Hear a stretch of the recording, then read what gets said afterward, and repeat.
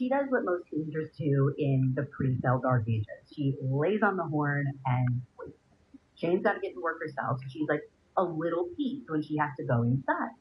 More peeved when she realizes that Cheryl isn't even there.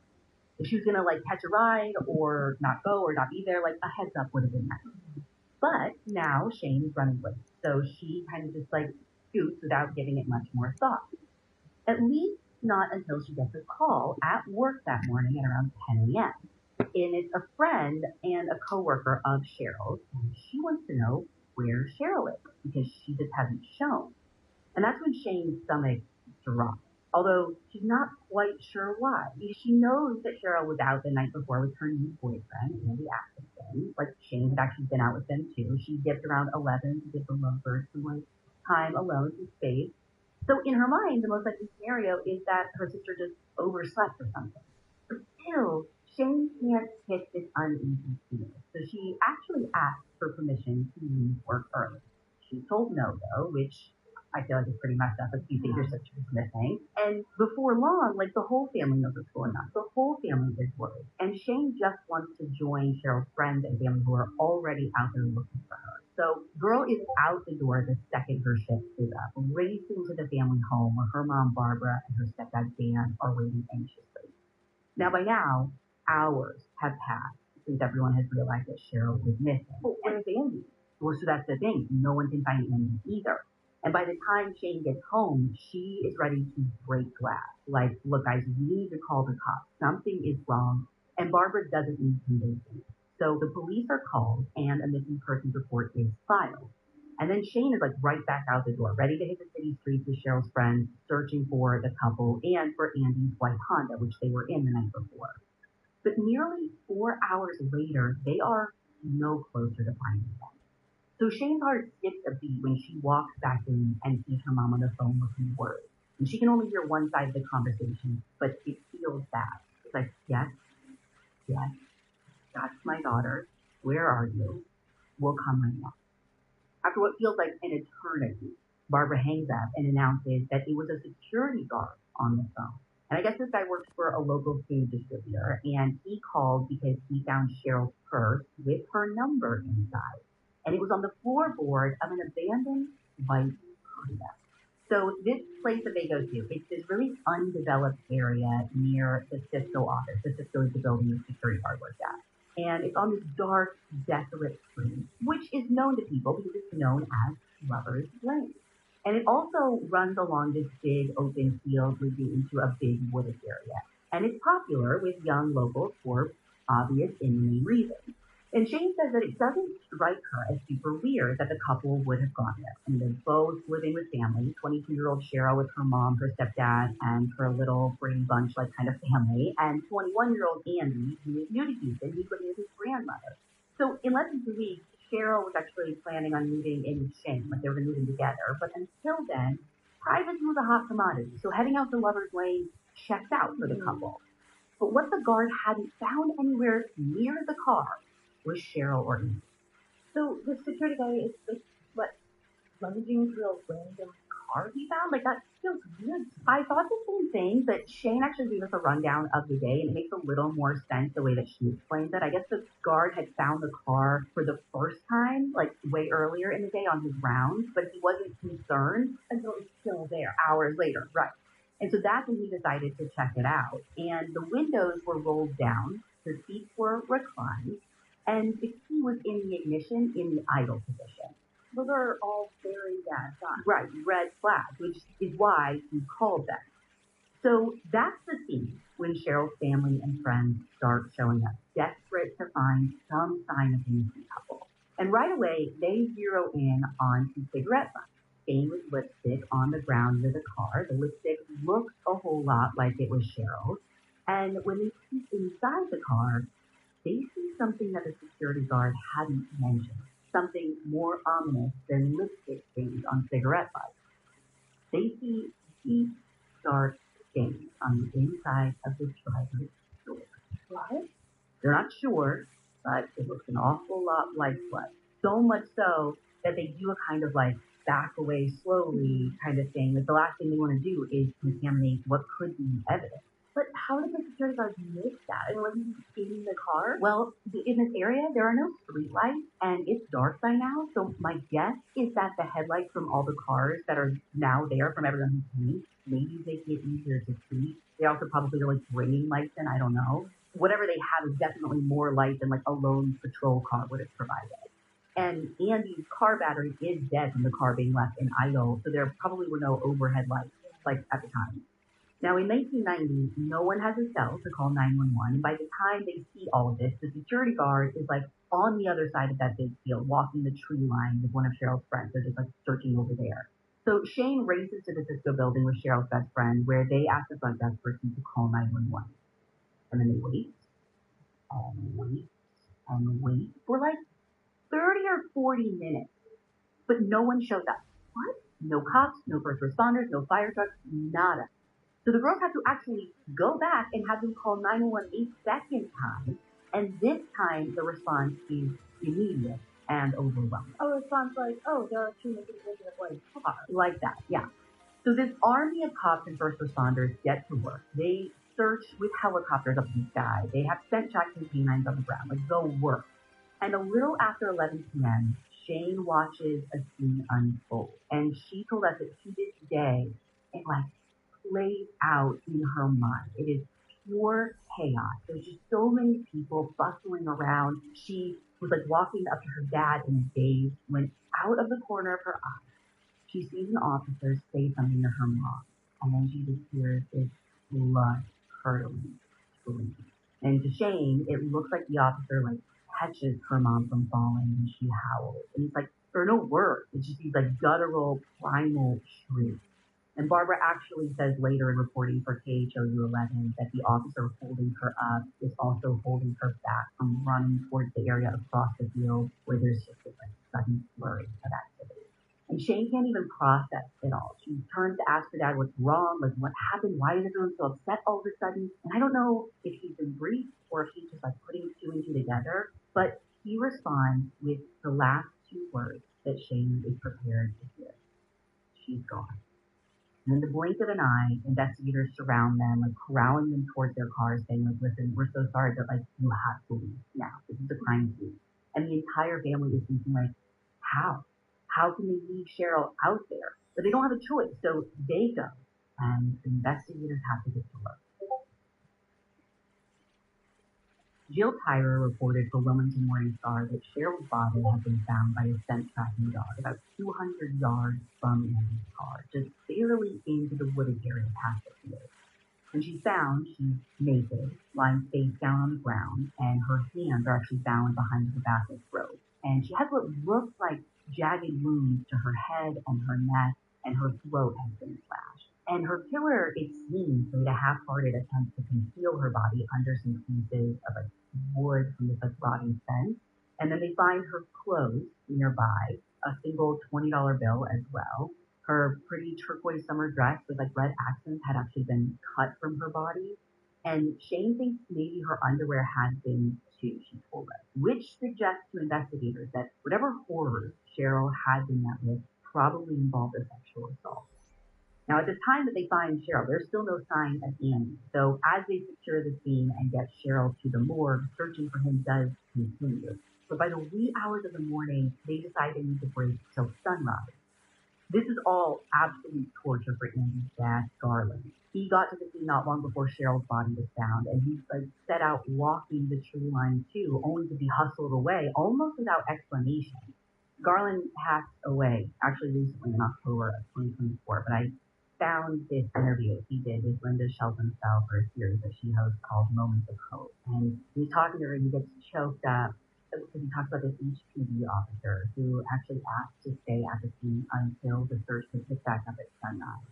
And he explains that at the first hint of daylight, that officer starts walking the same tree line that Garland walked multiple times the night before, taking things in, looking for anything that might have been missed in the dark, looking for Andy. And out there, all alone, it's that officer who stumbles on a grisly scene. So there Andy is, sitting at the base of this enormous tree, tied to the tree with rope. His legs, like, stretched out in front of him, and he's facing the woods. Like Cheryl, his throat was slit so deeply, though, that he was nearly decapitated. When I hear all of that, my mind instantly goes to like the Lake Waco film, right? Yeah. I thought the same thing. And listen, for anyone who hasn't listened to our Lake Waco episodes, it was like a two-parter that we did recently. I'll try and link out to it in the notes forever. But I agree, it's got some like eerie similarities to this case. Like the second I heard about Andy, that's what I thought about. But you got to think about this. No one at the time is thinking there's a possibility of a connection because by the time Cheryl and Andy were murdered, they already had people in prison for the Lake Waco case. I was going to ask about the timing. Right. Now, knowing what I know now, to me that means nothing. But back then, no one is screaming serial killer. But to go back to Andy, and we can touch on this, the Waco stuff maybe later. Andy's fully clothed. His hands are bound behind his back. And where the injuries to Cheryl's neck were kind of like jagged and imprecise, I guess Andy's throat had just like one clean slash. And how far is he from where Cheryl was found? I don't know exactly. I've seen like everything from like 75 yards to 150 yards. I don't know for sure. What I do know is that Jill Tyer's report says there aren't any obvious defensive wounds on Andy. It says the same about Cheryl actually. But we actually reviewed both autopsy reports, and I don't think that's actually accurate for her. Like, girl went down fighting. And there's this weird thing about the crime scene that I haven't mentioned. I'm not sure when investigators noticed it, like before or after Andy's body was found, but reporting for KHOU 11 says that a golf club and golf balls from Andy's car had been like laid out in the field in like this line that was pointing to Cheryl's body, which to me is just like extremely weird and clearly like someone wanted them to be found. Yeah. Now, I think it's helpful at this point if we talk through this scene in terms of like likely series of events because, spoiler alert, answers are hard to come by in the coming years. And there's not a ton of reporting on how it all would have unfolded. The broad strokes are this. The thinking is that there's some kind of blitz attack when the two are in the car, and somehow they're then taken to the tree that Andy was tied to. So theoretically, it could have just been one guy, but my money is on two. That's something that investigators are going to debate for years. It could be either, I think. Again, I think the thing that's clear is that it started with the attack on Andy in the car because of all the blood that's on the door. Either they would have had to hurt him enough to like prove a point, like I'm not messing around, follow me, cooperate, I have a weapon, like I'm gonna walk you out. Or maybe Andy was fully incapacitated by whatever happened to him in the car, which to me, that definitely means you would need multiple people to get him out to the tree and to Cheryl cooperate. Right. One way or another, their hands get tied behind their back. Remember, Andy doesn't have defensive limbs. So either he's cooperating because, again, there's a threat for Cheryl or him, or he's incapacitated and can't even fight back. And then Cheryl either makes a run for it and they catch up to her, or they walk her to a different area. But when they get her over there, they cut off her clothes, assault her, and kill her there where she was found. According to reporting for KHOU 11, investigators tell Garland that they do think for some reason that she was killed first. I don't know their reasoning. That's never fully explained, but that's the theory. Did they get any biologics from the autopsy? Like anything that they can get DNA from? Yes and yes.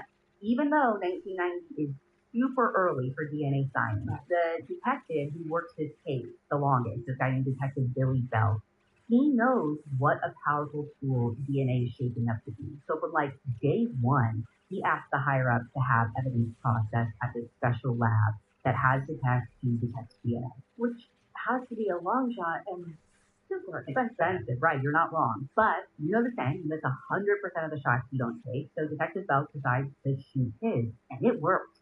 He gets the okay, the lab picks haters. They're able to build a suspect profile from the semen in Cheryl, but downside of early days DNA, no database. There's nothing to compare it to. Right.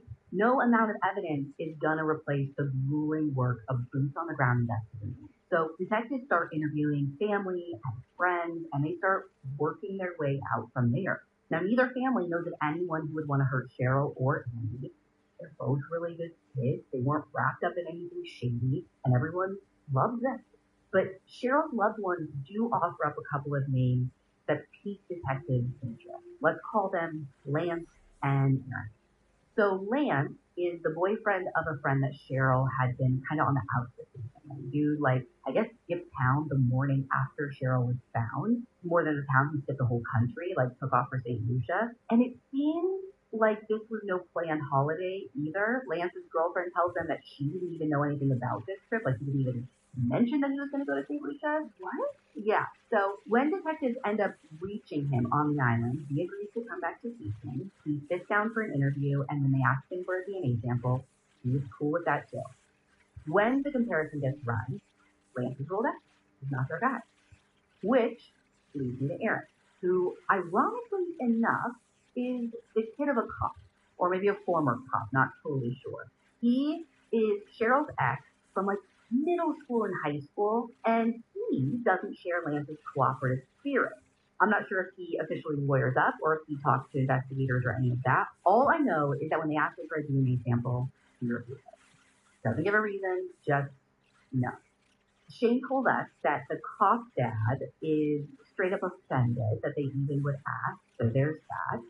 She also told us this weird story about Aaron showing up at their house like the day after Cheryl died and kind of just standing there, like at the end of their driveway, like didn't say a word, didn't come any closer, just stood there.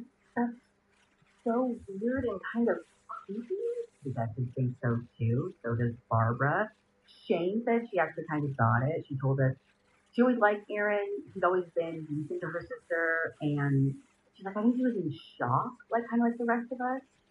The standoff between detectives and Aaron over DNA, this goes on for years. And like on the one hand, totally he's right.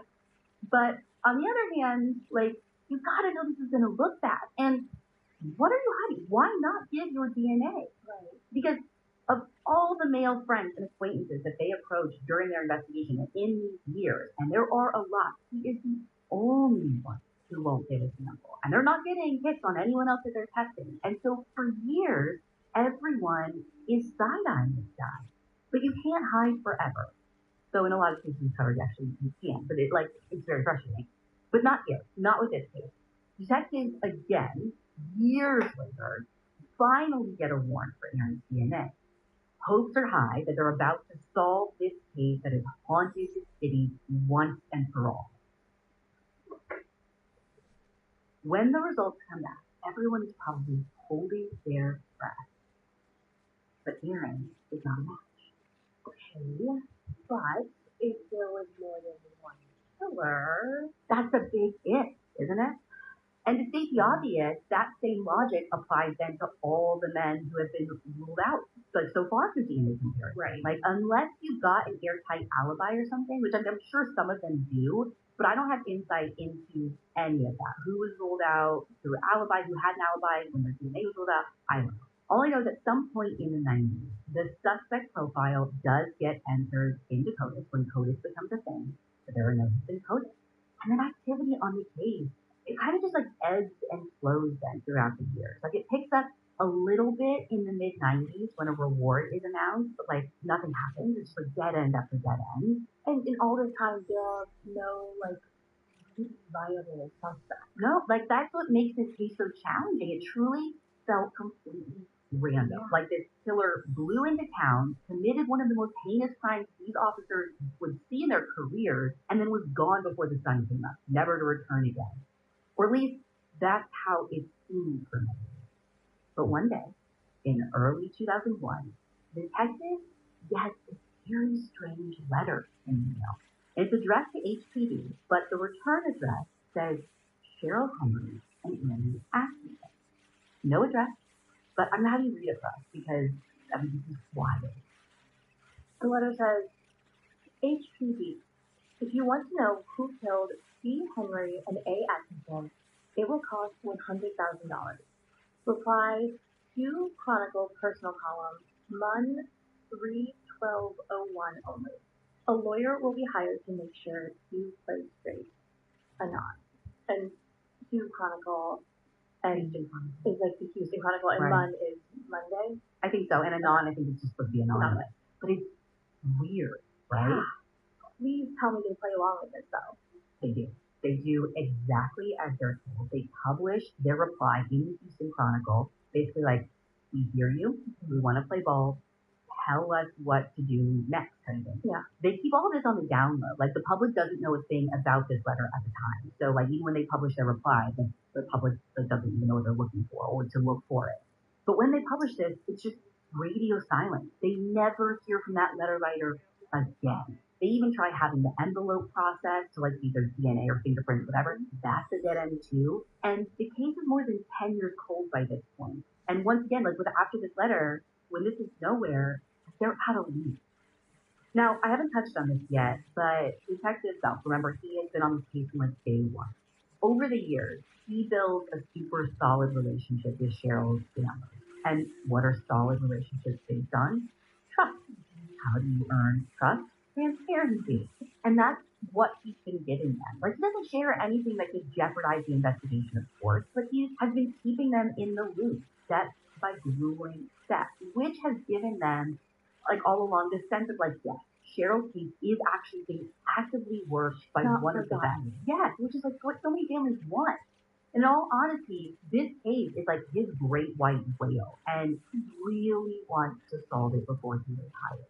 And, you know, because of all this transparency that he's giving them, Shane actually shared a 2005 email chain with us. It was between them and Detective Belt and Barbara. And in this, Detective Belt lists out all of the men who have been excluded based on the DNA evidence, which at that time was 17 names deep. He even assures them that in this list, the infamous railroad killer, Rafael Resendez, has been ruled out, thanks to Codex.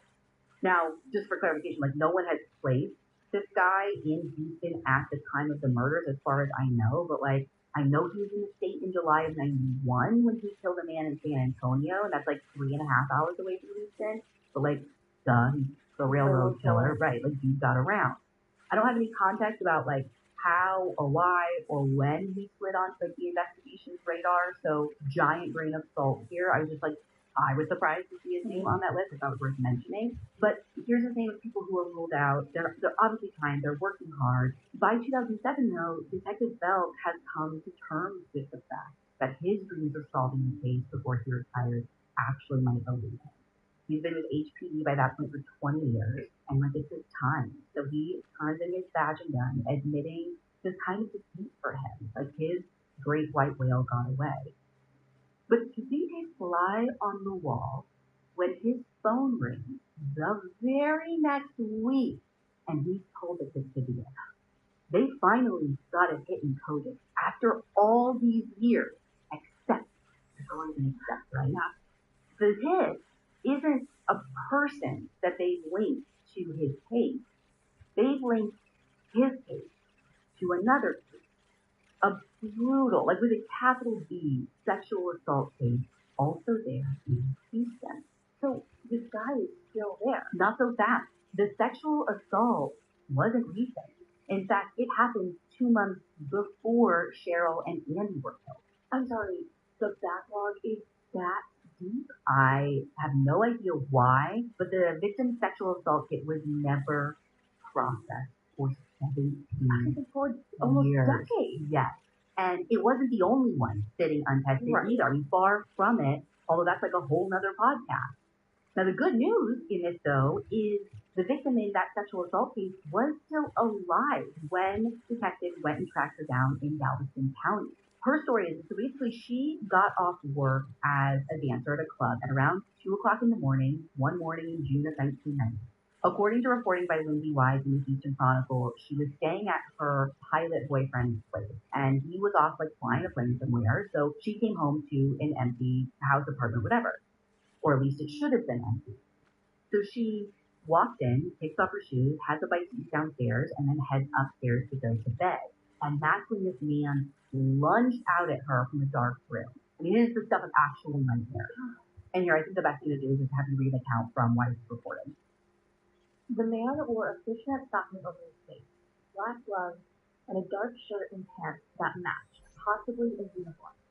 He held a long-barreled handgun in his left hand. "Where's Randy?" he asked, referring to her boyfriend by name. He taunted her, putting a gun to her head and cocking it. He bound her hands behind her back with gray duct tape before taking cash from her purse. Then he duct taped her eyes and mouth shut. threw her on the bed, and shoved a bag or pillowcase over her head. When the whole thing was over, he forced her down onto the floor and told her that she better stay there because he might be gone in minutes, he might not be, and it would be bad for her. Basically, she got up while he was still there. So when she finally does work up the courage to get up, she finds that her phone line has been disconnected. So when they're piecing this together from this victim, 17 years later, there's something that's weird that pops out in her interview because they learned that she had actually worked for Andy's dad, Garland. And this is at a different club than I believe that she's the one at the time. But guess who worked as a bouncer at Garland's club every so often? Andy. There was also this mention in KHOU that the first victim said the perp had this quote, very forceful military type stance. So people start to wonder if maybe this guy was a bouncer, maybe he was a security guard like Andy. Is there a reason though? I mean, to me, it's likely that he was a customer at the club. Totally. I mean, I think the reason they're coming up with this is the combo of the dark or uniform clothes. But I mean, absolutely, he could have just been a customer, or maybe he wasn't part of the club scene at all. I don't know. Except, as far as investigators are concerned, the possible connections only get stronger when they factor in that Cheryl had worked at another club for a short period of time. She and a close friend had applied to be bartenders or cocktail waitresses or whatever. I think it was kind of a mutual dare. Okay, there's no way that all of this is coincidental. That's what I thought too. The suspect pool just got so small. And so the media goes wild with this when they find out. However, all these years on, there hasn't been anyone in particular that has popped out from that scene. And actually, Cheryl's family swears that too much has been made of this whole thing. Jane told us that Cheryl worked a few shifts the summer before she was killed at a club. So this is a year plus prior. And she decided really fast that this wasn't for her. Okay, so that part might be coincidental. But when this guy attacked the first girl, he was looking for her boyfriend. Right. Calls him out by name. Maybe Cheryl and Andy's attack was about Andy. Possibly, except there's something that confuses me about that. So the dancer, if you think I've told you, she got a good look at the guy, albeit he has a smushed face because of what he was wearing. She definitely heard his voice, but she didn't recognize him either. Not as an employee at the club, not as a regular customer. In fact, she tells HTV that she had always assumed her attacker was someone from a moving company that she had beef with. So who knows? What we do know is she sits down with a forensic artist. She has a composite sketch drawn of the man that she can still picture all these years later. She says he's tall, he has olive skin, dark hair, and as Michelle Homer and Shirley Chow report, she thinks he was somewhere in his late 20s, maybe early to mid 30s. Hold up, how old was that security guard that found Andy's car? Uniform, military stand, I'm always skeptical of security guards who are the first on the scene. So, right. And HPV was too. He was actually one of the guys who was ruled out with DNA. So probably one of the first, I would assume. So not him. But whoever this guy is who attacked our first victim and then Cheryl and Andy, he's a ghost. The sketch that's published in 2008 doesn't generate any promising names. And that, in 2008, was the last real update in this baffling case. So when everything with Lake Waco basically unraveled, did anyone go back to see if there could have been a connection? If they did, it never made it into reports. And keep in mind, just how much Lake Waco unraveled is in the eye of the beholder. And if the beholder is the great state of Texas, it never unraveled at all. Sure, Munir Deeb won his appeal. He was acquitted at a retrial, but the convictions of the other three defendants were upheld. And the official party line is that they all died in prison, guilty men, including David Spence, who was executed in 1997 for his supposed involvement. And if you remember, there have been a few attempts pushed by private parties to test DNA evidence in the Lake Waco case, which there is DNA evidence in the Lake Waco case, but all of those have either been unsuccessful or have stalled for reasons that are too convoluted to get in here. Again, go listen to the episode. The long and the short of it is, as far as I can tell, no DNA profiles from Lake Waco have ever been entered into CODIS. I don't even know if they were fully processed, because again, there was no CODIS when Andy and Cheryl were murdered. Blake Waco was even years before that. And at that point, it was closed. Yeah, and to me, this is like baffling. I can't even understand why they wouldn't. But this goes back to like the whole first case where it's like they want to be right more than they want to find the truth. Mm-hmm. But Cheryl and Andy's case, this case is still unsolved today. Before you ask, yes, they have considered genetic genealogy. It might even be in the works, or not IUD exactly. A lot of reporting seems to conflate familial DNA with genetic genealogy, and the HPD declined to give us a comment, so like I couldn't get a ton of clarity. And actually, to be exact, they told us they had to respectfully decline to comment due to the sensitivity of the investigation. So they didn't elaborate on that choice of words. So we tried reaching Detective Belk too, who was retired. We couldn't get a hold of him. And in all the years, like since Belk left, I think things have kind of broken down between HPD and Cheryl's family. So they're not even in the inner circle at the moment, which to me doesn't feel like an option. Like, you don't have to be on the inner circle, but I think they deserve a yes or no. Like, are you using this new technology to solve my family member's case or not? That seems like it should be a basic right for a family to get. Okay, this is 2026 actually now, and while I still can't tell you what new technology they might have tried or were trying, I can confirm that it was a DNA match that led to this arrest. An old school one at that. Sometime in the past year, apparently, police received a tip that led them to a now 64-year-old man named Floyd William Parrott. Now, this guy was never on their radar for this case, but he had an interesting past. He was a suspect in a 1996 sexual assault. And this is really chilling. He was charged multiple times with impersonating a police officer.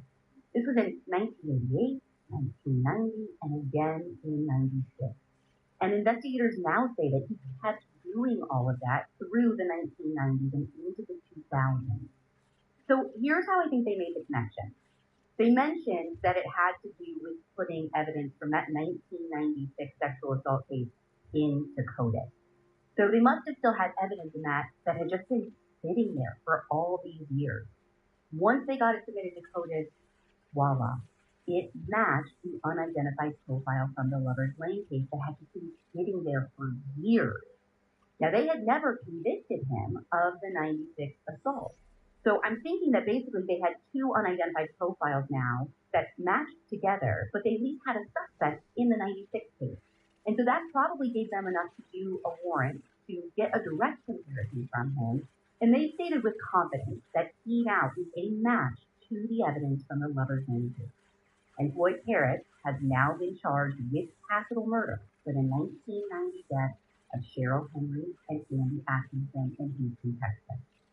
Houston PD and the FBI took Parrott into custody in Nebraska this week. But at a press conference, investigators said Parrott spent most of his life around Houston. And they feel sure that he has more victims in the area, maybe many more. Authorities released pictures of Parrott from around 1990 when Cheryl and Andy were killed, and this photo of the fake cop car that they say Parrott was driving at the time. And now they're asking for the public's help. We're going to be posting those on social, so please, if you're in the Houston area, go take a look. And if you had any contact with Floyd William Parrott over all these years, or you think you might have known something about this case or other cases, any crime that he may have committed, please call the Harris County District Attorney's Office at 713-274-5640 and mention Lover's Lane. You can ask for ABA Samantha Connect and leave your name and contact info. We're going to be following this case, so if you want more updates as they come in, follow us on social or in the Crime Junkie fan club. Our thoughts are with Cheryl and Andy's family, who have waited so long for answers.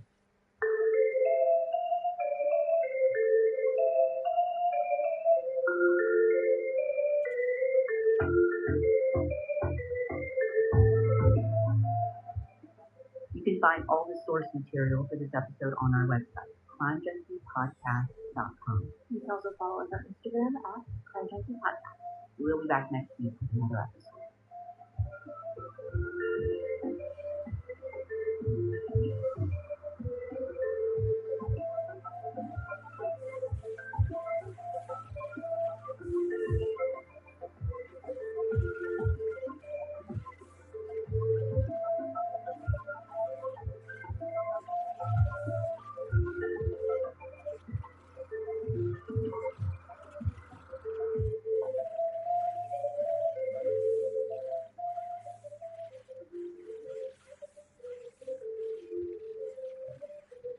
Crime Junkie is an audio Chuck production. I think Chuck would approve.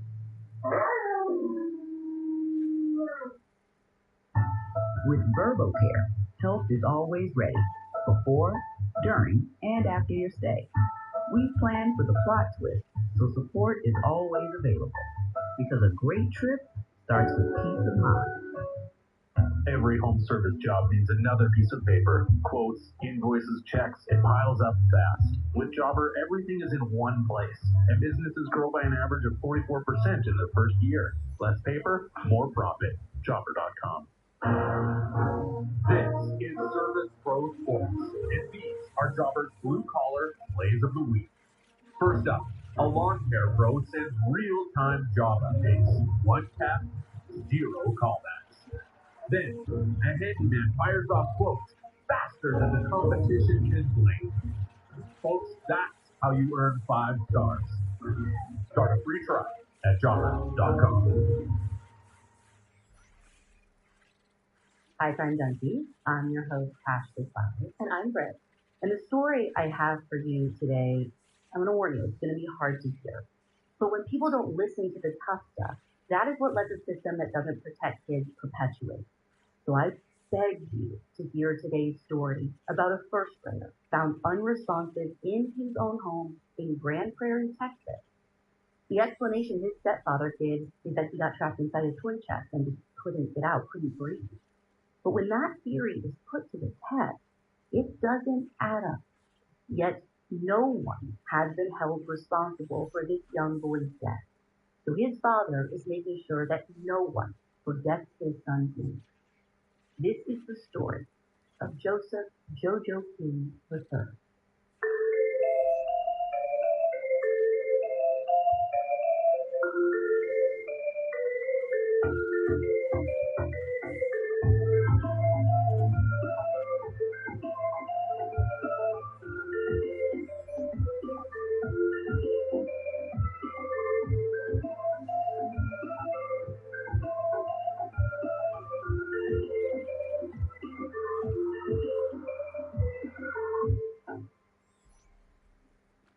Joseph King Jr.'s world collapsed a few weeks before the rest of us were rocked by lockdowns and a global pandemic. It was February 23rd, 2020, when his phone rang just before midnight. No good call comes at that hour, so he was bracing himself when he answered. But there was nothing that could have prepared him for what was said. His 6-year-old son, Joseph King III, his Jojo, was unconscious and at the hospital.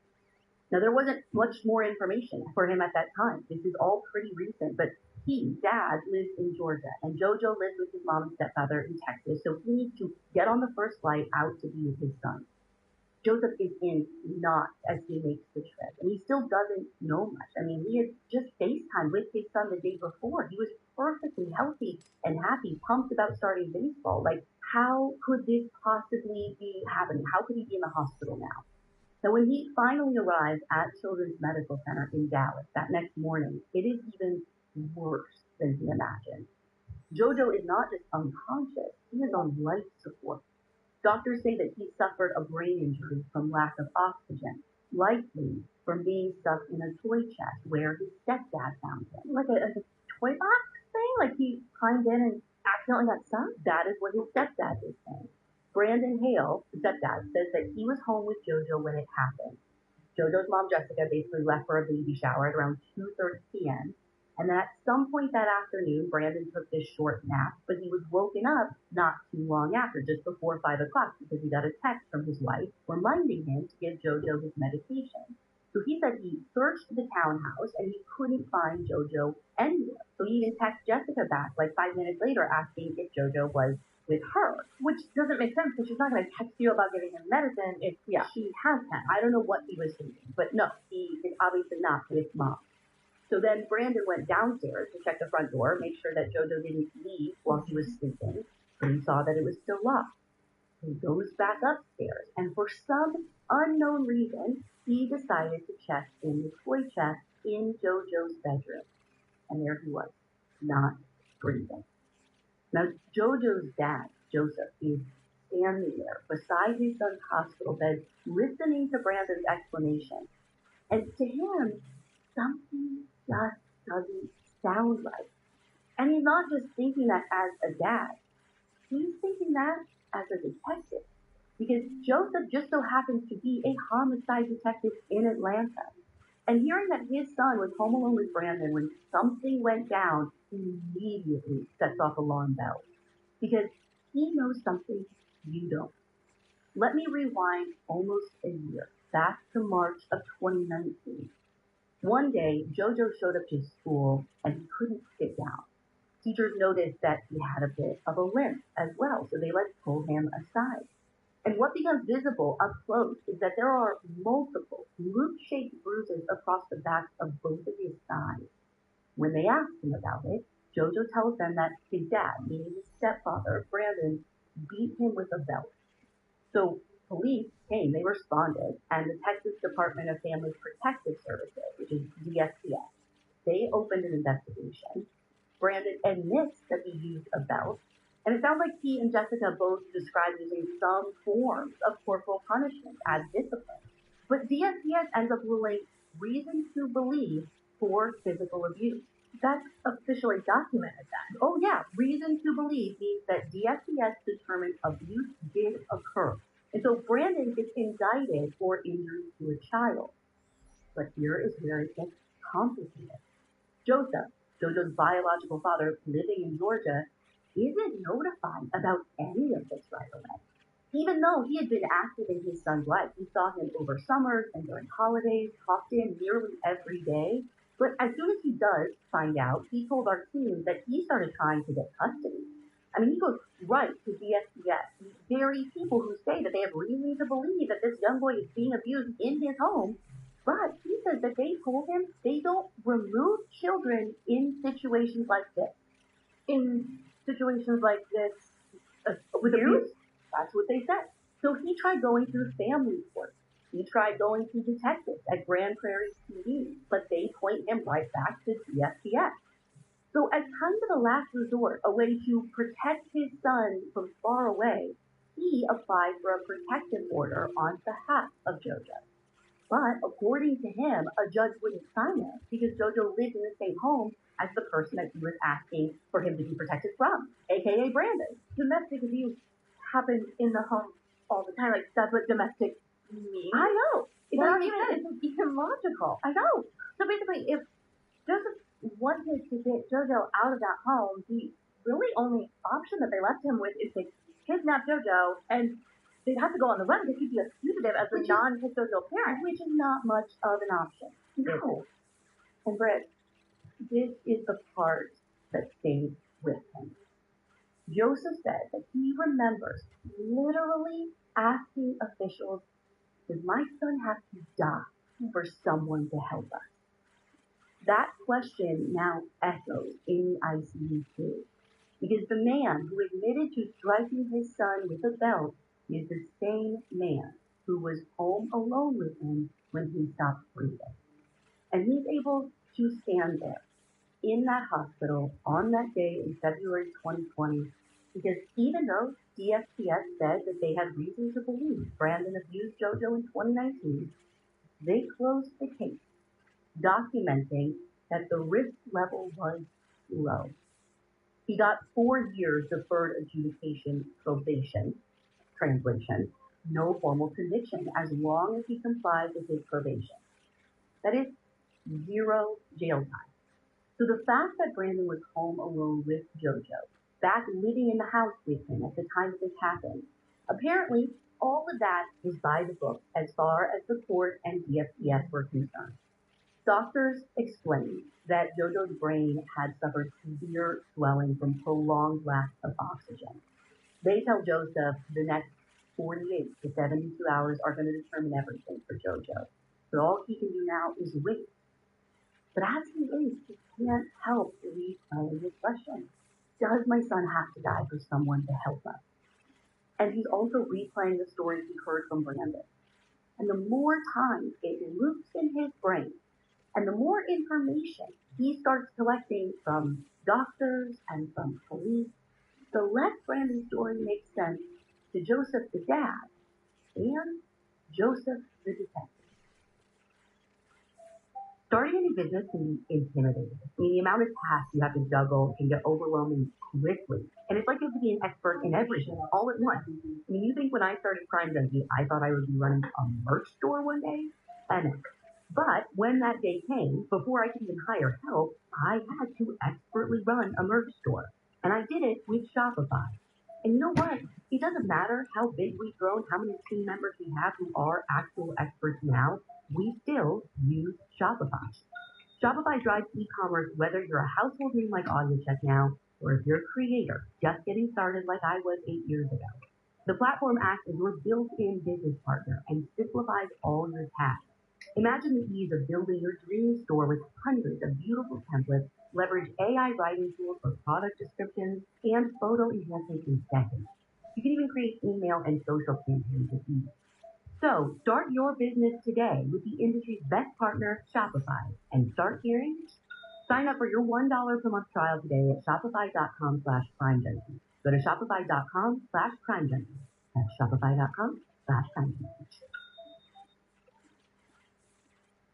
I recently learned that after working out, performance and recovery come down to what's happening in your blood. Now, I pay a lot more attention to what's happening inside my body. And here's what most people overlook. Training gives your body the stimulus, but your internal environment determines what happens next. Thankfully, Function can help you see exactly what's going on under the hood. Things like your glucose, whether your body is running clean or running on fumes. Your omega-6 to omega-3 ratio, which one is winning the inflammation battle. Your DHEAS, one of the building blocks your body uses to make testosterone, and one of the first things to quietly decline. When these markers are off, you can do everything right and still feel like you're fighting against yourself. Check in on your health. Function provides over 160 labs for $1 per day and member pricing on MRI and CT scans. Join at functionhealth.com/crimejunkie or use gift code CrimeJunkie25 for a $25 credit towards your membership. From the very start, the timeline Brandon gave seemed shaky to Joseph.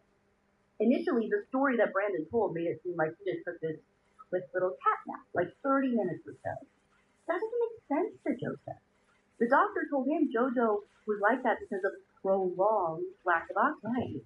Now, immediately, Brandon's story morphs over time.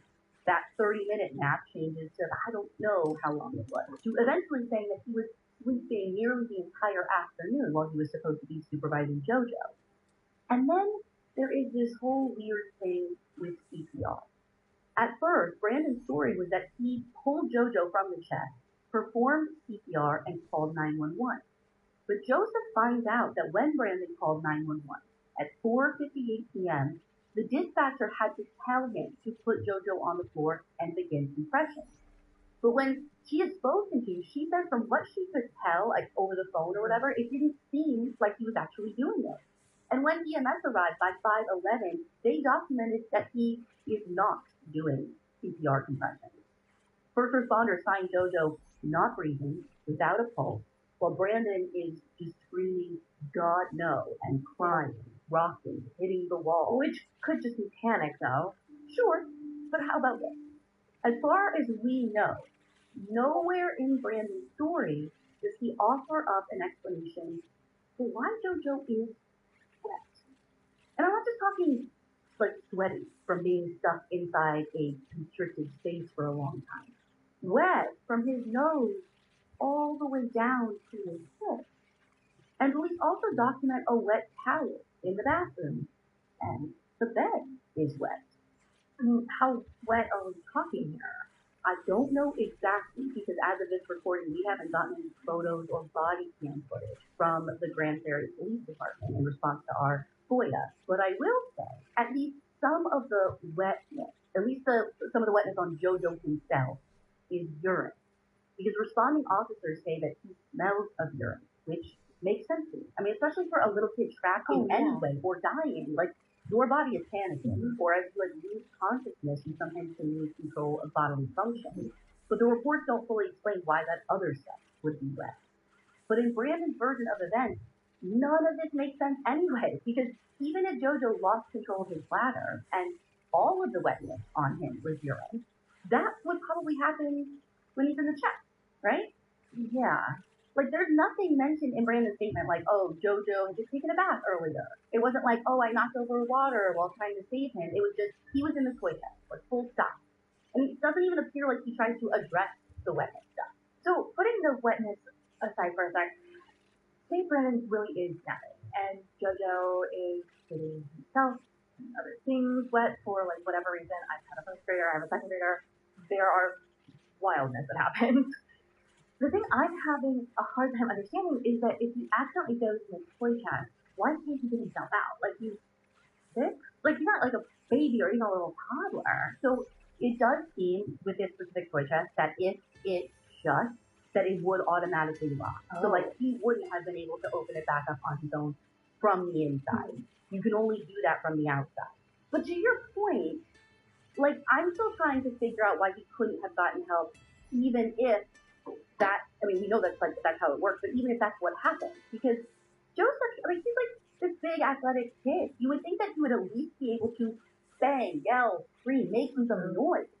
And this isn't a huge townhome or anything. I mean, like, I know Brandon's sleeping. I don't know how hard a sleeper he is. Yeah. And he's, out for maybe some or all of the afternoon. But another thought that crossed Joseph's mind is that maybe JoJo has been incapacitated in some way.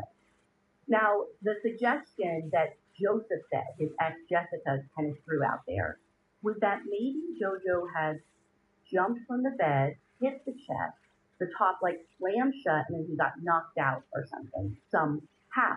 It already feels kind of improbable. Yeah, and it doesn't line up with his no injury. According to Joseph's doctor, they tell him there doesn't seem to be any significant head injuries that would explain JoJo's, like, falling unconscious. And there was no obstruction blocking his airway either, as if he had choked on a small toy or something while he was in there that, like, kept him from crying out for help. So, I don't know what's worse, thinking of him, like, trapped in there unconscious or trapped in there, like, trying to get out and no one is helping him.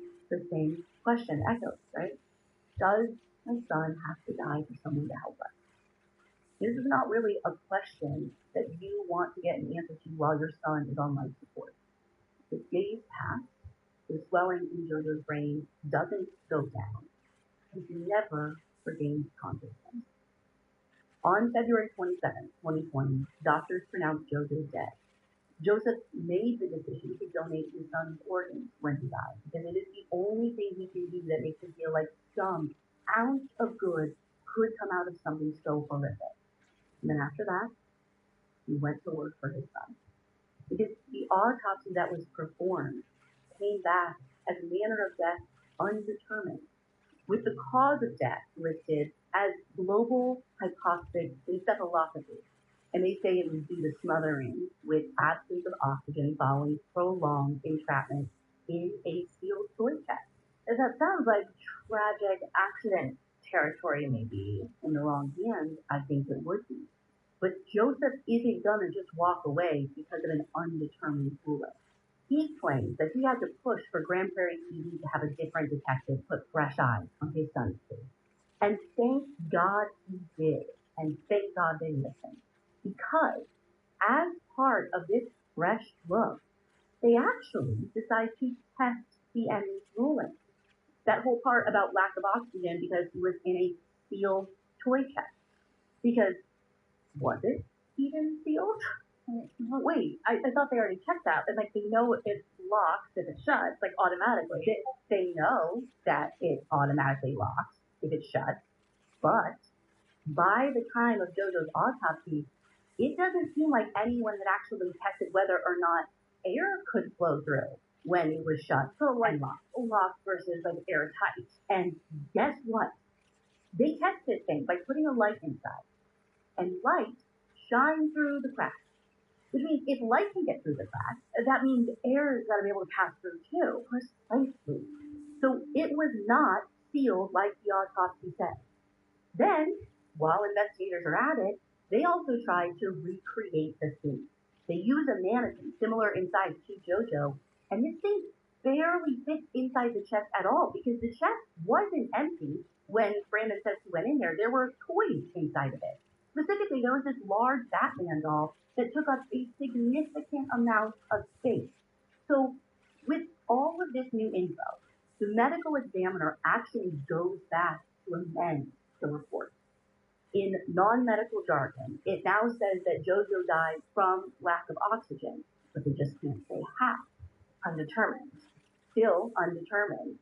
But there is one more addition to this report that makes Joseph stop cold in his tracks and just have this almost like a freaking knew it moment, right? Like this aha moment. And here, Brett, I'm actually just going to have you read it because you'll know exactly what he was feeling.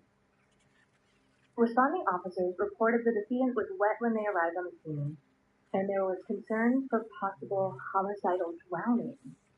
Now, it's not a ruling, just a concern for homicidal drowning.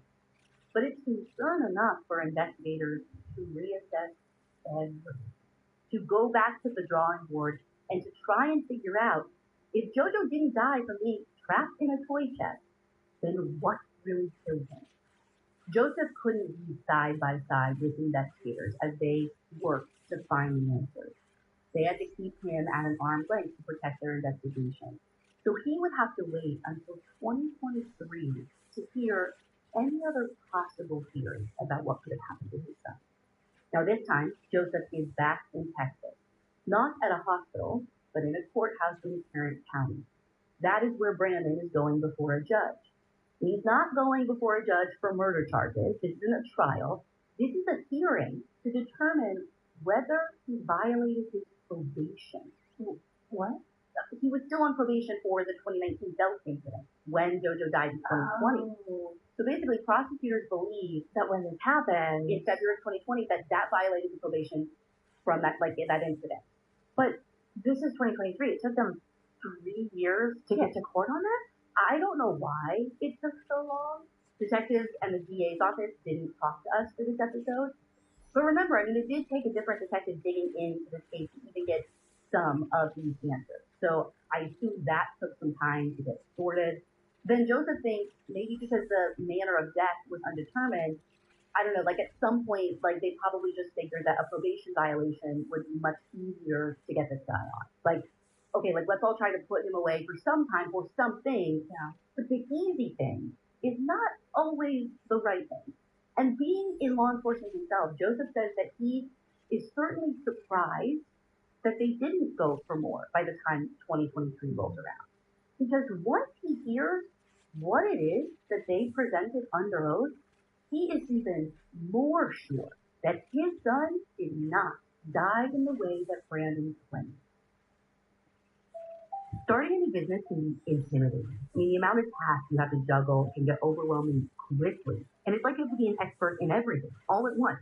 I mean, you think when I started Crime Junkie, I thought I would be running a merch store one day? I know. But when that day came, before I could even hire help, I had to expertly run a merch store. And I did it with Shopify. And you know what? It doesn't matter how big we've grown, how many team members we have who are actual experts now, we still use Shopify. Shopify drives e-commerce whether you're a household name like Audiotech now, or if you're a creator just getting started like I was 8 years ago. The platform acts as your built-in business partner and simplifies all your tasks. Imagine the ease of building your dream store with hundreds of beautiful templates, leverage AI writing tools for product descriptions, and photo enhancements in seconds. You can even create email and social campaigns if needed. So start your business today with the industry's best partner, Shopify, and start hearing. Sign up for your $1 per month trial today at shopify.com/CrimeJunkie. Go to shopify.com/CrimeJunkie. That's shopify.com/CrimeJunkie. I recently learned that after working out, performance and recovery come down to what's happening in your blood. Now, I pay a lot more attention to what's happening inside my body. And here's what most people overlook. Training gives your body the stimulus, but your internal environment determines what happens next. Thankfully, Function can help you see exactly what's going on under the hood. Things like your glucose, whether your body is burning clean or running on fumes. Your omega-6 to omega-3 ratio, which one is winning the inflammation battle. Your DHEAS, one of the building blocks your body uses to make testosterone, and one of the first things to quietly decline. When these markers are off, you can do everything right and still feel like you're fighting against yourself. Check in on your health. Function provides over 160 labs for $1 per day and member pricing on MRI and CT scans. Join at functionhealth.com/crimejunkie or use gift code CrimeJunkie25 for a $25 credit towards your membership. At this hearing, the state doesn't have to prove anything beyond a reasonable doubt. They just have to convince the judge that Brandon committed a new offense while on probation. That's it. And to do that, they walk through the evidence again. Some of the same things that Joseph heard before. Information regarding questionable timelines, the possibility that life-saving measures weren't attempted despite instructions from 911 to do so, and Brandon's own statement that he did. Now, Brandon ends up testifying that he did give breath and compression with one heat. But then later, he reportedly stated that he felt JoJo was already dead and didn't really see the point. So again, statements don't quite line up. But then comes the new stuff, and it all mainly focuses on the weirdest and most glaringly strange part of this case. The fact that JoJo and some parts of this scene were wet. Now, the initial responding deputy takes the stand, and we finally get details about what he witnessed. In the bathroom, he saw that the toys in the bathtub were wet, and there is a towel at the base of the toilet that is wet too. Now, based on the floor plan of this place, it looks like the toilet is right up next to the tub. And while there's no way to tell how the things in the bath got wet, what he does notice is that the toilet bowl itself, like the water in it, it appears like it's half full, as if an object had been placed into it. That's the language that he uses. An object like the toys? I don't know if they were ever in the toilet, but I think it would have taken something larger to displace half the water in the toilet. And I don't think it takes Sherlock to see what he's trying to suggest here based on how he describes JoJo. Now remember, he says that JoJo is wet from the nose down to his head. The wetness isn't around his whole body. Apparently, it is just this strip down the front of him. Is he saying that JoJo was somehow like dumped in a toilet, or? No. He is just saying what he saw. The toilet water is displaced and he is wet down the front of him. Now, Brandon's wife, JoJo's mom, Jessica, testifies that if the towel and the tub toys were like wet, it might have been from a bath the night before. But Joseph usually bathed between 6 and 8 p.m. This was nearly 24 hours later. Okay, we haven't really talked about Jessica that much. Where does she stand in all of this? Like, is she siding with Brandon?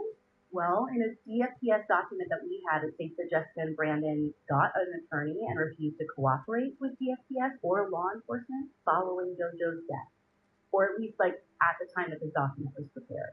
And honestly, from what we can tell, yeah, she seems to still be with Brandon and supporting him. Her belief appears to be that this was all a very terrible, tragic accident, and Jessica faces no charges related to her son or his death. Now, we tried to reach out to her for this episode, but she declined to participate. And in fact, she made it clear that she didn't want this story to be told at all. Interesting. So, say the bath and the toys and the towel were also wet from the night before when he took his bath, and not something that happened in the bathroom on the 23rd. Is it possible that the wet strip down the front of his body was from JoJo peeing himself? Like, if he was kind of upside down in the chest or something, it might have like run up his body like while he was upside down. So I see what you're saying, but I can actually tell you for sure that's not what happened. I mean, A, then we would be going back to saying that the toy chest like is sealed and suffocated, which we now know that's not possible. But B, at the hearing, we get this strange detail that comes out. There was no documented moisture or smell of urine inside the actual toy chest. And when they later tested the Batman stuffed toy that was in there, it did not show residual traces of urine either. Actually, was he ever in the toy chest at all? This is the question, Britt. I don't see any proof of that. I mean, we have urine present. It sounds like we also have some water present, but not in the toy chest. None of this is in the chest, which is the crux of Brandon's whole story. Yeah. And let me tell you one more thing. That for me, like this thing is what really painted a picture. When the responding deputies testified on the witness stand about the bed, he said that when he pulled the covers back, he found that it was wet in the middle, about where JoJo's bottom would have been if he was laying on it. Just that area. Yes, from what I can tell, that's what he's saying. Now, the thing I don't know for sure is if that wetness was water or urine, and if that wetness happened before or after the toilet bowl losing water. Like, if JoJo had an accident, and then whatever happened after that was prompted by that accident. Or did something happen in the bathroom and then he was put or went to bed? I thought that the front of him is what was wet, as if in my mind, as if his face were pushed into the bowl of water, and then the water ran down the front of him when he was pulled out.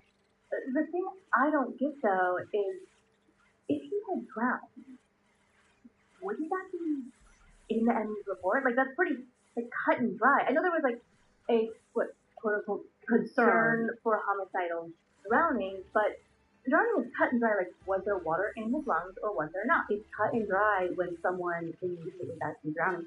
This one is complicated because of the fact that JoJo didn't die right away, right? He was in the hospital for days.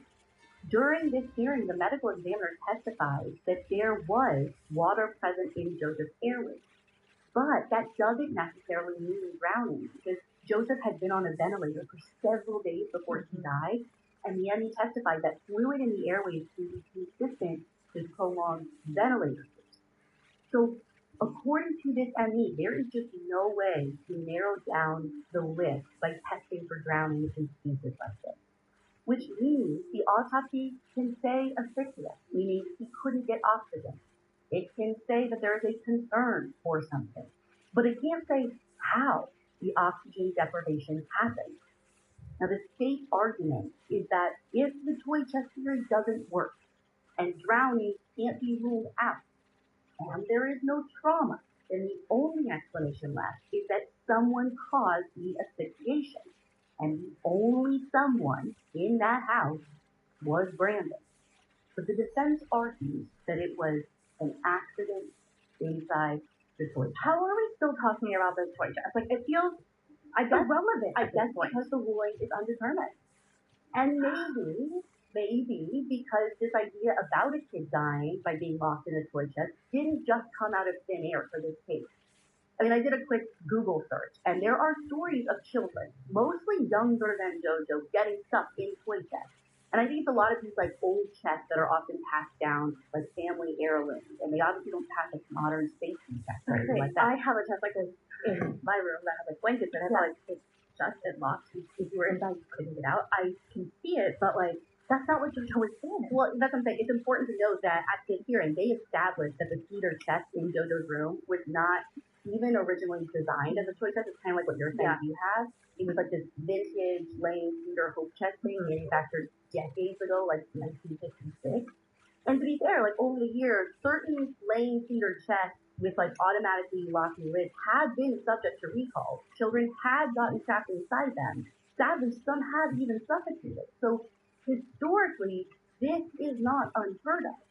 And at first glance, sure, like if similar chests had trapped children before, it makes the story feel plausible. But there is the nuance that like comes out in court. Testimony clarified that this specific chest, the one that they're saying JoJo might have gotten trapped in, it was not confirmed to be part of any recall. So it's not like investigators found a recall sticker or a defect notice like tied to this exact chest. And remember, even if JoJo had been lost inside the chest, I was just about to bring up, like, this chest is not, it's no point. It's not airtight. Like, the air passes through. So, exactly, it is irrelevant to me if other kids died in similar chests. A kid could not die in this one chest. There was no gasket or seal that would make it airtight. And that is where the state went. They're not arguing that toy chest accidents have never happened. Right. They're arguing that this specific one does not explain the scene that they're presented with. Because if the chest isn't airtight, if the mannequin barely fits in it, if there is moisture elsewhere and not in the chest, then the explanation changes. After days of testimony, after the timelines, the septic, the CPR thing, the wetness, the toy chest testing, and amended autopsy are all laid out in that courtroom, it's time for the judge to rule. And remember, this is not a murder trial. I was just like having to like pull myself back to be like, what is even the verdict here? Because it's just a probationary. The judge, yes, isn't being asked to determine exactly how Jojo died. He is being asked one thing. Did Brandon Hale violate the terms of his probation from the 2019 injury to a child case by committing a new offense in February of 2020? That's it. And if he did, then his probation is revoked. In December of 2023, the judge makes his decision, and he finds that Brandon did violate the terms of his probation. His deferred adjudication from the 2019 belt incident is revoked, and he's formally found guilty in that original injury to a child case. So he gets sentenced to 10 years in prison, not for murder, but for the 2019 abuse. And that is the only conviction connected to JoJo's. He had to die for someone to help him, and then they didn't hold anyone accountable for his actual death. Listen, our team reached out to both Brandon in prison and his attorney for comment. But as of this recording, we have not gotten a response.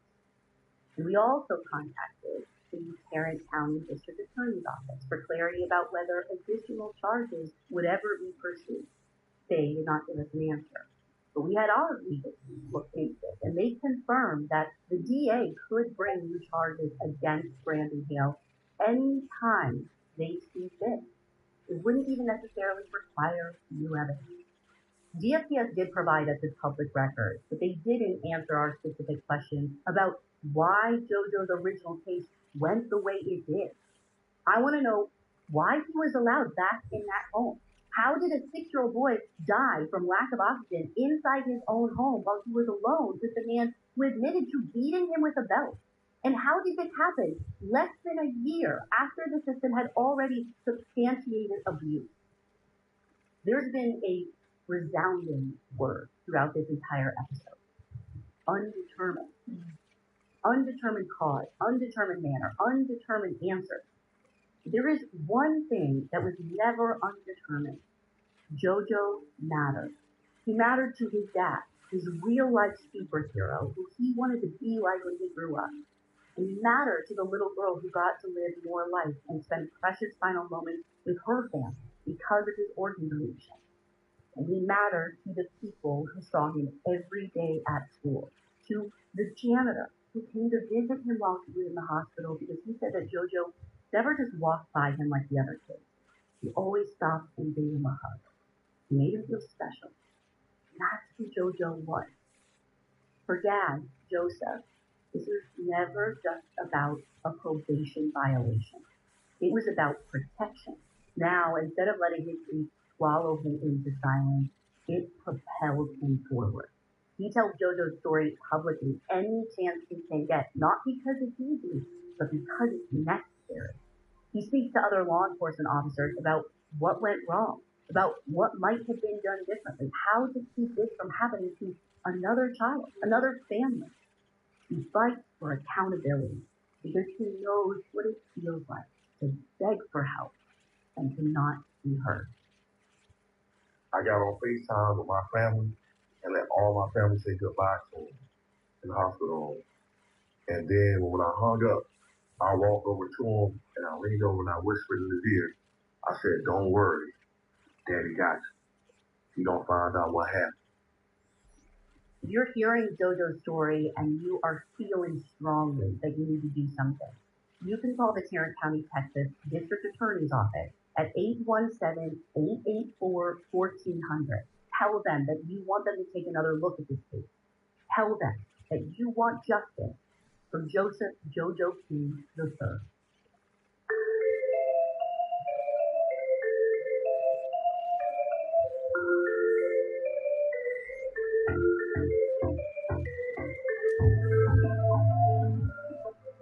You can find all the source material for this episode on our website, crimejunkie.com. And you can follow us on Instagram at Crime Junkie Podcast. We'll be back next week with a brand new episode. And stick around. because we got the good studies.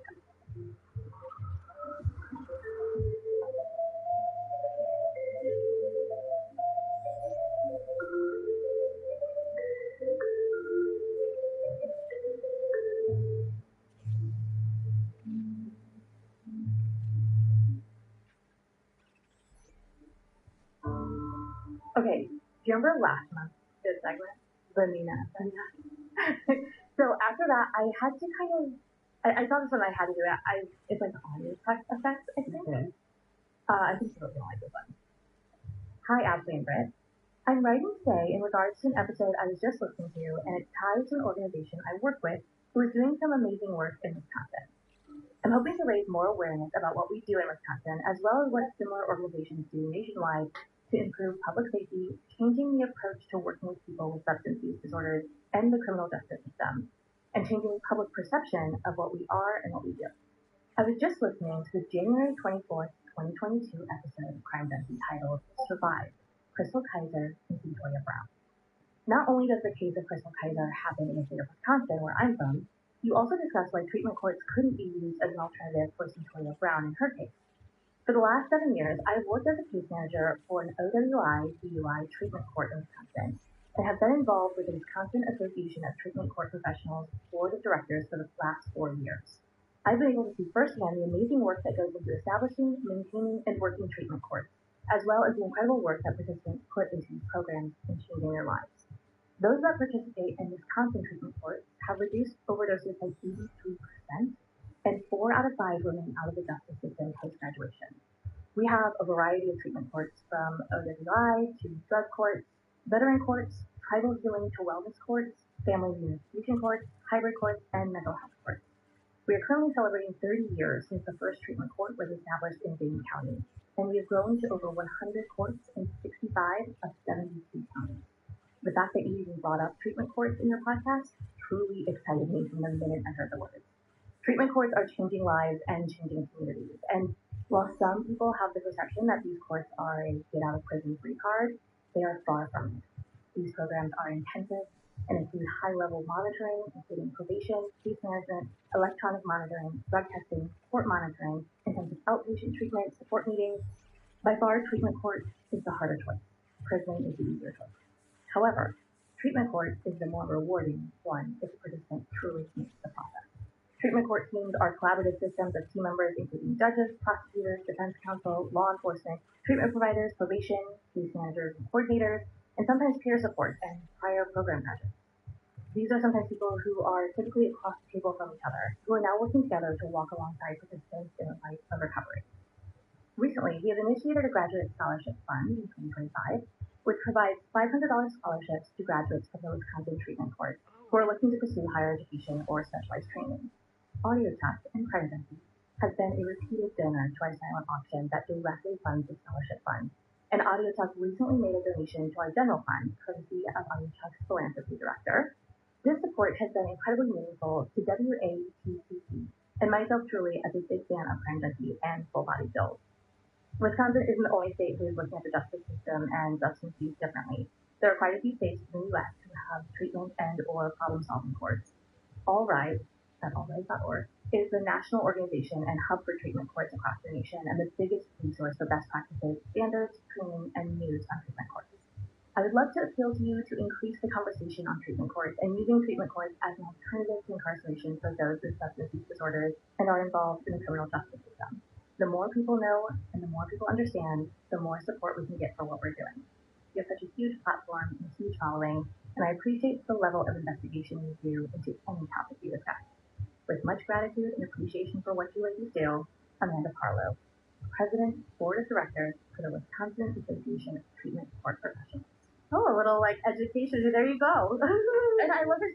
I love hearing from people who are in the trenches of these things that we talk about. Hearing how much just talking about these things that I didn't know much about treatment courts, and I'm like in recovery. Yeah. And just learning more about the system that she's working in and how effective it is. I mean, 83% That's unbelievable. reduction in overdose. That's unbelievable. Is an incredible number. And I also love that it comes from an episode we did years ago. I mean, like, obviously not our support. We've been working with them for so long. An episode that we did before I was in recovery. Oh, very true. Yeah. And so, like, hearing this now, that's something that, like, while I was still struggling, this was effective and changing lives before I even used my life medication. Really, hopefully, kind of, you've learned a little something. Crime Junkie is an Audio Chef production. I think Chuck would approve. The forecast: sunshine with a strong chance of My Mochi ice cream. My Mochi is premium ice cream wrapped in sweet, soft dough. It's creamy on the inside and chewy on the outside, and comes in joyfully chill flavors like strawberry, mango, and cookies and cream. Every box of My Mochi has 6 mochis, so it's fun to eat and easy to share all summer long. Grab a purple box of My Mochi ice cream today and taste the joy. Okay, Crime Junkies, you know I absolutely love a twist and a turn, especially when it comes to people who turn out to be someone they're not. That's why I have been obsessed with the podcast Chameleon. Every Thursday, host Josh Dean deep dives into a scam so bizarre it will leave you wondering, how did they get away with that? It is truly one of my favorite podcasts right now, and I've been listening for years. I think you'll love it too. Listen to Chameleon wherever you get your podcast. Car to drive to Nick's office for Steph. During the 20-minute ride over, as she is falling down the freeway, Alicia is calling her mom, and then Nick's mom, who calls Nick's sister and Nick's nephew, everyone she can think of who needs to know that something is wrong. When she finally gets to the offices of Gilbert Air, the HVAC company that Nick owns with his partner Dave Sweetman, she parks her car behind some bushes, kind of like away from the building, because at this point she is thinking that Nick might be hurt, and she doesn't want her kids to see that if he comes out beat up or bleeding or something. So she gives them her phone to play on, tells them to stay in the car, that their dad is strong, he's going to be fine, and then she beelines it for the building. And that's when she sees the crime scene tape and what looks to her like a million police officers everywhere. And her first thought is to look around for ambulances. Like, if Nick was attacked, they should be taking him to the hospital. But there isn't any ambulance in sight. And that's when Alicia starts running. She runs right through the yellow tape yelling, "Where is my husband? What happened?" And officers are trying to hold her back, but no one is answering her questions. She said she felt like she was standing there for 20 minutes just repeating, "What the happened?" And after what feels like a lifetime, finally, an officer pulled her aside and delivered one line that will change the trajectory of her life forever. "I'm sorry to tell you, your husband's dead." And that's when Alicia just loses it. She just falls to her knees, crying uncontrollably, and all while trying to make sure that her kids can't see her do it. Now, officers write in their reports that Alicia is inconsolable and in disbelief of the situation. But even in her state, she has the wherewithal to ask one question: where is Dave? Is Dave still alive? Yeah, he is, but the way that they encounter Dave, and honestly, the whole scene is really bizarre. So according to the police file, when a Gilbert police officer arrived, the first thing he saw as he walked up to the front door was someone like peeking through the blinds of the office window.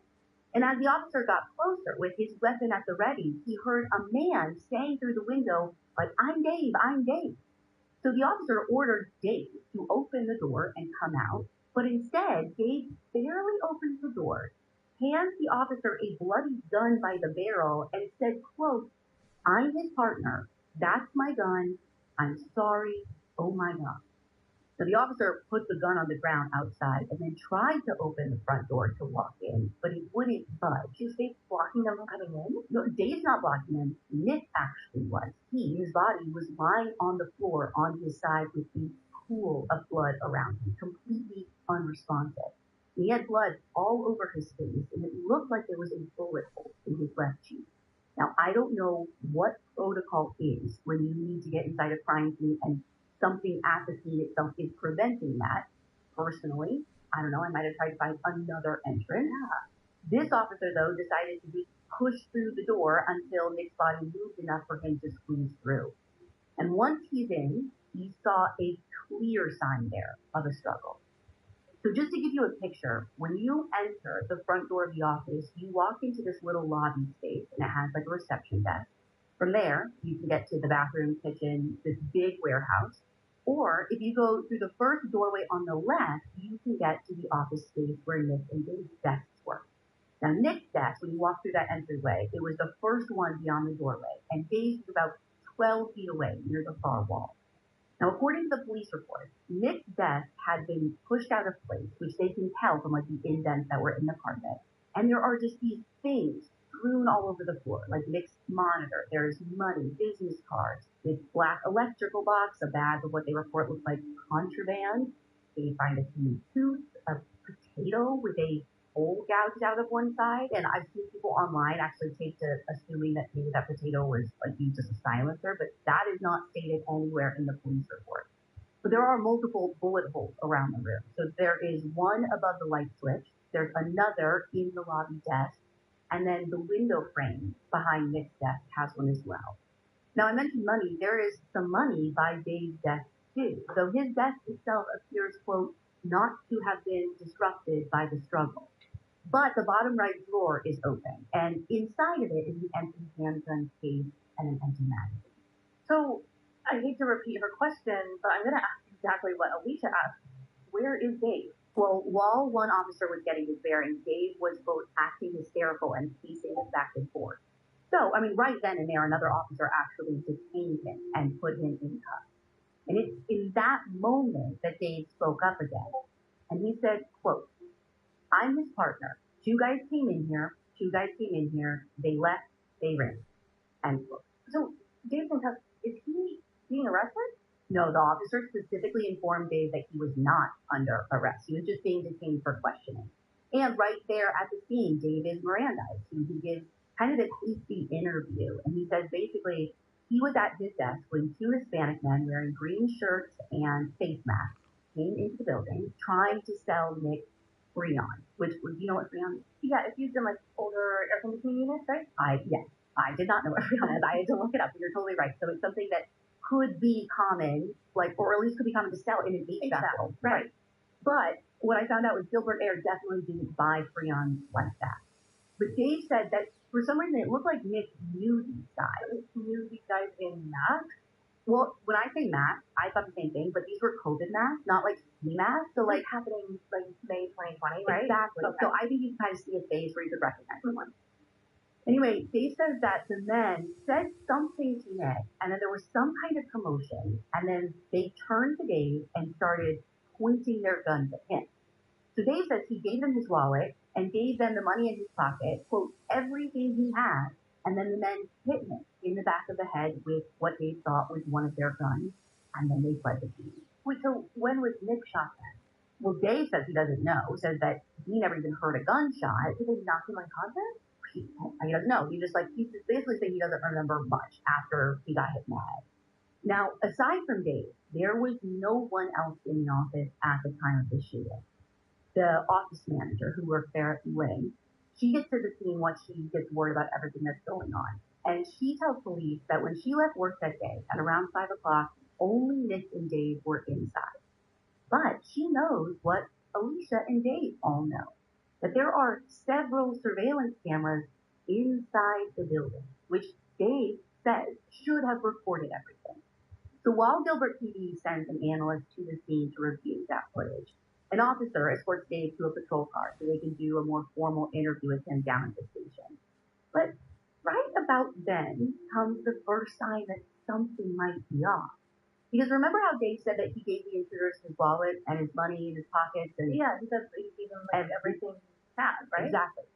Well, imagine this officer's surprise when he's patting Dave down and finds more than $1,000 cash in his front left pocket. We've all been there. You're asleep and hear a bump in the night. It's the worst feeling of vulnerability when you're not protected. SimpliSafe is an easily customizable system that ships right to your door in a few days.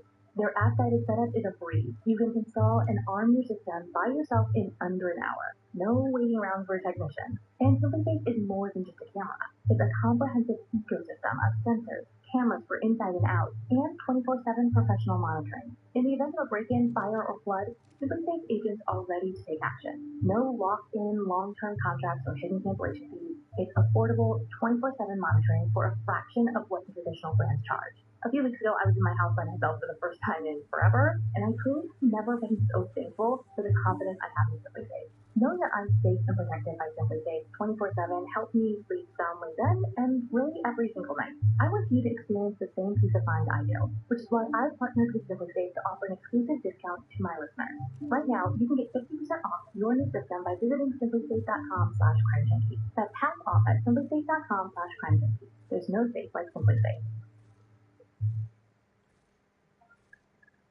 When Dave is confronted with the fact that his story is already crumbling, he clarifies to the officer, "No, they didn't take all my money. I only gave the suspects the money in my front right pocket." But that's not what everything I have means. Definitely not. And how much cash is this guy keeping in, like, all the pockets of his pants? I think that would have been a great follow-up question to ask, but I don't see that being asked in the records that I have. All I know is that Dave is then driven down to the station just after 7 p.m., and that's when he gets interviewed. And his story now is this. It was a robbery gone wrong. Dave says that he was getting ready to leave work when the crime took place. So he says he sees Nick on the phone as he's walking towards the exit, waves, gives him a fist bump, and throws him in the field. Naturally.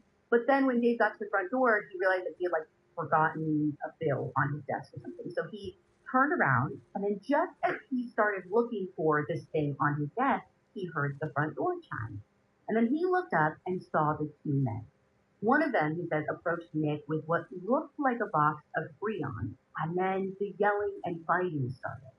David looked up from his desk, saw one of the men coming toward him with a gun pointed at him, and then Dave says that the man told him to get on the ground and give him his money, which Dave did. Kind of.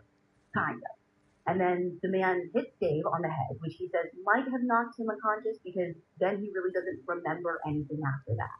And listen, officers do find that Dave has a cut on his right hand and a lump on the right side of his head. So then Dave had to have been unconscious when Nick was shot. Well, except his story keeps going. And now he says that he heard Nick in a struggle, and then he also heard a loud bang, but that he didn't see anything because all of his focus was on the guy that was robbing him. And he says he really came to again when he heard Alicia yelling for Nick through the FaceTime call.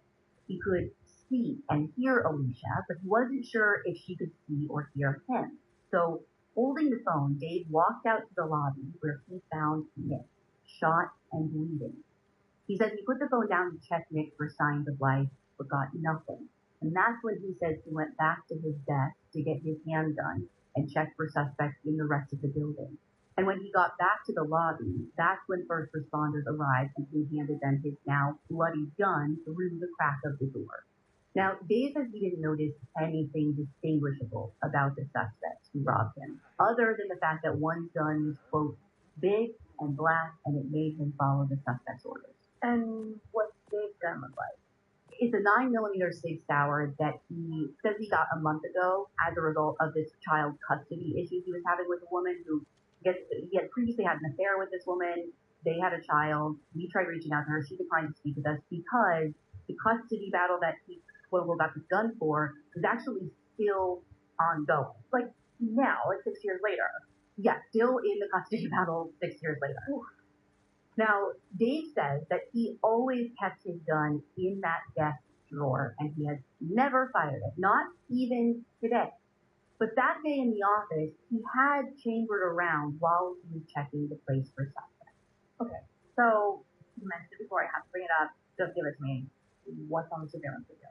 Because like, they should be able to tell us if his story is like lines up with that, right? One would think, because there are surveillance cameras basically all over this building.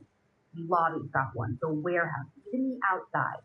The one place that doesn't have a camera is the office space where, according to Dave, the struggle took place. Why? I don't know. We asked Alicia, Nick's wife, and she said she had no idea. But even she thought it was kind of odd that's the one place that didn't have a camera. But listen, the cameras that do exist might be able to confirm some things. Officers at the crime scene start reviewing the tape like within hours of being called to the scene. And they mostly do corroborate Dave's story. Two suspects entered the building. One was holding a box of Freon, but they're actually on this footage able to see that the box was empty. It had some kind of panel cut out of it, and they were using it to conceal the gun when they first came in. And they see that there is some kind of commotion and yelling that can be heard off camera, presumably in the office. And then Nick is seen running out of the office into the lobby toward the front door, and that's where he ends up getting shot. Can you see the shooter? You can, because he shoots Nick in the lobby right in view of the cameras. Officers also note that right after the shooting, they can hear Dave saying, "Help me," off camera. Now, the outdoor camera then shows these two suspects leaving, driving away from the scene right at 5:31 p.m. And they're in a red and silver Ford F-150. It has no front license plate, of course. And I asked what year it was. It looks like it was pre-2003, so a little bit older for the time. And there is faded paint on the roof of it. I just don't know the exact year, but this is an older model. So, based on these videos, Dave was telling the truth. Yeah, at this point, investigators write in the file that after seeing the surveillance footage, they no longer suspect Dave in the homicide. However, quote, his involvement remains unclear, end quote. Why? They did not elaborate. I'm assuming they don't believe that he shot the gun, but maybe they are not eliminating the possibility that he was involved in some other way. Which makes sense, right? Why else would you lie about the money in your pocket? There's just that's weird, right? Yeah. I have left something out. So there is another red flag too. When Alicia was first told that her husband was dead, she didn't just ask, "Where's Dave?" Her full sentence to police was, "Where's Dave? He probably had something to do with this." When she was able to be interviewed that day on the scene, she elaborated on why that was her first thought. And when our reporter, Nicole Kagan, spoke to Alicia this year, she gave us the full backstory. So everything I'm about to say comes directly from her and from police documents. She said that a few years before all of this, back in 2017, Nick's passion was personal training, but he had been doing HVAC work for a while and decided around that time that he wanted to be his own boss, run his own company. So it felt like perfect timing when that year this guy named Frank, who Nick used to go riding in the dunes with, told him that he owned half of this successful company called Gilbert Air, but he was burnt out and he was looking to sell his share for actually super cheap. Super successful, but super cheap. Feels like a red flag. And well, there was a red flag that Frank was pretty upfront about. He told Nick that he had a co-owner who was basically the money guy while he ran the business. But this co-owner, Dave Sweetman, was a quote, shady POS. And so that's why Frank wanted to get out. Shady how? He didn't really specify, but if you look up Dave's records, you'll see charges for assault, disorderly conduct, a bunch of driving infractions, fraud, and trespassing, among other things. Now, Alicia and Nick didn't know these specifics, but regardless, Nick was the kind of guy who loved rising to a challenge. It's something that was instilled in him from childhood, being raised by a single mom who had him when she was just 16. Nick's grandma and grandpa actually helped raise him, and when his mom later had two other children with men who were not the most present, Nick sort of took on the father figure role to raise them. So Nick chose to see this as a golden opportunity. He got another one of his friends to buy in too, so they would each own 25% of the company, while Dave Sweetman would keep the remaining 50%. But less than a week before the deal was going to be signed, Nick's friend dropped out. Said that he just got this weird feeling. A weird feeling about Dave? No, not what he said. Just a weird feeling that he was worried about the business not succeeding, and he didn't think that he could make a big move like that. It's a big deal. But Nick wasn't going to let this be a deal breaker. Remember, the guy liked a challenge. So he just decided to do it on his own. Alicia, though, she was more wary of Dave. But Nick managed to convince her that everything was going to be a great season. He was over the moon to have something that was his, and seeing how excited he was, how could Alicia not support him? So the deal was done, and Nick took an ownership stake in 2018. And at first, everything did seem good. Alicia said that Nick very much kept his business and personal lives separate. For 2018 and 2019, she barely even met Dave, only ever was around him 3 times. But things seemed to be going smoothly. But then, about 6 months before Nick would be killed, things started unraveling. Out of nowhere, Nick came home one night and told Alicia, "I know it sounds crazy, but I'm telling you, I feel like someone's been watching me." Which at the time, Alicia said that she just kind of brushed off because it just sounded so absurd. And she just tried to comfort Nick, reassure him that everything was fine. But then Alicia tells police that 3 months after that, in March of 2020, Nick told her that Dave took $30,000 out of their company account, which he had never done before. And when Nick asked him about it, Dave said that he had this debt that he had to pay, but he would replace it before payroll was due. And that's when Nick told Alicia, "I think I need to get out of this business with this guy. I don't know what I got myself into." And he told her that he thought Dave was doing something possibly illegal with the other companies that he owned. And he's like, "I don't know what's happening, but I don't want any part of whatever it is." Now, Alicia said Nick's stress level went through the roof at this point, but it only got worse come April, when Dave not only doesn't pay back the money that he already took, but he takes out another $15,000 from the company. And then in May, Nick told Alicia again, "I just can't shake this feeling that somebody is watching me." And what he said next, it kind of came out as a joke. There is nothing funny about it now. She told police that he was worried Dave would, quote, hire a hitman to take him out so Dave could collect the insurance money. And what insurance money? Alicia had the same question when Nick said that. What do you mean insurance money? Huh? And that is when Nick first told her that at some point, Dave told him that to protect the business, for each of them, Dave and Nick, should take out life insurance policies against each other. And is that something that Dave had when the previous owner, that Frank guy, was there? No, but not for a lack of trying. According to the police file, Dave repeatedly tried to get this Frank guy to do the same thing, but Frank refused, telling Dave that he wanted to be worth more alive than dead.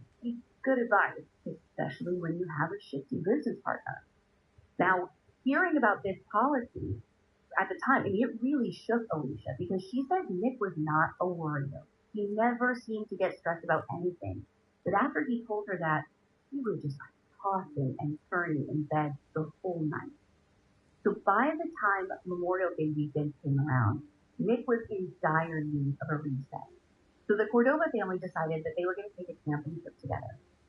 According to Alicia, when they got back on Monday night, she and the kids begged Nick to just take the next day off so they could just keep the family time going. I imagine that it probably felt like this great reprieve, right? Mm-hmm. And he did, which made Wednesday Nick's first day back in the office after that long weekend. And that is the day that he was killed. So what did the office manager have to say about this? I mean, she's there on the scene by the time they're hearing this from Alicia, right? Mm-hmm. They talked to her on the scene when she arrived too, and Lynn is her name. And she told police that her and Dave didn't get along, but she did say something strange. She said that recently he's been acting strange. He started coming into the office more frequently and being more friendly to her, though he would mostly just ask about money. Lynn said that he seemed, quote unquote, obsessed with money, and she would hear him yelling at Nick about it. And here's the really interesting thing that she added when she was talking to police. So the day before the shooting, that was on Tuesday, May 26th. This is the Tuesday after Memorial Day weekend. Now, Nick was supposed to be in the office that day, but as we know, he makes this last-minute decision to stay home with his family. But apparently, that whole day, Dave kept asking Lynn over and over, where's Nick? When's Nick going to get in? When's he getting back? And she said that Dave just kept, pacing back and forth and leaving the office for, short periods of time. And she tells police that when Dave came into work the day of the shooting, he was quieter. than usual. And he wasn't joking around like he usually did. And at one point in the day, he and Nick closed the door to their office and it sounded like they were having an argument. But Lynn was listening to the radio, so she couldn't hear exactly what it was that they were saying. Now, I have to mention, officers weren't just asking Lynn about Dave. They also asked her about Alicia and Nick's relationship. And Lynn says that she wished her and her husband had a relationship like theirs. She said that Nick was giving and kind, and she didn't know a single person who didn't like him. And this is a common theme, by the way. Another employee says that everybody loved Nick, and he never saw him get angry or even like raise his voice once at work. And by the way, if it wasn't already clear what kind of guy Nick was, Alicia said that she and at least 50 other people stayed at the crime scene that whole first night, refusing to leave until Nick was brought out. They waited in the parking lot until the sun came up. And that whole time, Alicia was still asking officers where Dave was and telling them that she believed he was responsible for Nick's death.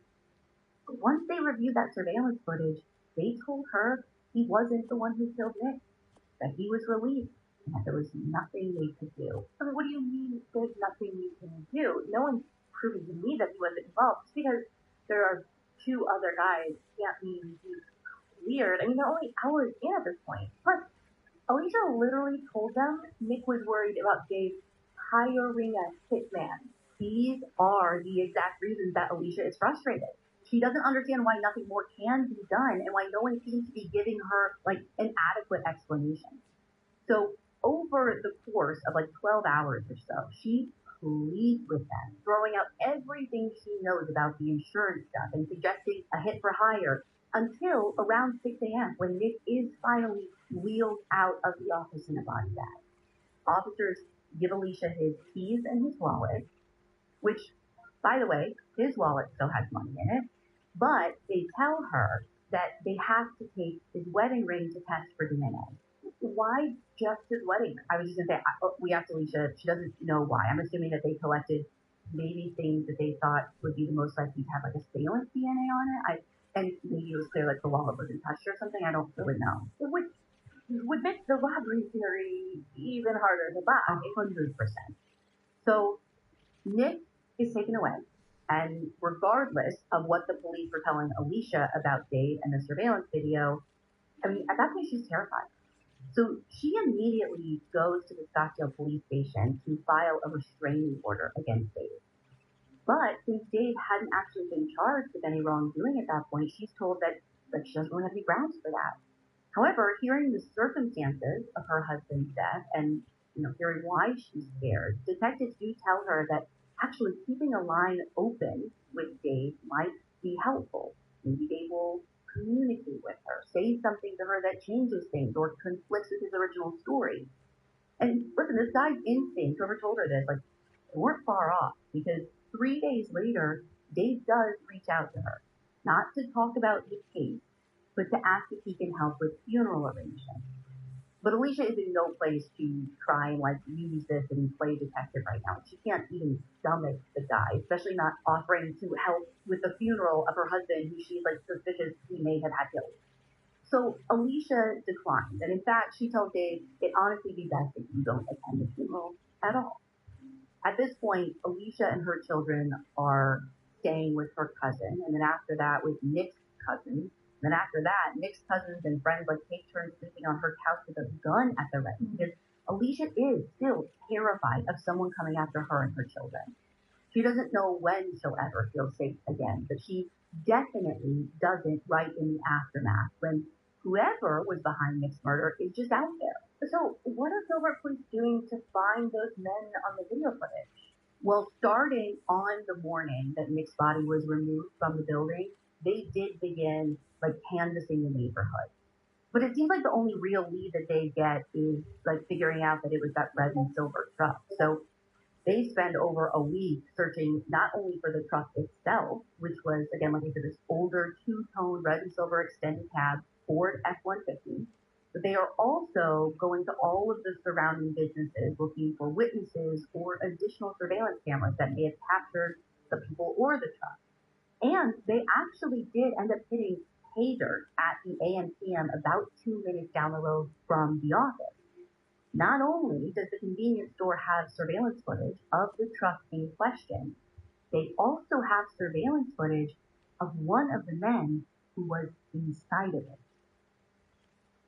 I'm excited to tell you about this brand new Netflix series from Harlan Coben called I Will Find You. It opens with this line: "My name is David Burrows. I'm currently serving the 5th year of a life sentence for killing my little boy. Spoiler alert, I didn't do it. Not that I'm innocent." And that pretty much tells you what ride you're in for. David's been locked up for murdering his son, which he swears he didn't commit. But when a shocking clue surfaces that his son might actually be alive, David does the unthinkable. He breaks out of prison to find the truth and his child. From there, it's prison breaks, chases, FBI jails, even billionaires standing in his way. The only person who believes him is sister-in-law Rachel. It's them against the system. This show is the perfect binge. It's got the emotional, family-driven mystery, plus big action, and those classic Harlan Coben, wait, what? Moment. I Will Find You is streaming only on Netflix. So after you're done with this episode, go hit play because you are not going to see these twists coming. Don't miss I Will Find You, now playing on Netflix. On June 12th, just over 2 weeks after the shooting, Gilbert PD releases the footage from the AM/PM to the public to see if anyone can identify the mystery man who they say was in the passenger seat of this vehicle that they're looking for in connection to this case. Wait, when is the footage from? So the footage that they get is from the day of the shooting, actually just literal minutes after the shooting based on the timestamp. And listen, I gotta say, this is close to, if not the clearest image of a suspect face I have ever seen from surveillance footage in a case. Like, anyone who knows this guy would be able to recognize him instantaneously, which makes it so wild to me that they're not putting it out to the public until June 12th. But in the footage, here is what we see. So this truck in question pulls up to a pump at the gas station, literally 2 minutes after the shooting. Then there is a guy who police describe as about 5'8" with a heavy-set build, wearing a dark-colored t-shirt, blue jeans, and dark-colored boots, that gets out of the truck and walks through the gas station parking lot up to the door of the AM/PM and then enters the store at 5:33 p.m. He goes to the counter where we get this direct shot of his face from a camera that must be like over the counter somewhere. Now he talks briefly with the clerk and then he goes out, fills his tank before the truck pulls out at 5:36. And all we know is that it drives northbound. Oh, do we know what he said to the clerk? Nothing important. They talked to the clerk and they said that this guy was like a non-conversationalist, just like, $10 on pump 7 kind of guy. And he, of course, paid cash. And they're like, listen, I probably at this point couldn't even pick the guy out of a lineup.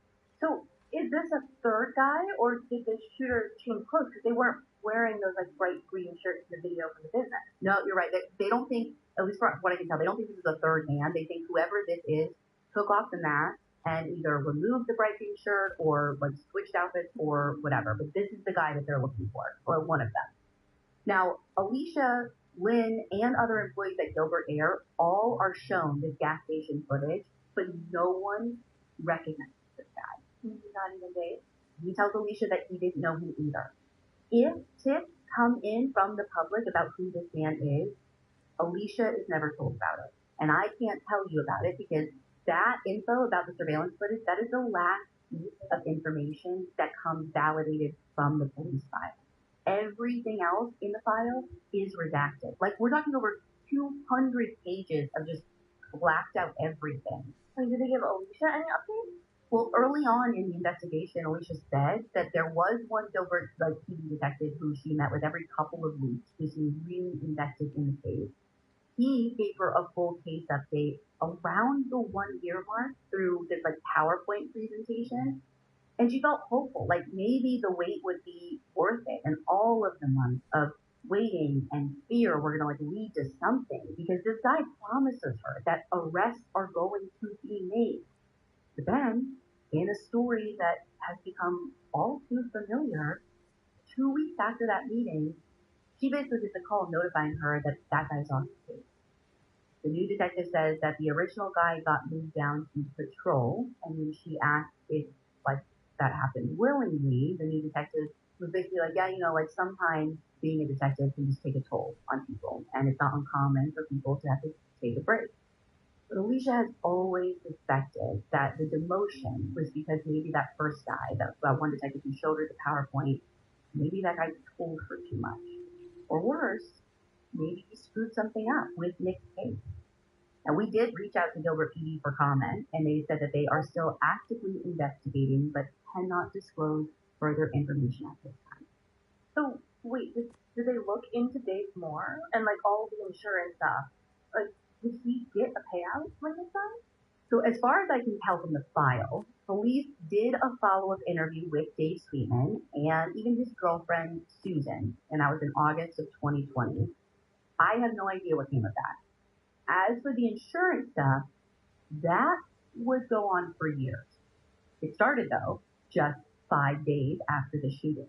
That is when Dave texted Alicia this string of messages about signing some documents for the claim. And Alicia, who lost her husband 5 days ago, In front of Dave, by the way. who is worried that he was killed for insurance money, was like, no. It's not now. How about you let me bury my husband first, and then I'll figure all of this out. But Dave comes back to her, and he's like, okay, but like, just so you know, you should be getting around like $500,000. Now, Alicia, she didn't know anything about these policies, but in her mind, she's thinking like, okay, like the policy pays out to the business. Nick owns half of the business, so it must have been $1 million policy, right? Split 50-50. Makes sense. But just to confirm, she decided to go checking through Nick's email. And that's when she found out that there was another policy. And both policies together would pay out not $1 million, but $8 million. What? So Alicia refuses to sign the documents, which according to her, does not fit well with Dave. He goes off on her about how she's like making it so difficult, and that it's really Nick's fault for not having mapped everything out for her. And that's when Alicia had enough. She gets a lawyer of her own and decides to push back. Now they find an agreement that Nick signed when he bought into the business, which stated that in the event of a death, everything would be split 50-50. So like 6 months after the shooting, Alicia's lawyer is like, okay, listen, now that we have this, you can sign the documents and then we can file this claim, done and done, right? Wrong. As soon as they filed, they get a call from the insurance company that's confused because they say, quote, we already got your signed documents. What do you mean they already got the signed documents? Alicia has no idea what they're talking about. She's like, this is the first time I've ever signed anything.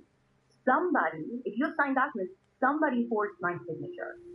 And the company's first question is, well, do you know of anybody that would want to do that? I mean, I have some thoughts. Alicia can think of only one person. Dave, not so Sweetman, which is what she has taken to calling him by that point. So what does this mean for Alicia? Can she still get her half of the money? What ends up happening is she files a police report claiming that Dave forged her signature, but weeks later she's told that there's not enough evidence to charge him. And even though she has that document stating that she's meant to get half of the insurance payout, there are loads of other documents with stipulations that her lawyers and Dave's lawyers like just do not seem to get on the same page about. So after 3 more years of legal back and forth, in 2024, Alicia and Dave finally get everything settled out of court and each receives an undisclosed payout. And while all of this is going on, was Gilbert Air still in business and like operating? No, so Gilbert Air ran out of money like 9 months after Nick's death, and they had to end up closing. Even though there was supposedly an $8 million payout to the business when Nick died. Yeah, I don't know what they did with the money that he got, or like if it got tied up at some point. But for some reason, it doesn't seem like it was used to keep that business operational. The one that Nick and now his family owns half of.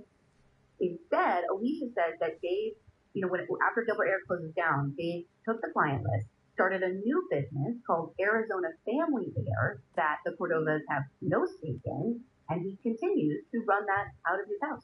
He continues, like to this day? To this very day. We called the company for comment, but as of this recording, we have not heard back. Dave and his girlfriend Susan didn't respond to us either, though Dave did tell Fox 10 Phoenix back in 2024 that Nick's case was, quote, the most traumatic ordeal he's experienced. And over the years, Nick's case starts cycling through different detectives. Alicia continues trying to meet with whoever is on the case every few months, but it's just so hard for her to believe them when she keeps hearing the same thing. We're rechecking things. We're re-looking through evidence. But each time, nothing happens. To this day, she's still never been given a copy of his autopsy, and we couldn't obtain it through public records request either. Authorities have also never released any kind of results related to firearms or firearm testing. Like, I don't know what kind of gun was used in the shooting still. And I don't know if they ever confirmed Dave's story that the gun he handed over to them had never been fired. I would say if they haven't released what kind of gun was used, they don't know that it was, like, we don't know that it wasn't. Right. According to the police file, I know they got some lab results back in July of 2020. Now, what items were tested and where, can't tell you. That is all redacted, and they've never shared that information with Alicia. The only unredacted part says that the only DNA profiles on the physical evidence collected belong to either Nick or Dave. The thing to remember is, without context, that could mean nothing. They both worked in that office. So if items were tested that are like regularly used by both of them, like, that doesn't mean anything. Like, yeah, and even without someone else's DNA, like, if you think about the guy on the surveillance, but it's like, how have they not identified him? I know. Alicia cannot help but wonder. Like, the only thing she can think of, I should say, is like she thinks like every time this case gets handed to someone else, maybe things are like slipping through the cracks. I mean, she told us that there have been specific case details that she's mentioned while like speaking with detectives, and they've been like, "Oh, we didn't know that," which is like not the thing you want to hear from the guy in charge of solving your husband's case. And listen, people all over the internet have been quick to call out Gilbert PD for all sorts of things, alleging corruption and dirty police work. Just look up the Gilbert Goons case if you want to get an idea. There is no proof of anything like that we know of. But I can say that the department is extremely protective of their public records. And this is not the first case of theirs that we've even covered. I mean, a couple of months ago, we released an episode on the 2022 shooting of Rachel Hansen. And her family expressed the same frustration that Alicia has with Gilbert PD. And what's more, in February of 2026, this article came out in the Arizona Republic by Maritza Dominguez, saying that the Arizona Attorney General's office is reviewing claims that the town of Gilbert may have illegally destroyed or withheld police records, which is an allegation that could have huge implications for unresolved cases in a community like Nick. Now, as of this recording, the Attorney General's review has not confirmed any illegal destruction tied specifically to any of these cases. And Gilbert PD has denied all allegations of destroying or withholding records. But trust that we will be following this very closely. But this experience that she and others have had with Gilbert PD is one of the many reasons that Alicia began asking the department if she could see the surveillance footage from Gilbert Air herself. They say no to her a couple of times, but Alicia was not playing around.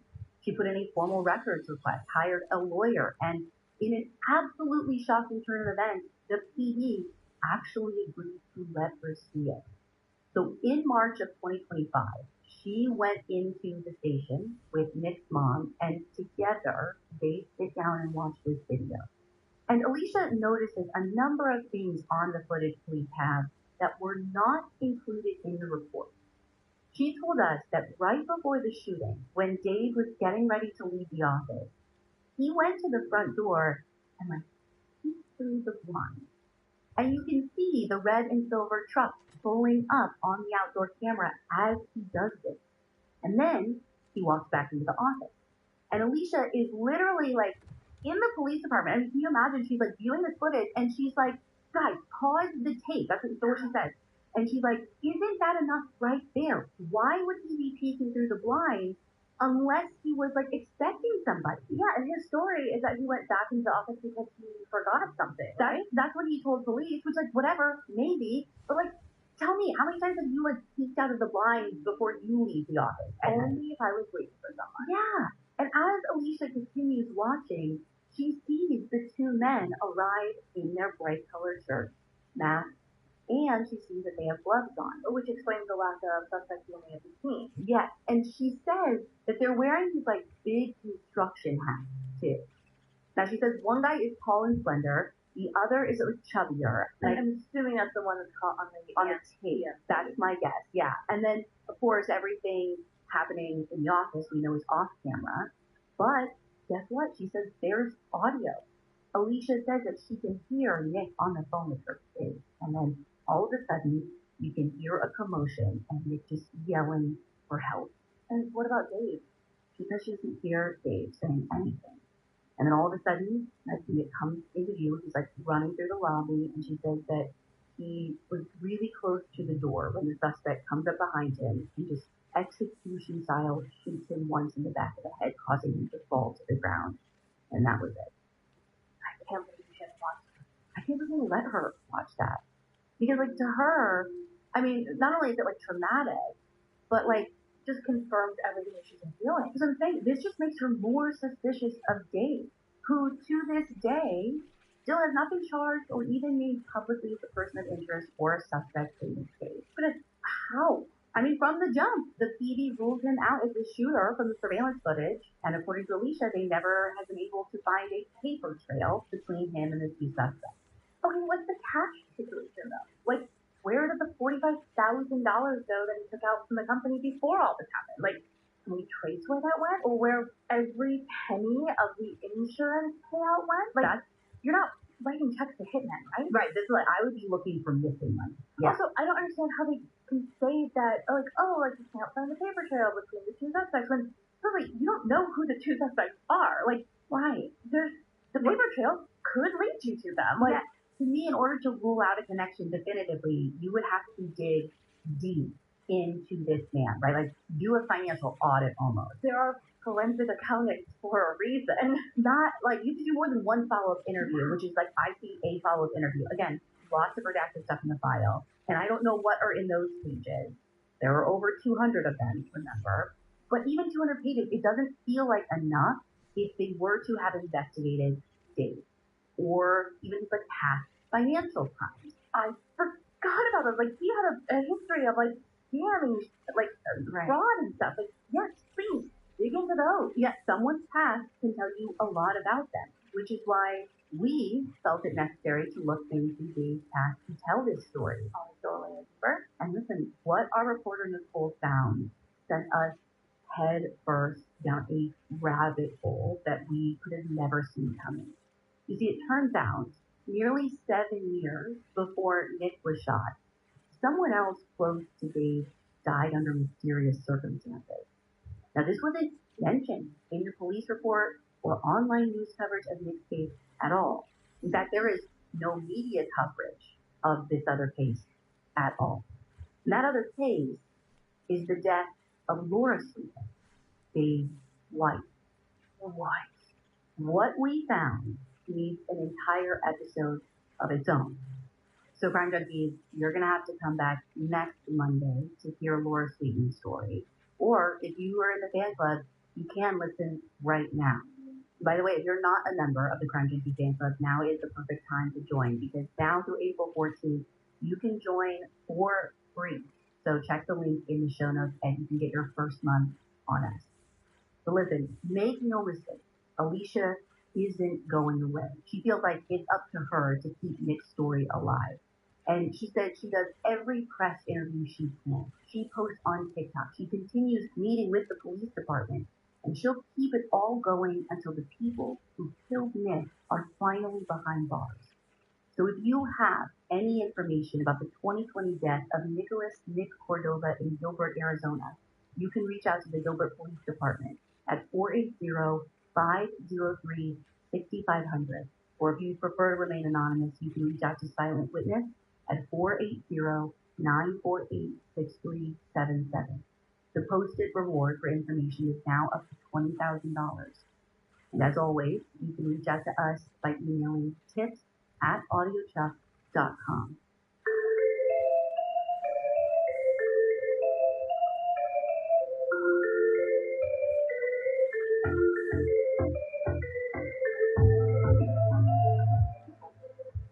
You can find all the source material for this episode on our website, crimejunkie.com. And you can follow us on Instagram at Crime Junkie Podcast.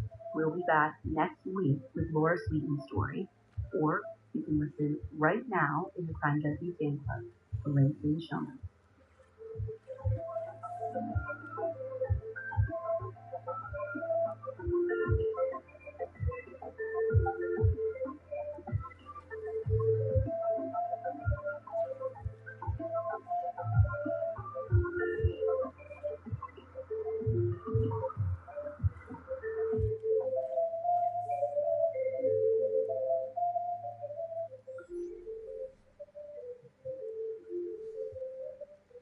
Crime Junkie is an audio Chuck production. I think Chuck would approve. Okay, Crime Junkies, you know I absolutely love a twist and a turn, especially when it comes to people who turn out to be someone they're not. That's why I have been obsessed with the podcast Chameleon. Every Thursday, host Josh Dean deep dives into a scam so bizarre it will leave you wondering, how did they get away with that? It is truly one of my favorite podcasts right now, and I've been listening for years. I think you'll love it too. Listen to Chameleon wherever you get your podcasts. There's a reason Chevy trucks are known for their dependability, because they show up no matter the weather, push forward no matter the terrain, deliver. That's why Chevrolet has earned more dependability awards for trucks than any other brand in 2025, according to J.D. Power. Because in every Chevy truck, like every Chevy driver, dependability comes standard. Visit Chevy.com to learn more. Chevrolet received the highest total number of awards among all trucks in the J.D. Power 2025 U.S. Vehicle Dependability Study. Awards based on 2022 models. Newer models may be shown. Visit jdpower.com/awards for more details. Chevrolet. Together. Let's drive. I heard you built a new deck? Ever since our decorator's deck was finished, Saturdays are full of surprises. I've got a deck warming gift. People keep showing up asking to see the new deck. Is it true the whole thing is from decorators? Weekend afternoons might as well be an open house with guided tours. When you build with decorators, the neighbors will notice. Decorators. Stand out. Visit decorators.com to learn more. That's decorators with a K. This episode is brought to you by Opill, the first over-the-counter daily birth control pill available in the U.S. Opill is FDA approved, full prescription strength, and estrogen-free. Plus, there's no prescription needed. Finally, the days of needing a prescription for birth control are over. Opill is available online and at most major retailers. Take control of your health and reproductive journey with Opill. Birth control in your control. Use code BIRTHCONTROL for 25% off your first month of Opill at opill.com. Hi, Crime Junkies. I'm your host, Ashley Flowers. And I'm Liz. And welcome back. Last episode, I told you about the murder of Nick Cordova in Gilbert, Arizona. In 2020, Nick and his business partner, Dave Sweetman, were the only ones at their office when two masked men came in and shot Nick execution style in the back of the head. Dave walked away from the attack and sought out $8 million in life insurance money with quote-unquote sign-off from Nick's wife, Alicia. Except she alleges that someone forged her signature. And it took years of fighting in court for her and their kids to see any share of that life insurance money. Now, Alicia told police that Nick was worried before his death, worried about things like Dave taking money from the business, first $30,000, then $15,000. Nick thought someone was following him, and he half-heartedly joked to her that maybe Dave was going to hire a hitman to collect the insurance money.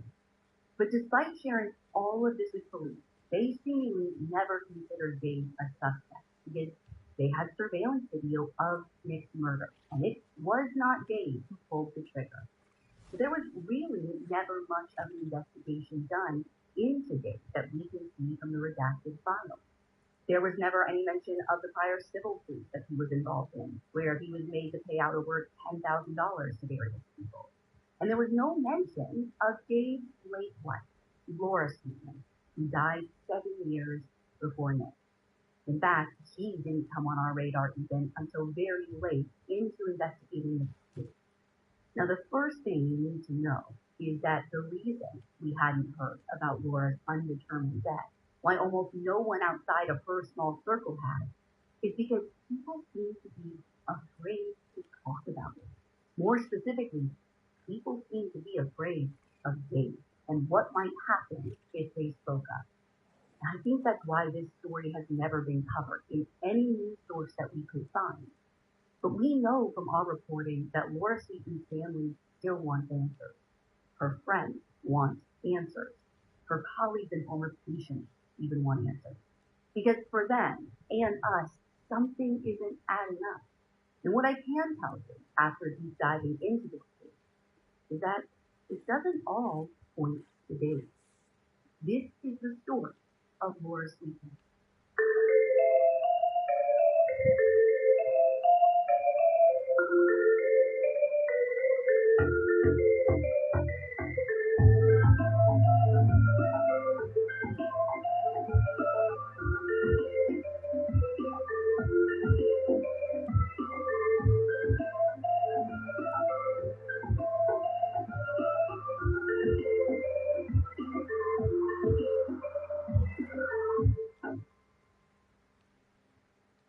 So let's start with the elephant in the room, Dave Sweeten. When we first started poking around trying to ask questions about Laura's case, we were surprised by how many people were afraid to talk to us. They were afraid of Dave because the prevailing theory among those who knew Laura seemed to be that somehow, some way, Dave was involved in her death. They didn't have proof, of course, or they would have gone to police with that. But what they had were decades of stories about a man who scared them and who was scaring Laura right before her death. So to understand that fear, and before I ever get into how Laura died, I need to take you all the way back to the 1980s when Dave and Laura first started dating as teenagers at Fallbrook Union High School in California. As a junior in high school, Laura was the future homemaker of America and part of the swim team and the yearbook club, and Dave was a varsity football player in the grade above her. This was like a real all-American California dream kind of couple. Now, after graduating, Laura went on to get her master's in biochemistry. She went to med school, completed her residency in pediatric neurology, and then worked at Phoenix Children's Hospital. And Dave became a small business owner. Now, they got married, and around 2004, they had the first of their 3 sons. So from the outside, everything seemed picture perfect. The people who knew Laura knew that that was not the case. Laura's close friend, who we're going to call Emily, told us that the Sweetens' marriage was always tumultuous. Laura and Emily first met around 2009 when Emily started training Laura at the gym. And in those early days, Emily said that Laura, originally had no confidence. She didn't feel comfortable in her own skin. But as Laura and Emily got closer, Laura started talking about why. She'd tell Emily about how her husband would belittle her and make her feel small. But the more that they trained together and the stronger that Laura got, the more comfortable she started to feel in her own body. And that's when she really began to open up. Now, Dave actually trained at that same gym with a different trainer. And Emily said that her and that trainer would talk about just how different Dave and Laura were. How there was just something off about Dave. That he gave off, quote, the creepy vibe. And Emily told us she couldn't understand why Laura was with Dave when he seemed so manipulative. But as they got closer, it became clear that when it came to relationships, Laura just didn't know anything else. Now, it's important to note that while Laura was opening up to Emily, most other people were still completely in the dark. When the woman who nannied for Laura and Dave's children, her name's Stacey Miller, she told police that they seemed like a nice, normal, everyday family, and she didn't think anything was off about them ever, really. At least until 2006, 2007. In her statement to police, Stacey says that is when Laura and Dave started sleeping on different floors of the house. Neither of them ever spoke about a change, and Stacey said, quote, it wasn't any of my business anyway, so I didn't even ask her what went on, end quote. But by April of 2013, there would be no more keeping their relationship issues a secret. Because according to the police file, that is when Laura found out about Dave's big secret. I don't know what drove her into doing a Facebook deep dive. Surely she was having some suspicions of something. But one clip after another led her to something that upended her life for good. Emily was actually one of the many people Laura opened up to about this. And according to her, what Laura discovered is that Dave had, quote, a whole other life. He had been having an affair with a woman who he had a child with that she never knew about. And I'm not talking about like a newborn baby, like, oh, he couldn't figure out how to tell her about this in the last like 9 months. This kid was preschool age, a preschool age son. And did this woman know that Dave was married? I don't know if the woman, if he was having an affair with you. I tried to know. We actually found the woman, and her and Dave are no longer together. So I was really hopeful she was going to talk to us. But if you remember from last episode, when I mentioned that there was a woman who Dave is in a child custody battle with to this day in 2026, that is this woman. Whoa. So she declined to be with our reporter for either episode because of her ongoing legal situation with Dave. Right. But to go back to April 2013, it is clear from the police file that is when Laura found out about this other family, and she was like, done, and telling everyone as much. To Stacey, she said she, quote, did not want to stay with someone who would cheat and lie, end quote. And according to Emily, finding out about this affair finally gave Laura the push she needed to leave Dave and file for divorce. And she told Emily that she had it all planned out. The weekend of April 20th, Dave was going to be taking 2 of their kids to this wrestling tournament in New Mexico. And so she was going to use that time to get a new car, to get a rental house, and she planned to move all of her stuff into that. Now, come that weekend, everything was lined up and ready to go. The last step would be to loop in the nanny because Laura didn't want Dave to even know where she lived. So she needed Stacey to agree to kind of be the one to usher the kids between the houses or whatever custody arrangement ended up being made. Now, the dates of the following events are inconsistent in Gilbert's police interview. So I'm going to base the stuff I'm about to tell you, this timeline, off of the Highland Justice Court report, which was taken on Sunday, April 21st. So, Saturday, April 20th, Laura told Stacey her plan. And she asked Stacey to take their third son, the one that had stayed home with her, to Stacey's own apartment for the night so that she could get all of her things out of the shared house and into her rental. And she explicitly told Stacey, quote, not to tell Dave anything. And Stacey asked Laura if she was sure about the divorce, and Laura said yes. Quote, everything was taken care of. So the next day, Sunday, April 21st, when Dave was on his way back home with the 2 kids, Laura told Stacey to bring their other son back to Dave's so that he would be there when Dave got back.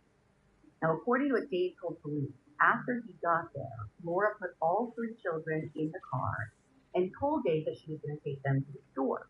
But she told the kids that they were going to have an adventure and stay at a friend's house. Assuming friend's house is code for rental. It doesn't say that explicitly in the police report, but I think that's a fair assumption. So here's the thing though, Laura didn't drive off right away. I don't know why, but she went back into the house. And what happened in the hour or so that followed is different depending on which statement is narrated. The only official record we have is that at 8:44 p.m., Laura called the Maricopa County Sheriff's Office from a movie theater about 8 minutes away from Dave's house. She told them that about an hour and a half prior, she had an altercation with her husband at their house where he held her against her will and threatened to kill her and himself. She said that she tried to leave multiple times, but each time Dave grabbed her by the throat and pulled her back into the house. She said that he tried to choke her 3 separate times. When she finally escaped, she went to that theater where she was joined by her friend. Wait, where were the kids at the time? Honestly, I don't know. It's unclear if Stacey is still with them or if they're all still in the car or maybe Stacey took them away. I don't know. But honestly, they're just not even mentioned in the Highland Justice Court report. All I know is that Laura is calling from the theater and police go to their house and respond and take Dave into custody. But when they do, he's adamant that he did not hurt Laura. He denied holding her hostage, explaining that during what she called an altercation, she was just feet from the door, able to leave, and he was sitting, he says, either like on the ground or across the room from her. But he did admit that he had her car, so that he couldn't leave. Yeah, well, at least not in the car. And he also told deputies that he didn't think he had threatened to hurt Laura, but he might have said something irrational when he was upset. So it's like a he said situation. But not quite, because there was a witness in the house. A 1 hour and 2 minute long audio recording that Laura captured of the whole incident. So you're saying with Hilton Honors, I can use points for a 3-night stay anywhere? Anywhere. What about fancy places like the Fantasy in Paris? Yeah. Hilton Honors, baby. Or relaxing sanctuaries like the Conrad and Saloon. Hilton Honors, baby. What about the 5-star Waldorf Astoria Funeral Hall? Are you going to do this for all 9,000 properties? When you want points that can take you anywhere, anytime, it matters where you stay. Hilton for the stay. I heard you built a new deck? Ever since our decorator's deck was finished, Saturdays are full of surprises. I brought a deck warming gift. People keep showing up asking to see the new deck. Is it true the whole thing is from decorators? Weekend afternoons might as well be an open house with guided tours. When you build with decorators, the neighbors will notice. Decorators. Stand out. Visit decorators.com to learn more. That's decorators with a K. If any copy of this recording exists anymore, we weren't able to find it. According to the incident report, Dave can be heard on it threatening to shoot himself several times. But he did not say that he was going to harm Laura, at least audibly. Right, and Laura did ask to leave twice, but both times Dave said no and that he wanted to talk. And one of those times, it sounded like there was a physical struggle, and Laura could be heard yelling for help. Okay, so technically Dave didn't say anything out loud. He just did something to stop her. Like, way to play this. Well, according to Dave, what they heard wasn't a struggle. He told deputies that the only time he put his hands on Laura was to, quote, hug her and hold her while she yelled, help me. He says the moment where she said help me might have been when they were like deep in an embrace. I guess one of Laura's 2 cell phones slipped out of her belt. And so she yelled, help me. That's what he said. And what he did. He picked up the phone and set it aside for her. Now, deputies wrote that they didn't see any marks or injuries on Laura. And Dave later told police, quote, I'm fortunate that I didn't do anything. Which is like, he's the fortunate? It's a really weird thing to say. Yeah. I know.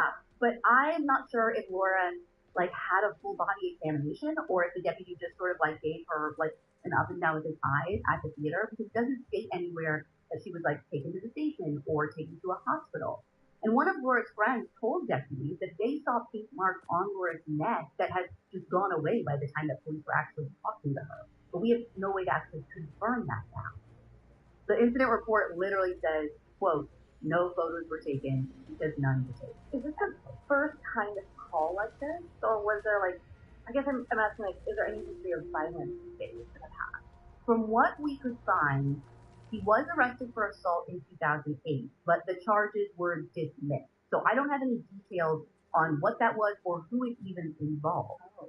However, in the police file, there is a friend who says that Laura admitted to her that Dave was abusive. Quote, mostly verbal and mental abuse and some physical abuse, but not as much as the mental, end quote.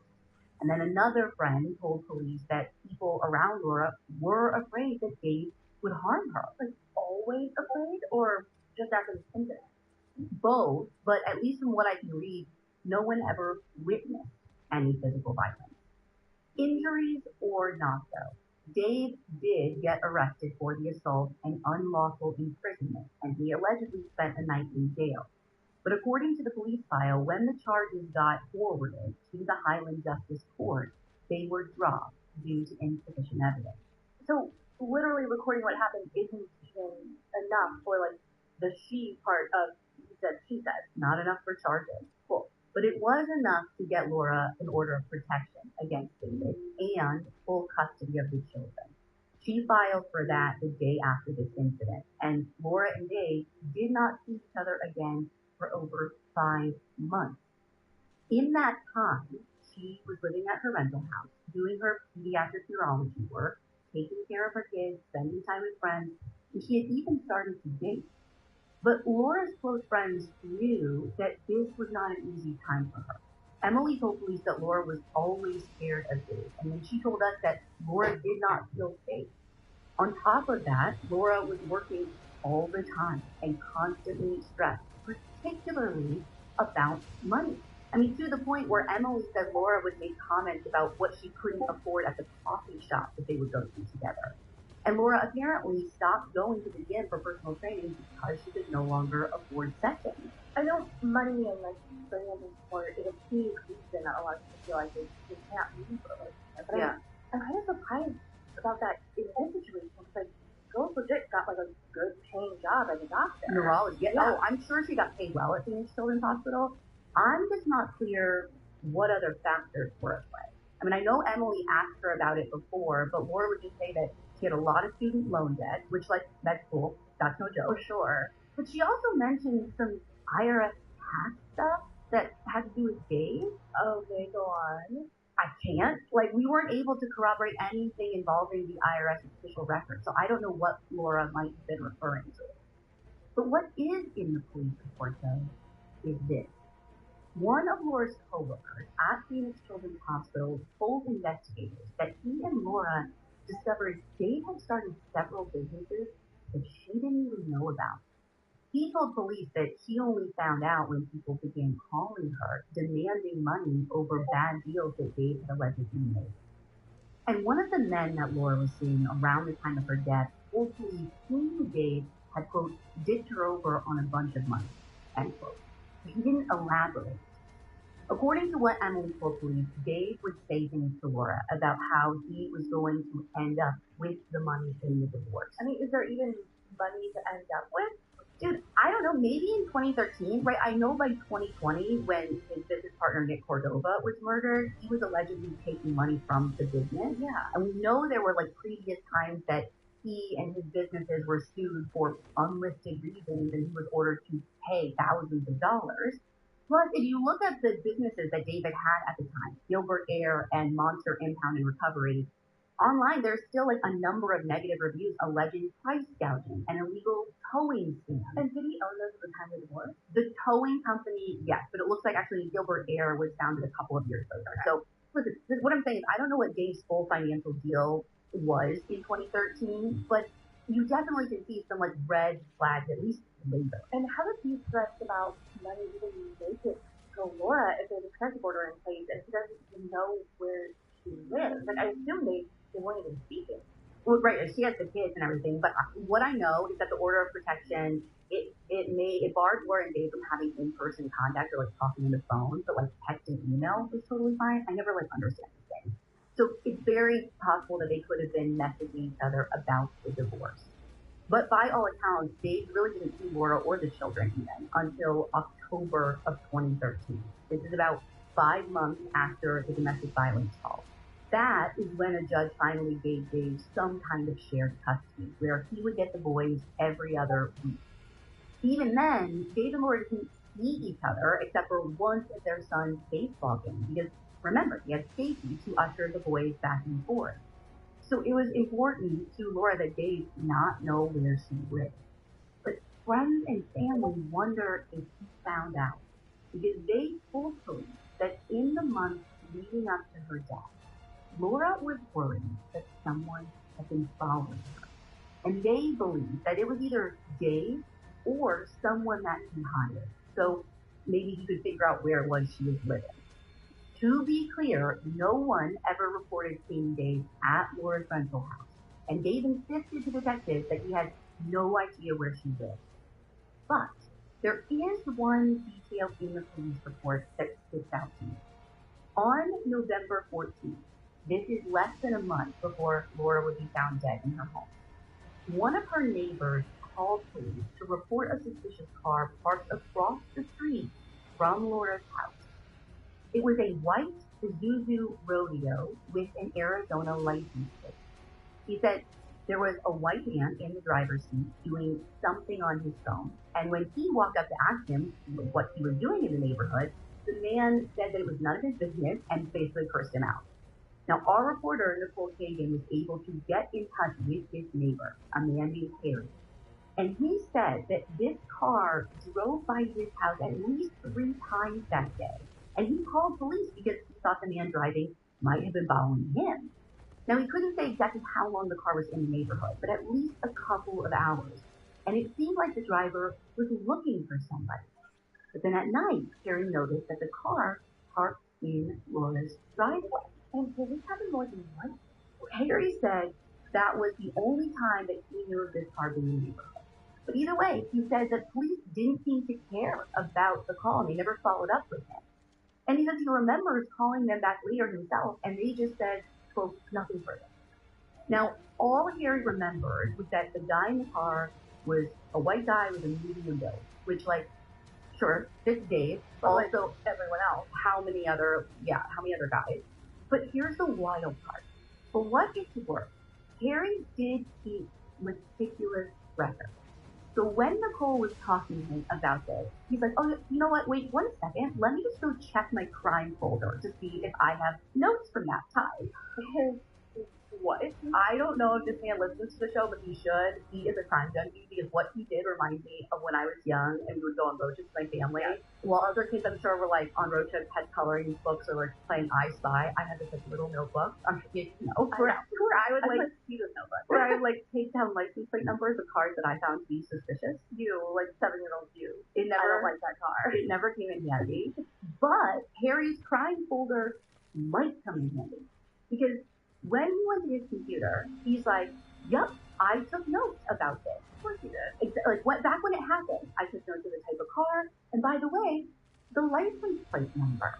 Which, Britt, we tried so hard to run this down. I mean, he gave us the number, but there's a thing called the Driver's Privacy Protection Act, which keeps people who aren't detectives or PIs from running license plates to identify a driver. It's like, and listen, that's why we're like, oh, we'll just like hire a PI. But like the DPPA makes it difficult to even do that too.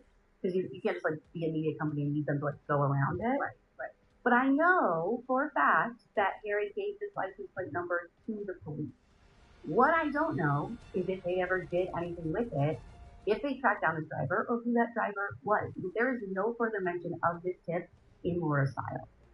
Now, we did FOIA the incident report for Harry's call, but as of this recording, we still haven't gotten a response from the Gilbert Police Department.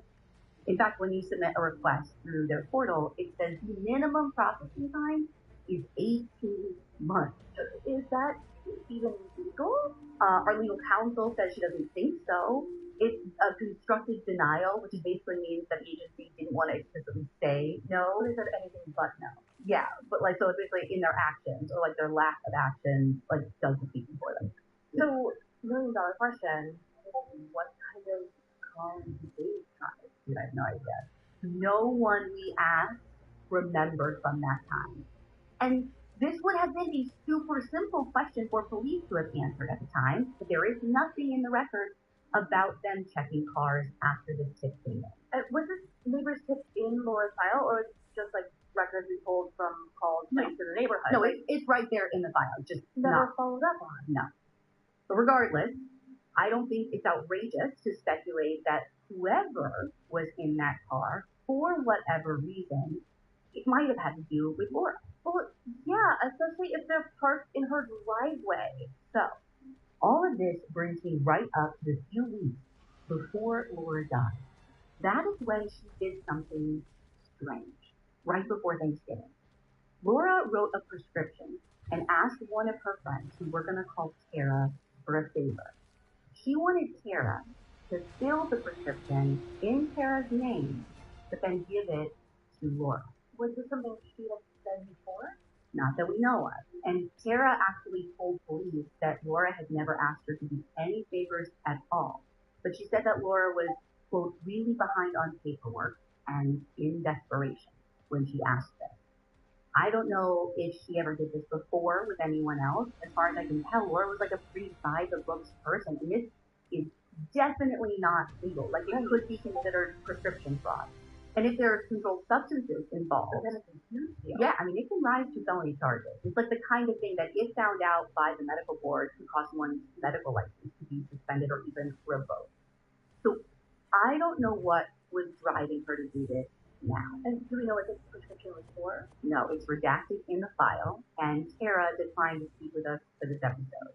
Emily, who we talked to, said that she believed it was for treating anxiety, which, given everything that was going on with Laura at the time, it didn't surprise Emily that she might have taken something like that. So now this brings me to early December. Laura took the kids to San Diego for Thanksgiving. So when they got back on December 1st, the boys went to stay with their dad for a full week, including the weekend. So they're with him on Monday, December 9th, the morning that Laura Sweetland was found dead. That morning, it was pretty obvious that something had happened to Laura. She was a no-call, no-show for work. And I've worked with doctors before. For any good doctor, that is unheard of. So pretty early in the morning, one of her coworkers started making calls to check on her. When she didn't answer, they called Stacy and asked her to go check on Laura. This was shortly before 9:10 a.m. When Stacy got to Laura's, the metal gate door on the front door, it's like what we would call it, a screen door, right? That was locked, and the front door, both locked as usual. So she had to use her key to get inside. She was greeted by both of Laura's dogs, but she didn't see Laura anywhere or hear anything when she called out her name. Before she could even go up the stairs to check Laura's room, she saw the first sign that something was off. Right at the base of the staircase, the plastic gate that was usually in place to keep Laura's smaller dog from getting by was laying on the floor in this diagonal position, a few feet away from the staircase. Stacy actually had to move it out of the way so she could get up the steps. And upstairs, Laura wasn't in her unmade bed. Stacy found her in the bathtub, unresponsive. Within 5 minutes of calling 911, Gilbert firefighters are at the scene. And what's documented is that Laura was naked, unresponsive, and foaming at the mouth. And while there was water in the tub, Laura's face wasn't submerged, and there were no other obvious wounds or bleeding that explained what had happened. But there was no hope of saving her, because when the fire captain tried to move Laura's arm, he realized that she was already in full rigor, which sets in after 6 to 12 hours-ish. Which would put her kind of dead at what? Based on my math, sometime between 9 p.m. on the 8th and 3 a.m. on the 9th. But there is no time of death listed in the police or in any report. So, do we know if anyone saw her in that window of time? Well, before I get to that, I want to first point out some things about the scene. To the first detective that arrives on scene, everything seems in order. There's no obvious signs of a struggle or forced entry. But according to Stacy, there are some things that are out of place. That dog gate, for one. But also, when she heard the fire truck coming, Stacy went to let the dogs out in the backyard, and that's when she got a second sign that something was off. The back door, which Laura always locked before going to bed, was unlocked. So someone could have easily walked right in. Or walked right out. It also could mean that she died before going to sleep that night, before all of her nighttime. Right, before she got a chance to fully lock up for the night. And until police know what caused Laura's death, they do have to treat this whole thing as suspicious, which means talking to those who knew her. This is how we have anything in the police file. And I want to start with Dave's first interview with police, because it's really strange. Summer's here, and whether you're traveling, shoveling kids to camp, or spending long days by the pool, staying healthy and on budget is always top of mind. That's where GoodRx can help. GoodRx can help you save up to 80% on prescriptions for you and your family, even your pets too. Just test GoodRx before every pharmacy ride to find big savings on both brand name and generic medications.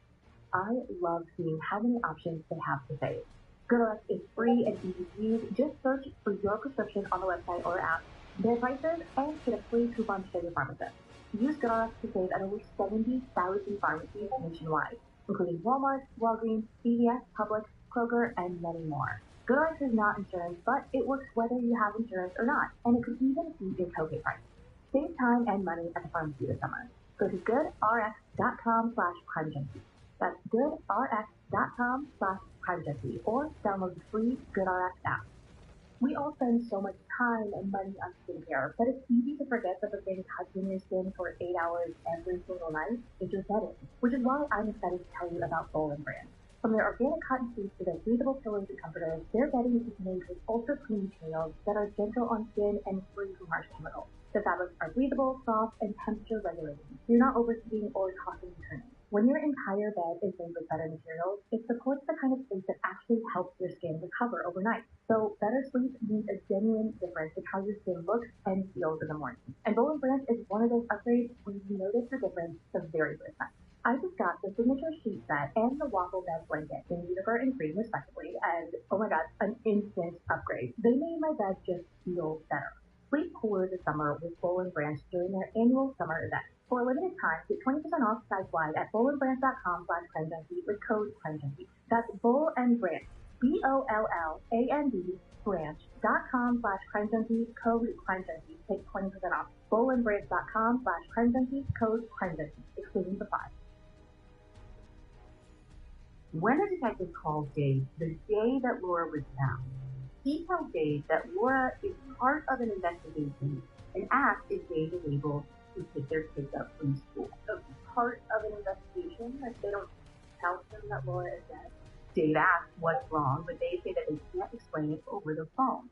So they agree to meet Dave at his house. Here's where it gets interesting.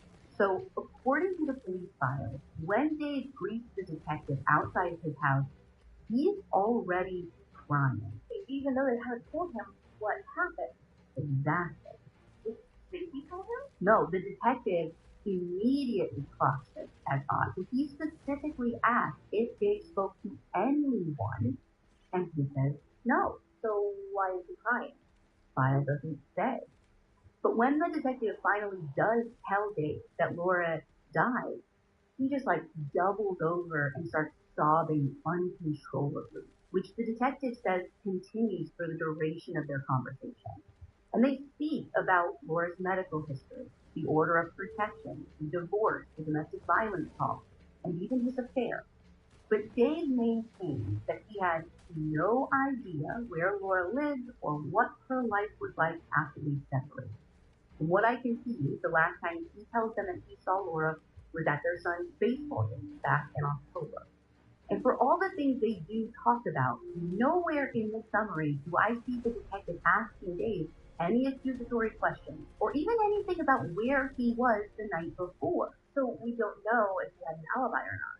Not explicitly, no, but what makes the Dave scenario tricky is that his 3 sons were with him all weekend. How old were they then?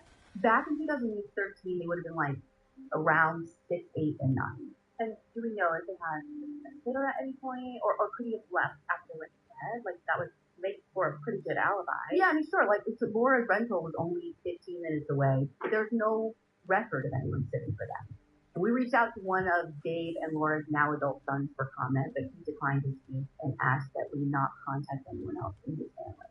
What I do know is that Gilbert PD did look at Dave's phone, and that showed that he was at his house from the night of December 8th through the morning of the 9th, up until he dropped the kids off at school between 7 and 7:30 that morning. His phone was there. That's his phone. A phone could be left anywhere. Which is why I'm dying to see more records. Was there activity on it during that time? Right. Was it normal activity? Did they look at location data outside of just that night? Did it ever come close to Laura's rental?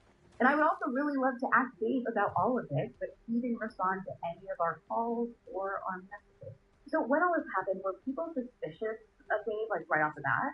Oh, yeah. Laura's dad, her stepmom, one of her coworkers, and Emily all told police that they thought Dave had something to do with Laura's death.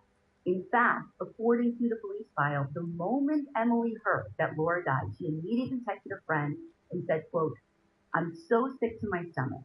I know David had to do something with it."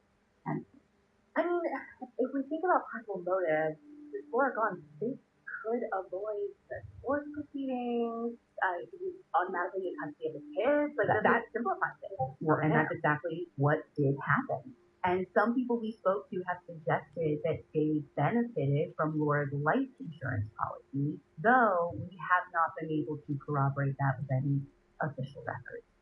But spoiler alert, Dave has never been publicly named as a suspect or person of interest in this case. But also, no one has. Because this case has never been discussed publicly by the police department.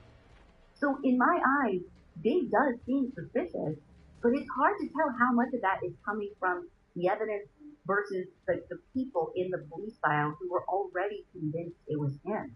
And I'll go on the record as saying he may not be the only person in Laura's life who deserves that level of attention. We know Laura had started to date other men when she separated from Dave, right?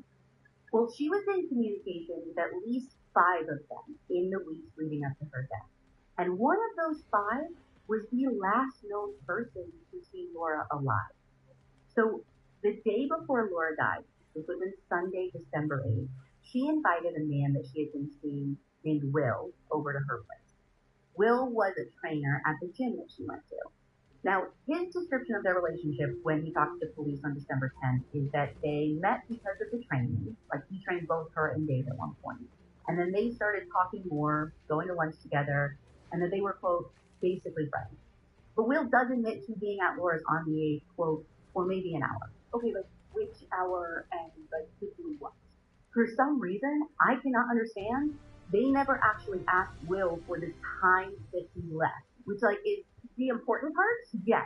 And we asked Emily if she knew, because she and Will used to be friends too, and she said that at the time, he told her that he left between 9 and 11 p.m. But I can't find anything to corroborate that, and it doesn't seem like he explicitly says, like, what he's even there for. Or at least, if he does say that, it doesn't make it into the police file. So when he left, what they were doing, I don't know. Now, he says that when he left, at whatever time that was, Laura was completely fine. And he says that she didn't mention anything about anyone else coming to the house that night. But even he adds that he knew Laura was afraid of Dave, and that he really hoped she died of natural causes. I mean, for his sake or hers? Is a great follow-up question that was not asked. What the detective does seem to ask Will is if he still has any text messages with Laura from Sunday on his phone. He says no, that he deleted them because he had a girlfriend and he didn't want her to know about Laura. But I thought he and Laura were just friends. Buddies, right? Yeah. I think it's safe to assume that it could have been more than that because when Will consents to give his phone over to the police, which he does, he prefaces that there are, quote, images of Laura on it, whatever that is. Now, along with his phone, Will gives his DNA, so I don't know what for, because there is no mention in the redacted file of anything that they might be wanting to compare this to. I know investigators did do a sexual assault test on Laura, but none of the files that we received mentioned the results of that. And did they ever just straight up ask Will if he had anything to do with Laura's death? Not that I can see. And like Dave, there is no information whatsoever about an alibi. Actually, at least with Dave, we have phone data. Right. We don't even get that for Will in the file. We don't even know for sure if he did leave or like. Well, I mean, we know he wasn't there on Sunday when Stacy got there in the morning. Right, but that's all we know. That's all I can say for sure, right? And our reporter reached out to Will for comment, but as of this recording, he hasn't gotten back to us. But like I said, Will wasn't the only man that Laura was seeing at the time. In fact, he's not even the only man she saw that weekend. Through analyzing Laura's text messages, police were able to determine that on Saturday, December 7th, Laura went on a date with a man named Shaheen, and on Sunday, she texted multiple men to try and make plans for that night. She asked a man named Emeka to see a movie. She was going to spend the night with a man named Darren, but he canceled. So that night, she ended up having dinner with a man named Bruce. And then after that dinner is when Will must have come over. Do you think they know about each other? Well, Will tells the police that he didn't know about anyone else. As for the other guys, we tried to reach all of them because as far as I can tell, police never did. But as of this recording, we have not been able to connect with any of them. I mean, I'm looking at all these guys and can kind of see a motive here. Like, who's to say one of them didn't, like, right? Find out about everyone else, get jealous? Right, like, what if the car that neighbor Harry saw was one of them? And, like, I want to ask, like, were any of them white? Was a medium build? But, like we said, like, that's match so many people. Yeah, I couldn't find any photos of Darren, Emeka, or Susan online. But, I mean, Will and Bruce could fit that description. And, like, what if one of them saw Will leaving the house and, like, confronted her? The problem I have with a theory like that, no matter who, like, it would involve, is that feels like a crime of passion, right? And those usually have a clear-cut cause of death. That is not what we get here, which brings me to the part of this case that has been keeping me up at night, Laura's autopsy report. We were able to get the medical examiner's report and the toxicology report completely unredacted from the Maricopa County Medical Examiner's Office. And let's just say, they raise a lot of questions. So our reporter Nicole reached out to the medical examiner who performed Laura's autopsy. His name is Dr. Mark Shelley, and she consulted an outside forensic pathologist who has no ties to this case to go through everything line by line and make sure that we understood exactly what the findings were. The first thing of note is that Laura had no internal injuries, but there is evidence of trauma on her body. Dr. Shelley notes surface level bruises, scrapes, and redness on Laura's head, back, breast, elbow, forearms, wrist, hand, leg, and knee. But according to the pathologist that we consulted, it's hard to know what these might be from.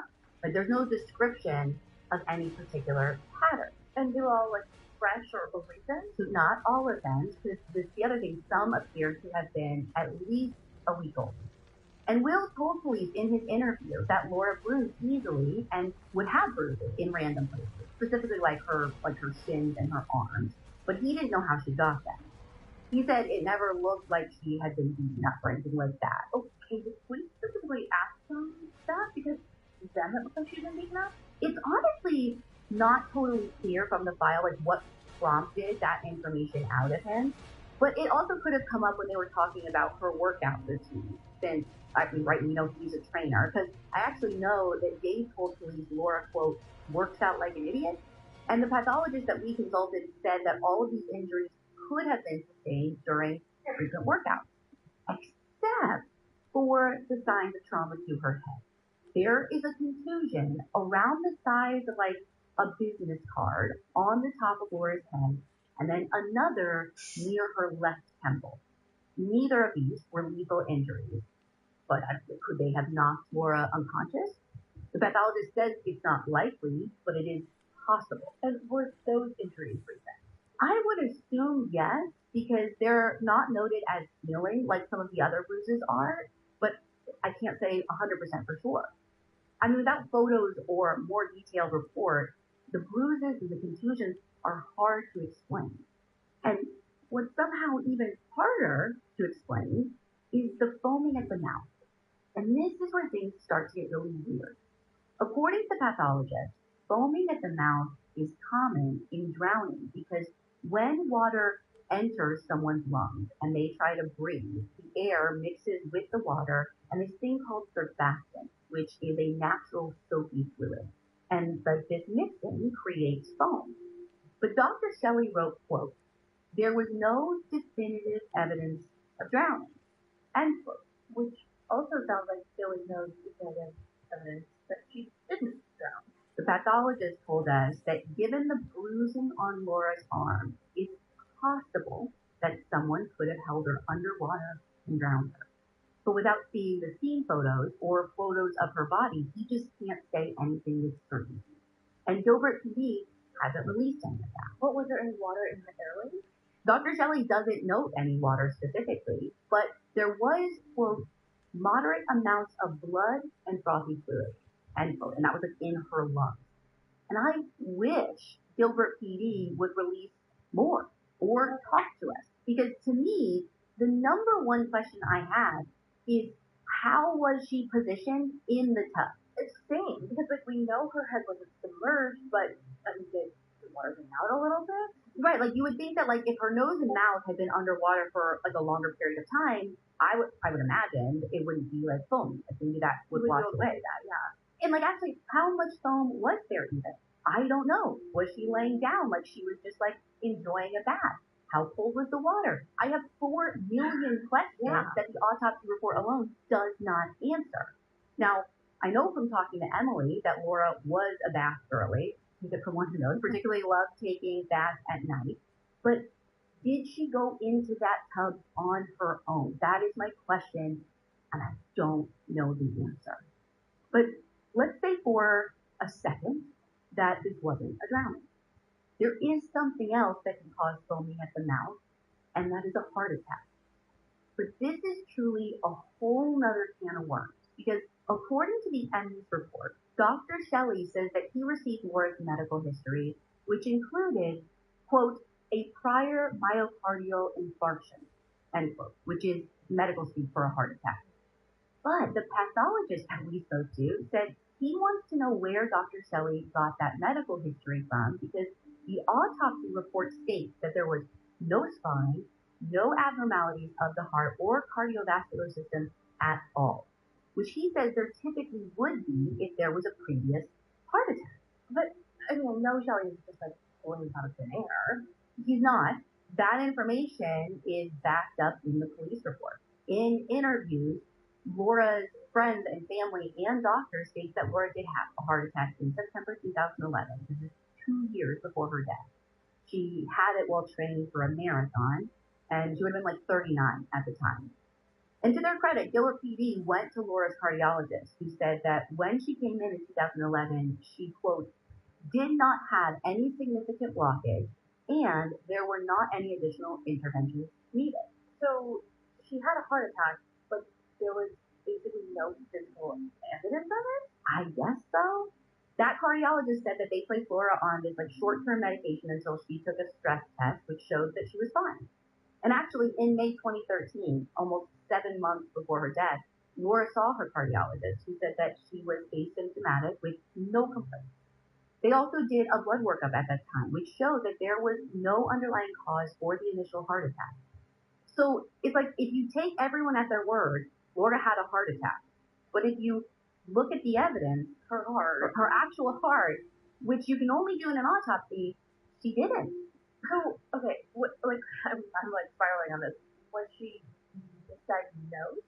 Was it just like chest pain or like a panic attack? Without like actually seeing her medical records myself, I don't know how they came to the conclusion that it was a heart attack. Like I'm assuming there had to be some kind of testing, right? She's a doctor too. Like maybe it was so mild that it didn't leave evidence. I mean, is that possible? Is that even a thing? I mean, we asked Dr. Shelley. He said that every case is different, and it would depend on the exact intensity of the heart attack. Makes sense. Yeah, and he says that's information he doesn't remember from her medical records, and like I said, we don't have them.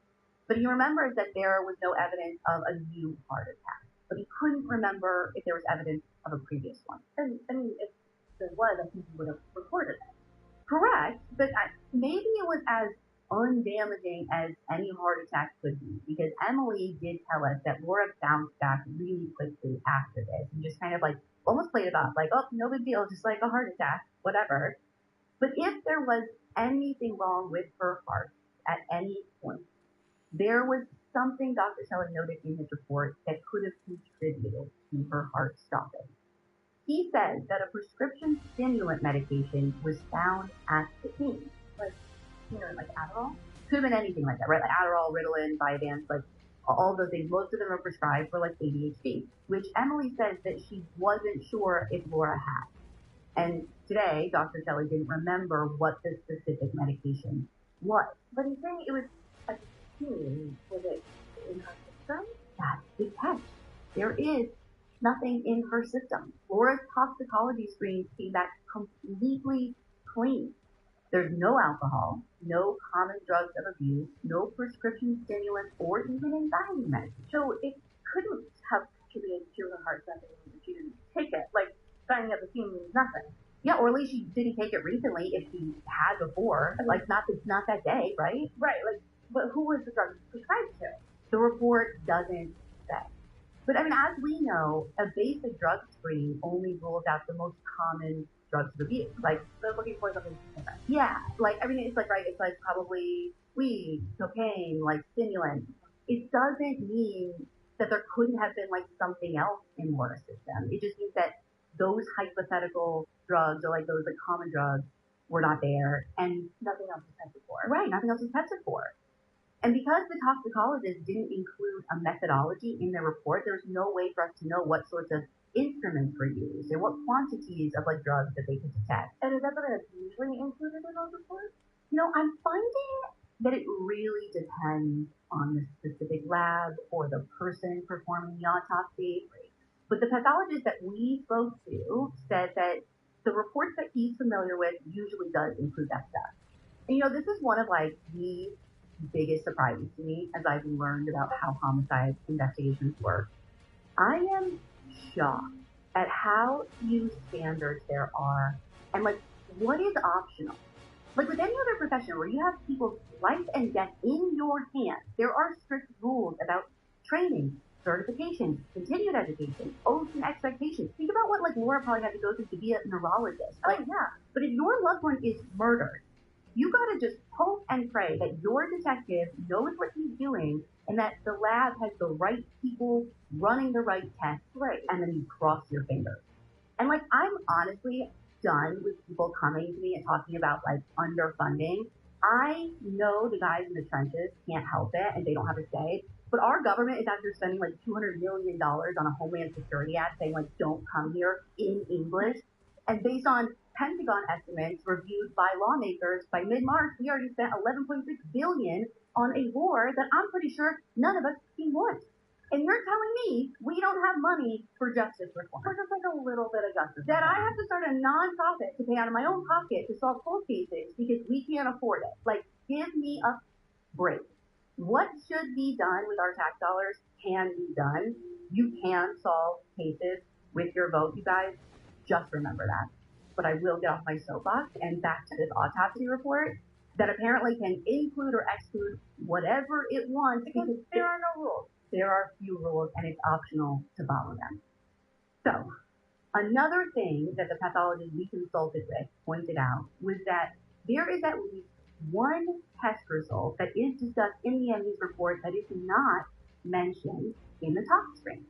It's a sodium level test on fluid from Laura's eye, which apparently shows an unusually low number.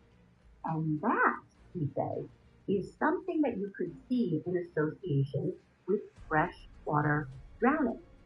It's not definitive evidence of drowning. Pathologist said that you could also see that in someone who like binge drinks water, but it does raise the question, what else was tested that might have been left out of the report? All in all, the pathologist said that what he can see from the report seems to be reasonable. But if he were doing the autopsy, there are a few things that he would have done differently to try and get more information.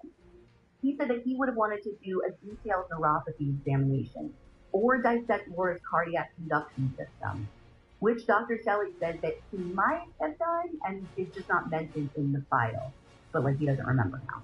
The consultant also would have wanted to do some genetic testing to see if Laura had any inherited conditions that could have caused sudden death because of a heart problem. Like there is this thing called long QT syndrome, which like talked about before.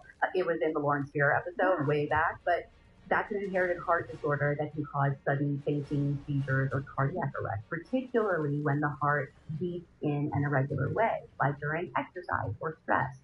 Now, Dr. Shelley says that he doesn't remember if the genetic testing for that was available back in 2013. But it's not like Laura was exercising in her bathtub. True, but we know she was extremely stressed in the months leading up to her death. And, you know, when Will was there, I don't know what these buddies were doing when they were hanging out.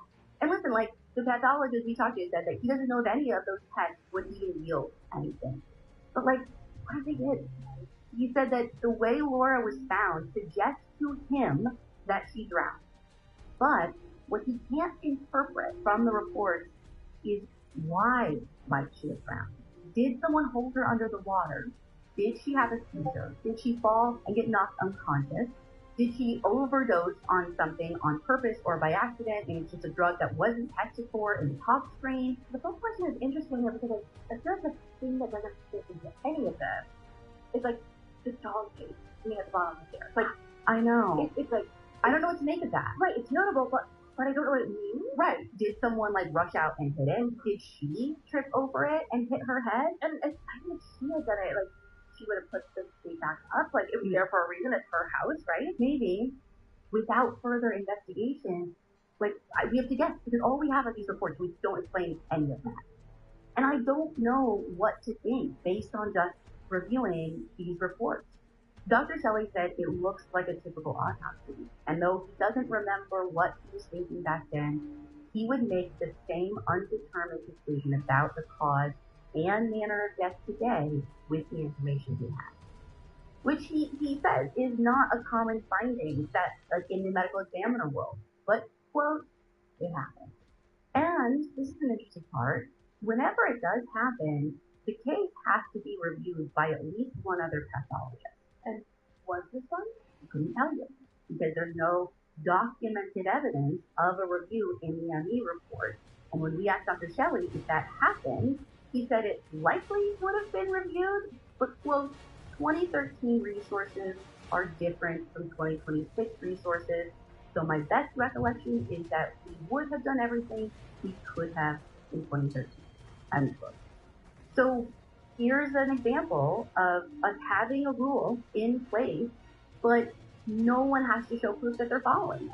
That is, if they're even following. And listen, it would be really great to have someone other than just Dr. Shelley to look to in this case. Because there's something that I haven't told you yet, something that we were not prepared for. Summer's here, and whether you're traveling, shuttling kids to camp, or spending long days by the pool, staying healthy and on budget is always top of mind. That's where GoodRx can help.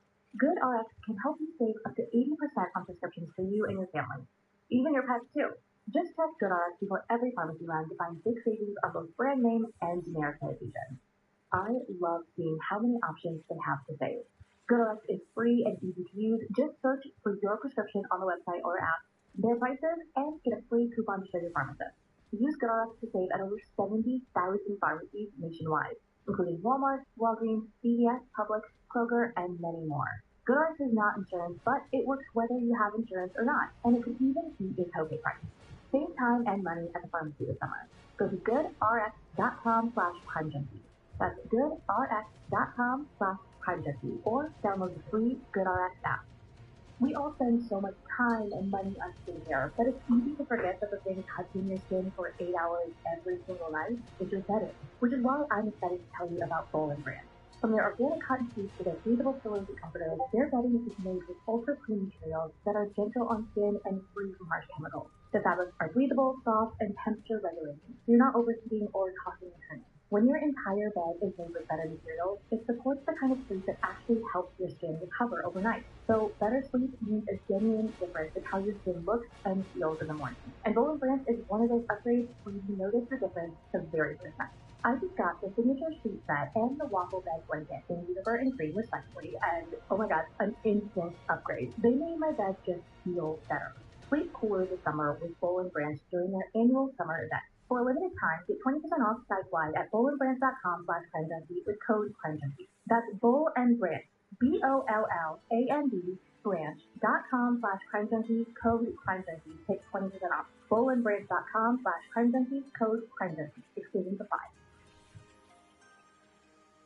So, Brit, when we were reporting on this case, I get this call from Nicole, and she's like, I have to tell you something. And she's like, I can't even tell you. I need you to just like hear this clip that I just found from Channel 12 in Arizona. I wanted to play the clip for you. We could not license it. The fees were like outrageous for the 19 seconds that I wanted. But the clip starts, and there's this newscaster, and they're like, a doctor takes a dead Marine's brain home with him and then allows his kids to hold it and take pictures with it. What? And then the anchor pops in, he's like, Yeah, a decision that led to this doctor being reprimanded. But as 12 News investigates, it didn't keep Maricopa County from hiring that very same doctor to work on some of the most high-profile criminal cases. Okay, sorry, I'm like letting the shock and wash over my body. That's Dr. Shelley. Okay, and this is before he did Laura's autopsy. Yeah, that incident happened before Maricopa County hired him. Before they hired him. This was known. Wendy Howard did a full investigation into Dr. Shelley's past, which revealed that in December 2011, when he was a military medical examiner in Portsmouth, Virginia, he was performing an autopsy on a Marine Corps sergeant who was found dead in his home. Afterward, he was meant to take the brain, considered evidence, right, to a naval hospital in Virginia for further examination. But as I just told you, that's not what he did. Instead, he took it to his house, took it out of the stock jar, and handed it to his young kids to feel while his wife took pictures. I'm sorry, I'm like literally, I have like 0 words but all the question. And Dr. Shelley did bring the brain to the hospital the next day, but the Virginia Medical Board found out about his the detour from an anonymous caller, and then they launched this whole investigation. Yeah, I feel like those pictures have to live on the white. Someone book somewhere. I have to imagine someone saw the pictures, and that's what prompted the call. I don't know. Trust me, we scoured the internet for these pictures. If they're anywhere out there, 0 luck. Now, the Virginia Medical Board ended up reprimanding Dr. Shelley. They slapped him with a $2,500 fine. That's it. Well, yes and no, because according to Channel 12, the Navy had also launched their own investigation. And though it was found that Dr. Shelley's show and tell didn't affect the brain examination in any way, he was put on desk duty. His hospital privileges were suspended, and he was not allowed to do anything clinical. Great. I thought this was all semantics. Was he fired or not? The commanding officer of the Naval Hospital in Virginia, quote, recommended that Shelley's privileges be revoked, end quote. That's not fair. I know, I'm getting there. But the Surgeon General, they had to give the final sign-off. Before that could happen, though, Shelley was offered this job with the Maricopa County Medical Examiner's Office in Arizona. Yeah, before he got fired. Yeah, this is I think this is department you can resign first, right? All he had to do was go get his Arizona medical license approved. So to facilitate that, he wrote this letter to the board about the indiscretion. And I'm actually going to have you read the part where he describes what it is he did, in his own words. I told my children that I had done an autopsy and retained the brain so that an expert could examine it. My older son and my stepdaughter expressed an interest, as they always have with my occupation. So I showed the brain to them and explained what the different parts of the brain are and how it works. I also allowed them to gently feel the brain while wearing plastic mittens. I emphasized respect for the student the entire time we examined the brain, which was no more than approximately 3 minutes. Okay, in this context, can we define what respect means? Or what plastic mittens are? That too. Again, maybe there's a medical examiner thing, I don't know. I'm imagining oven gloves. I have no idea what they're talking about. Now, when questioned about his own past by us, we had to ask him about this. Dr. Shelley said to us, quote, all the articles speak for themselves, and I don't have anything to add. End quote. Either way, he got his Arizona license in a 5-2 board vote. So in June 2013, Maricopa County hired him. And then 5 months onto the job is when he performed Laura's autopsy. There really aren't any actual rules, are there? I have not told you the half of it. So my spicy little soapbox speech might have seemed maybe out of left field, but it's because I've been living in this. You're gonna get there. So Shelley is the only person we have documented as signing off on the NE report. The guy who signed off on Laura's toxicology report was someone else, Norman Wade. And surprise, surprise, he has a checkered past too. According to Channel 12, in the early 90s, before Norman was the laboratory director at the Maricopa County NE's office, he was a crime lab manager for a sheriff's office in California. And while there, he took a gun and another item of evidence out of the evidence room and sold them at a pawn shop. He got convicted of grand theft of a firearm in 1995, served 30 days in jail, and was placed on probation. But here's what's wild. Maricopa County hired him as a forensic toxicologist in 1994 while that criminal investigation was unfolding. And then after his arrest, Norman resigned from his post. But 5 years later, in 1999, he applied to come back to Maricopa, this time as the lab director, which is like a promotion. On his application, Norman checked a box saying that he had never been convicted of a crime other than minor traffic violation. Even though a fingerprint check revealed his record and the information was sent to the medical examiner's office, he started the job anyway. He went on to testify in major cases for nearly 2 decades until his past resurfaced. But it was there the whole time. Yeah, he was investigated for failing to disclose the conviction, and ultimately he retired in got out before he could get fired. 2015, and Norman did not respond to our request for comment. 2 comments here. Weren't you living in Maricopa County during this time? I was. How hard up for people is Maricopa County? Literally, that was my first thought, and obviously other people too, because Channel 12 asked them for a statement about all this back in 2017, and they said, quote, "The Maricopa County Office of the Medical Examiner faces the same challenge that many offices across the country are encountering, a shortage of forensic pathologists. The pool of qualified medical examiners is approximately 500. Maricopa County alone has 15 positions, 11 of which are filled. We expect to fill those remaining positions with exemplary talent. No employee is perfect. We do not expect perfect tasks. What current management does expect is integrity, hard work, and professionalism from the moment a person starts working." Which, listen, I didn't realize, things were that dire. I think it's a good call out for our friends and peace. There are some great openings for great people. But to me, it's wild that you could have, a conviction like that, and they're just, so desperate that they're we're willing to risk all these future cases. I don't know. Well, especially because, I feel like everyone we talk to in this job, in our history, law enforcement sources always tell us the best indicator of future behavior is past behavior. Yeah. And, this is pretty clear past behavior to me, at least. Listen, it is absolutely possible that Laura's autopsy was done according to protocol with the highest integrity. But everything I just told you is enough, I think, to call that into question. Yeah. And so if the reason that this case isn't being investigated is because of the ruling, undetermined, and that was made while Laura's body was at this medical examiner's office, I think that at the very least, that work should be double checked. Wait, is that the reason they stopped investigating, once the autopsy came back? Yeah, the autopsy came back in May 2014, and then 4 months later, the case was ruled inactive. Though the file doesn't explicitly make that connection. The concluding report says that based on gathered facts and the undetermined medical findings, the case would no longer be actively investigated.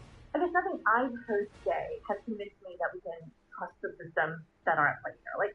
It's not just the ME's office, right? In last week's episode, you mentioned allegations about Gilbert PD destroying police records. Exactly. Yeah. So back in February, the Attorney General's office was reviewing those claims, and they haven't made any public statements since. Obviously, we reached out to them for comment, but as of this recording, haven't heard back on that either. So here's what I want people to take away from this episode, this story. I think in the absence of an investigation, all people have been left to do is point fingers at David. There is an alleged prior history of abuse. There is an order of protection, a pending divorce, all good reasons to be suspicious. But I am also kind of suspicious of a lot of the people in this case who were just never looked into. Police never interviewed any of the guys that I told you Laura was seeing, other than Will. They never searched their phones. They never looked at their locations or asked for alibis.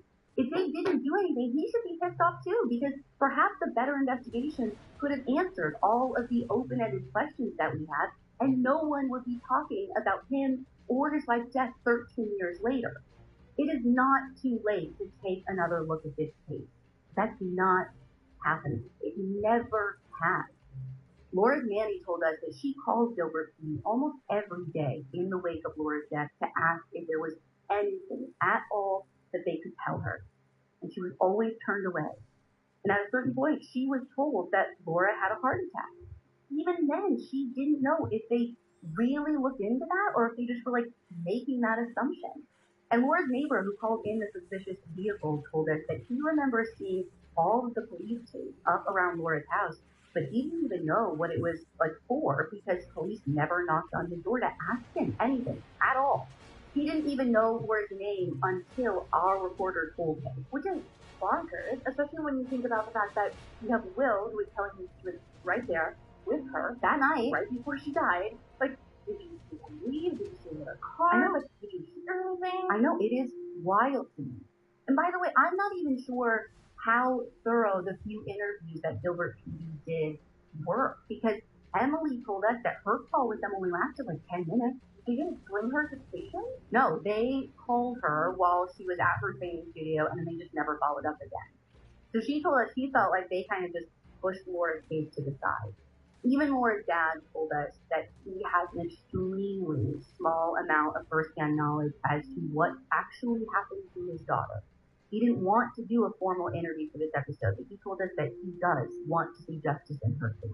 I mean, you think Gilbert would have taken another look 7 years later when Nick Cordova was murdered, and the same man's name is starting to get like thrown around again in conversation. You would think, but like I said, there is no mention at all of Laura in Nick's case file. So I want to end by saying that I cannot give any explanation for why the police seemingly did so little work on Laura's case.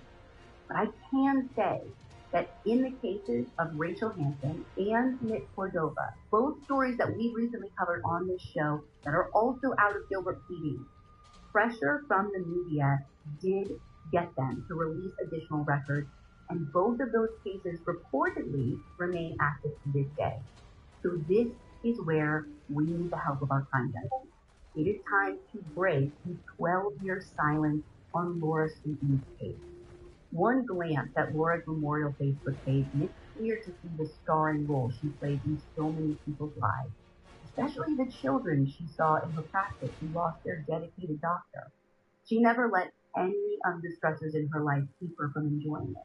In fact, Laura's presence was so bright and so positive that her loved ones decided to wear colorful clothes to her funeral instead of black because they think that is what Laura would have wanted. So please do that. Take to social media, tell your friends, tell your neighbors, tell your local news people, and let's get people talking about Laura's Sweetness. Let's get the Gilbert Police Department to take notice.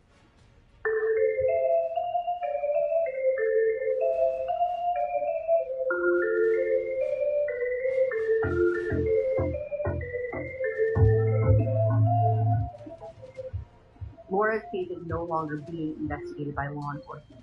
And if you're hearing this and you want to pass along information to us, you can email tips@audiostuff.com. You can find all the source material for this episode on our website, crimejunkie.com. We'll be back next week with a brand new episode.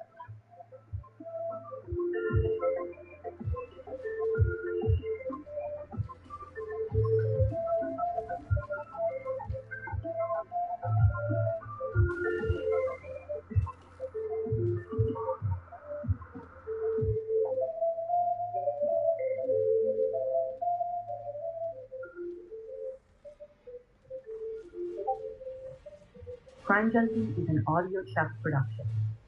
I think Chuck would approve. So you're saying with Hilton Honors, I can use points for a free night stay anywhere? Anywhere. What about fancy places like the Canopy in Paris?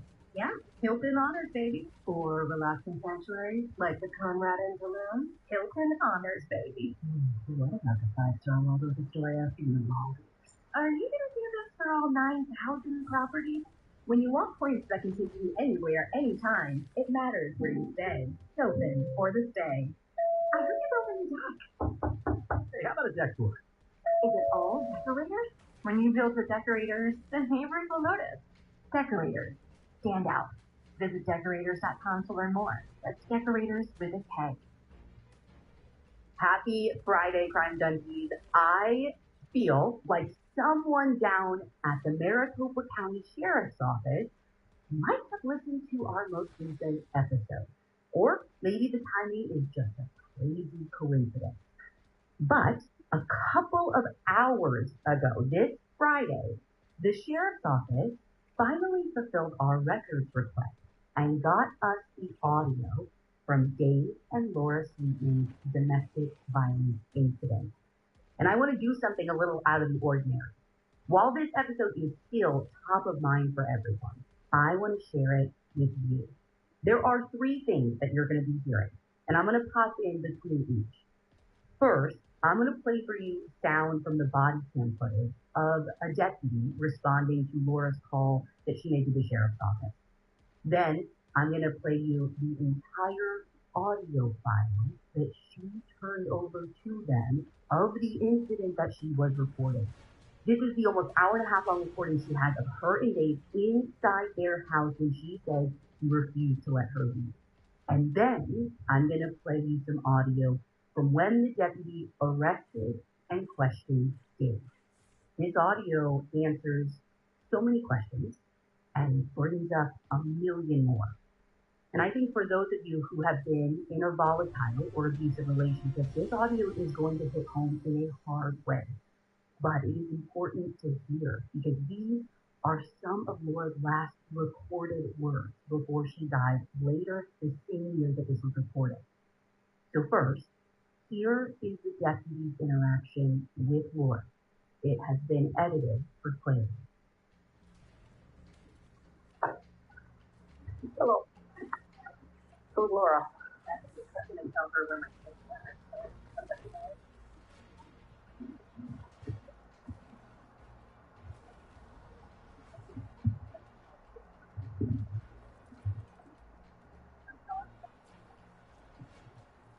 How are you?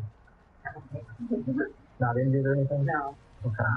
Mm-hmm. So recently I discovered that my husband has another family. And so over the past 2 weeks I've gotten ready to get divorced. And he was out of town this weekend, so I moved my things out of the house. And then he was with the kids, so when he got back, I told him I was going to take to Walmart really quick, and I took the kids to a friend's house, and I went back to tell him that I was leaving. But while I was gone, he must have figured that out and seen enough that enough things were missing from the house. He wasn't inside, and I was looking for him, so I decided to try to leave. And so I had my car like parked ready to go out on the street again, and I knew there was going to be an opposition with him. That's just mode of action. But I ran into him like when I was coming out the garage door, and he grabbed me by the shirt and shoved me back in the house. Did you have one? And so then we proceeded to argue for about an hour and 20 minutes, and I tried to get out of the house 3 times, and he grabbed onto my neck. Do you have any marks? I don't have any marks on me now. And then he had made threats during the conversation that neither of us was getting out of this alive. That he would kill me, he would kill himself. He did retract that he would kill me and only kill himself. Yeah, he said, and I have recorded this because I knew this was going to happen. Then he had gone upstairs. Have you seen any weapons? Yeah, I've seen 3 weapons. So what kind of weapons are they? There's a gun that looks probably like a 9mm or something, a silver one. I looked for it yesterday so I could get rid of it, but I couldn't find it. Okay. There's a shotgun. But that isn't loaded. It's probably not even out of the box loaded, but the 9mm probably is loaded wherever it is. And then there's in the garage, but not in the house, there's another gun that looks like a semi-automatic, and it looks like 100 years old. I don't know if it has any. Okay.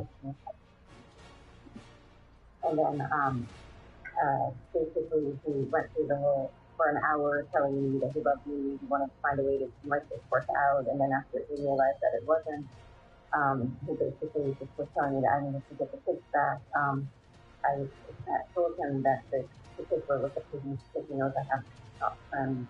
And then so he allowed me a minute to make a phone call to my friends to have them bring the kids back, but instead I ran. Okay. And I came here. How many kids do you have in common? Were they there when this was going on? No, I had taken them early, right at the time. Okay, how long have you been married? Okay. So when you say there's a whole other family, explain that for me a little bit. Basically, he had an affair with a woman and they share a child in common. And I don't know what the extent of the relationship is with her. You know how old that child is? I think the kid's almost two, probably like 4 months or something. And do you know her name or where she lives? Yeah, I have all that information. Cool. Do you think he would follow through on any of his threats? Yeah. Okay.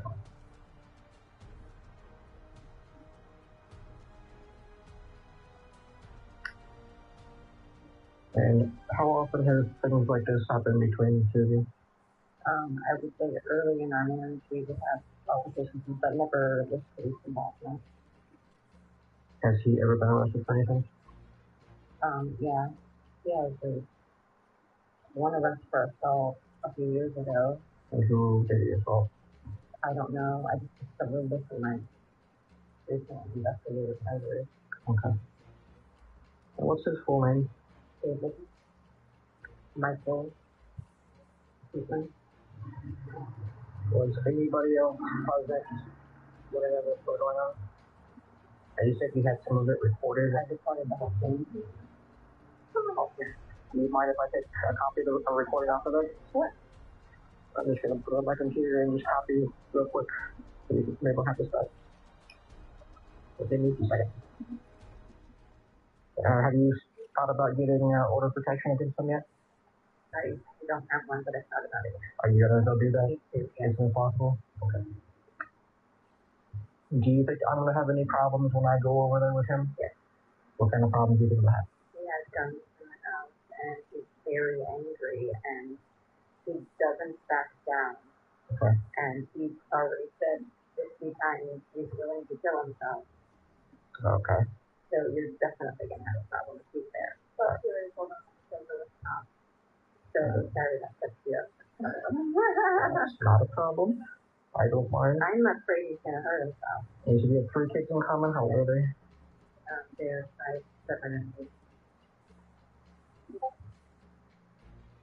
And so they're all safe right now?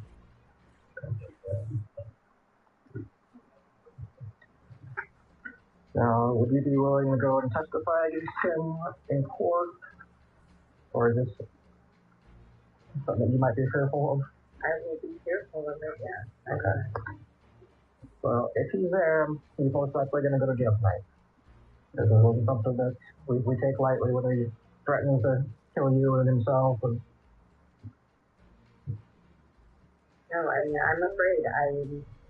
I'm afraid. I feel like my whole life is ruined right now because he's going to be after me. okay. And also, let's let my detectives know that have your address redacted from our report if you think he's going to be chasing you down. Do you think if they arrest him, they'll just give him a warning? So it's a DV charge, so he has to see a judge. And unfortunately, the threats right now only fall under a misdemeanor, so there's a high probability that he'll be released. But they'll give you a phone call before they do that, so you know. Will you update me later, or will I know what's going on? I can give you a call if he's there when I get there and take him to jail. Just so you're checking with tonight. Do you have a card? I don't know if I'll have more. We now understand that Laura's friend, who was a cop in another jurisdiction, gave her some kind of recording device to capture this interaction. Is why the audio you're about to hear is so clear. I'm going to play this audio in full as it was given to us. The only part I'm picking out is a moment where Dave shares something personal with his wife. I can't verify the claims that he's making. And I'm going to let you know where that part is in the clip, just so you're super clear. Now listen with care. Where are you? Are you in the bathroom?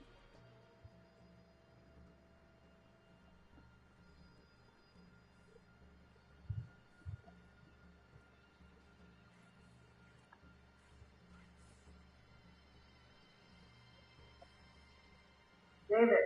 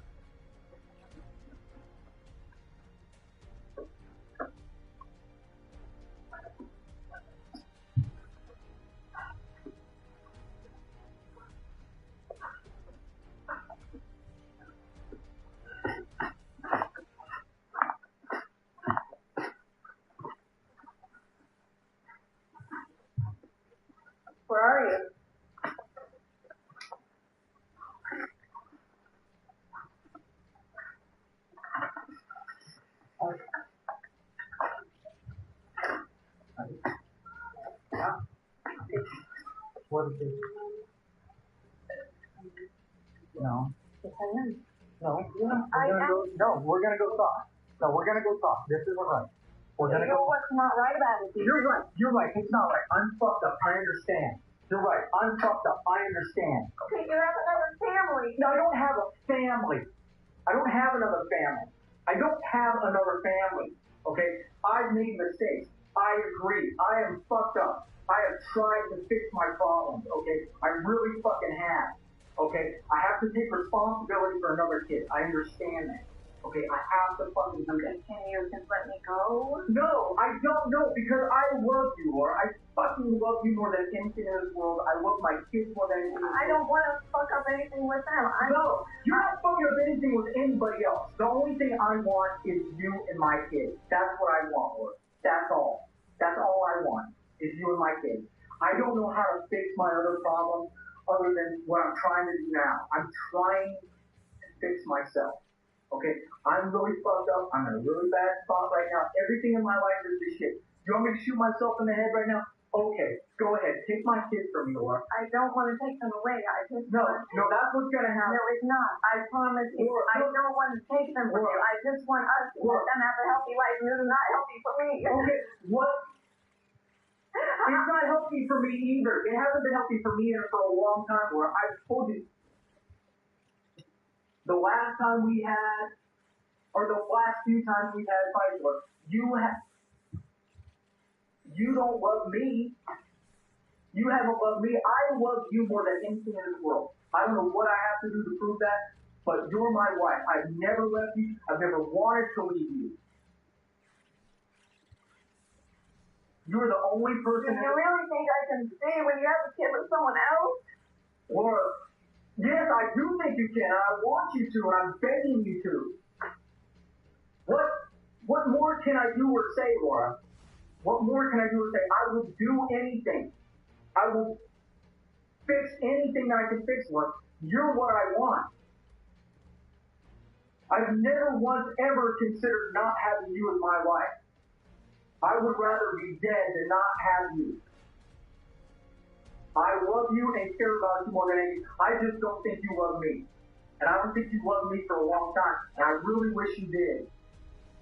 I really, really, really wish you did because we have beautiful fucking great kids and I love them more than anything in this world also.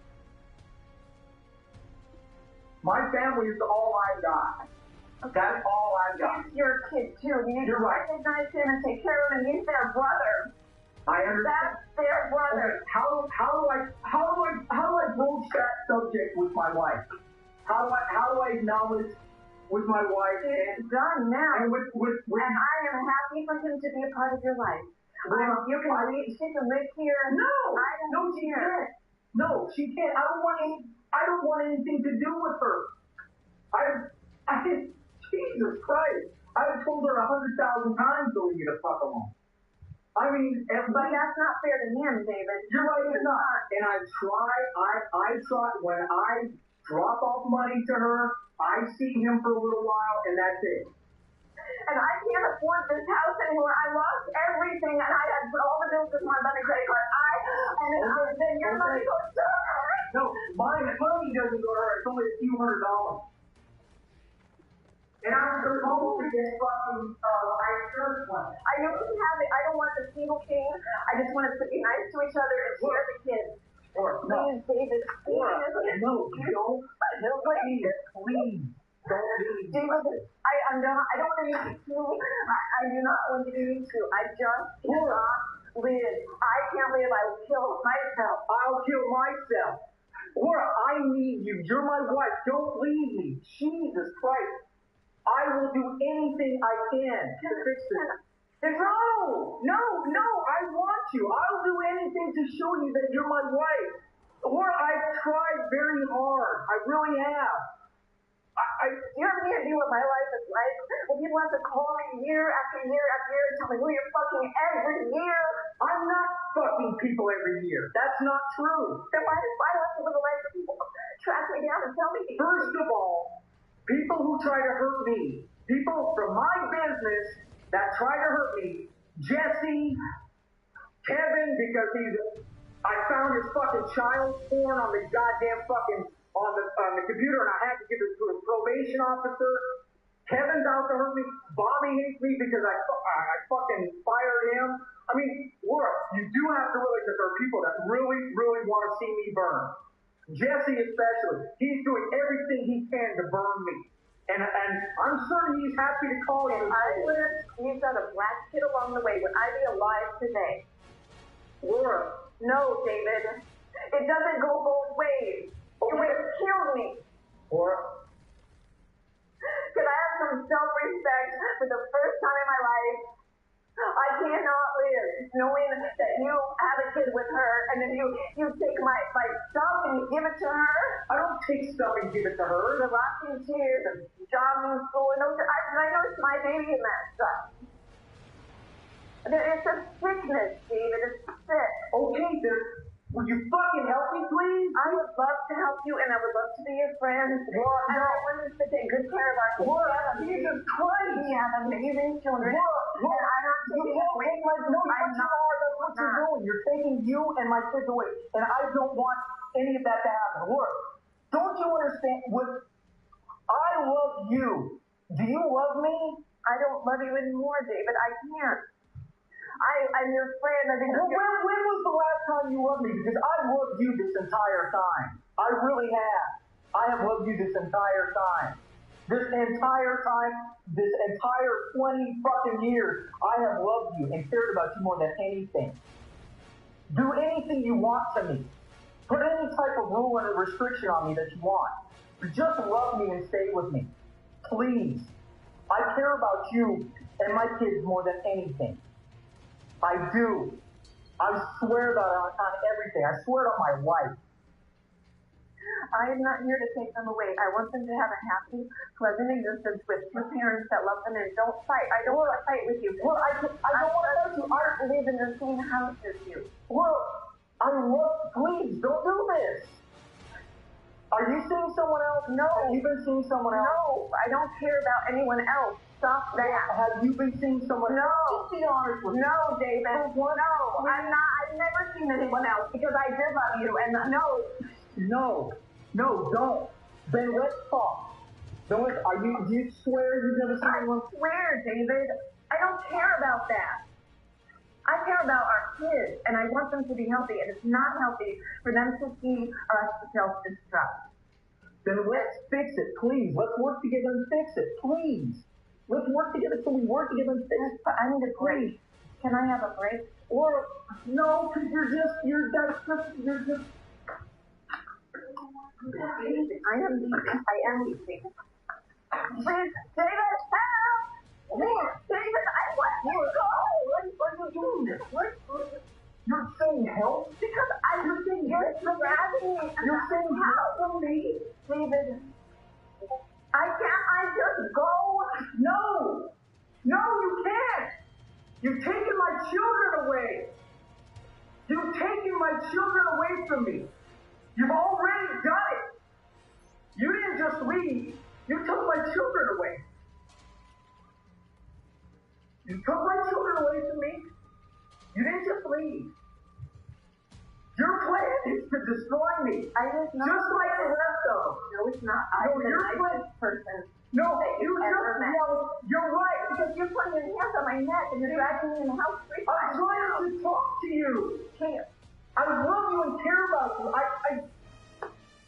You can't do this to me. You can't do this to me. I'm already self-destructing as a person because of all the problems. Fix it. What can I do? Fix yourself and come back the person that you used to be. Build a business. Do something. Where? Not make me feel like an idiot all the time because I can't pay all the bills. And I'm not trying to make you feel like an idiot. I'm going to get paid off here very shortly. I'm supposed to get a check this week. Okay, and I want to buy our house and then buy it. You can have it. No, I don't want it. I want us. I don't want the house without you. I don't want this place without you and the kids. Are you kidding me? Oh, they're gonna be here. Whatever. No, they're not. You've already taken them. Where are my kids at? there right now visiting the police department. With my friends. You've taken my kids to the police department. No, they're with my friends who are police. You've taken my kids to the fucking police department.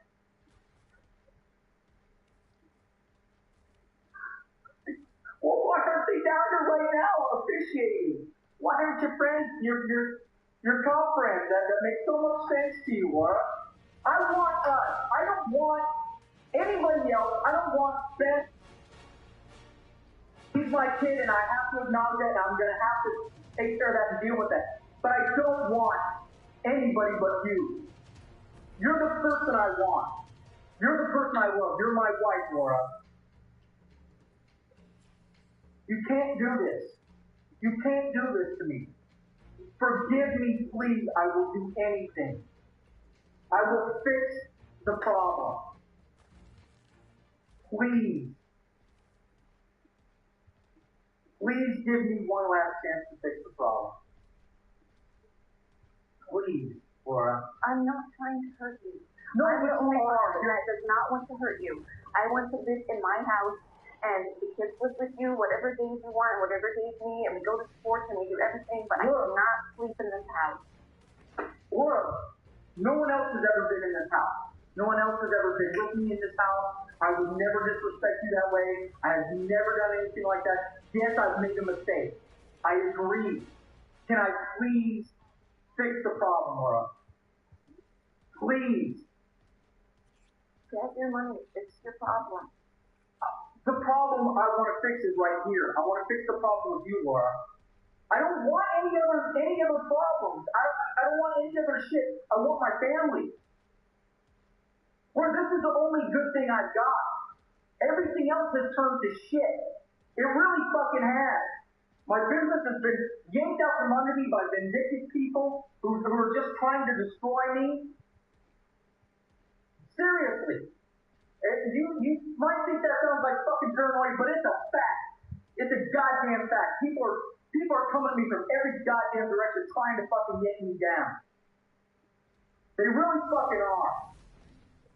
The only thing I've had in my life that's good is you and my children. And you're taking all of that away from me. Which you are. You're taking them. They're at a police station. They're at a police station, right? My kids are at a fucking police station with some fucking lady that they don't even know. Right now, instead of with their father, who cares about them more than anything.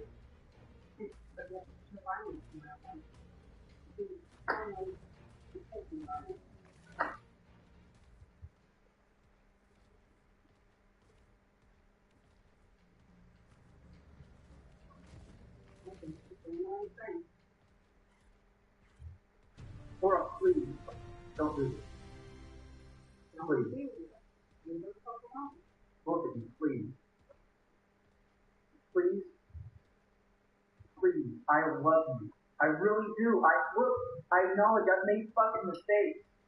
I'm not fucking perfect. I'm nowhere near perfect. I can't even see perfect from where I'm at. But could you please acknowledge the fact that you know I love you? You know I love you, don't you?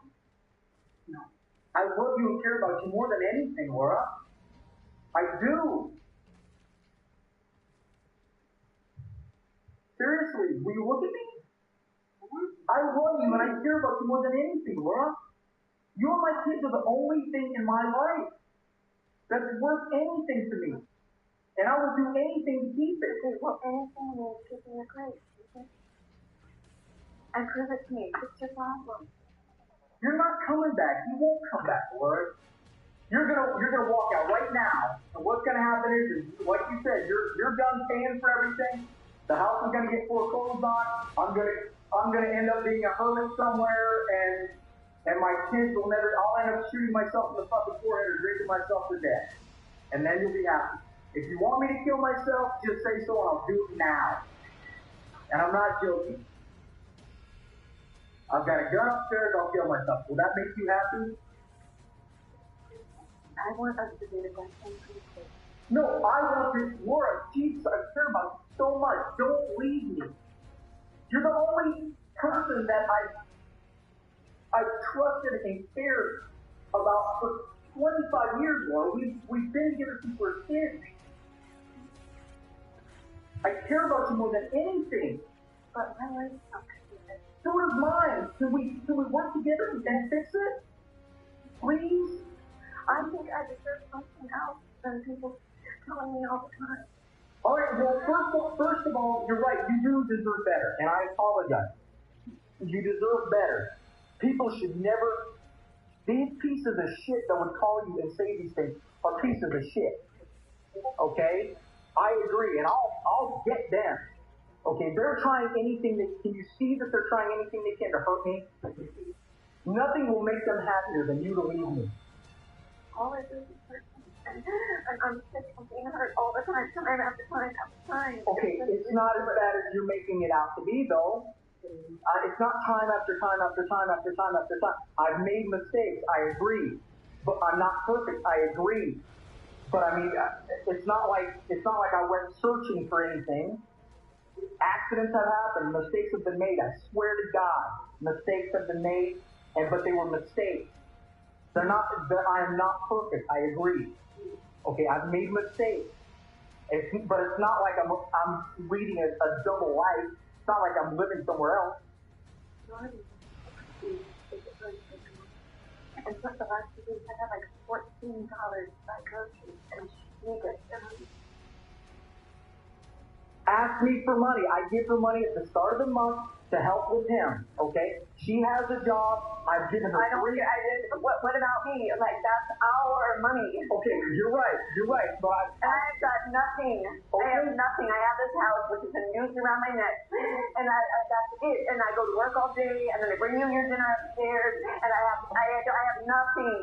I have my children, and I have my job, and I just try to put my feet every day and lay in my bed. I'm like, if I can just get my foot on the ground, then... Okay, then let's fix this together. Please? Please? Please? I don't want it. I'll give you every ounce, every penny of money I've got. I don't care about money. I just want to have a day where I have more than $14 to buy groceries. Okay, all right. I make a fuckload of money. Okay. And I have nothing. Okay, I agree. We've had this problem for a while. Fine. She has groceries. She has her own job. I give her $300 a month. Okay, I'm not rich. I'm barely making it. I'm barely fucking surviving. My business is going in the tank. So what did you think was going to happen, Mike? I didn't know. I didn't know how I was going to explain. And why don't you hide your son? He's your son. Well, because I love you and I care about you and I didn't want to hurt you. Lies. And I'm embarrassed. But at this point, pride doesn't mean a goddamn thing to me. I'm embarrassed beyond all embarrassment. I didn't know what to do or how to do it. Okay?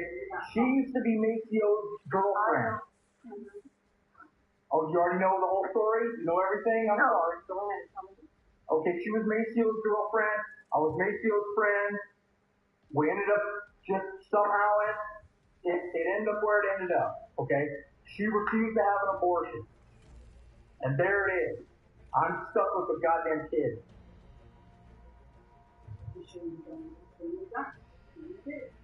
I wanted more than anything to not have another child. I wanted more than anything. Starting businesses with her, and my kids' names, her name's all over everything together, like you're a family. No, that right there was down there at the coffee shop.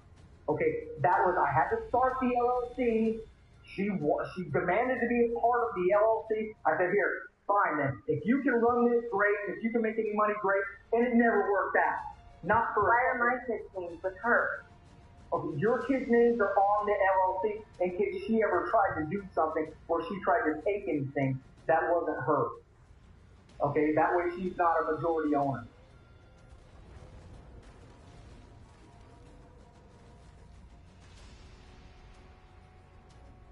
I'm not trying, I've never tried to be Mr. Subversive about anything. And I knew someday I'd have to confront this issue. and I didn't know how I was going to do it, and it really weighed heavy on me. I don't know, I have no idea, or had no idea how the hell I would deal with it. This is a huge problem and a huge embarrassment.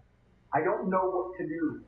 It's embarrassing to me. I know. I'm like the biggest fucking loser on the planet. No, you're not. Yeah, I am. Come on, don't. I don't even need you. I just, Jesus Christ. I just Can't you see want that? to be alone. I don't want you to be alone. That's the thing that I've never wanted. I wanted to be with you. I love you.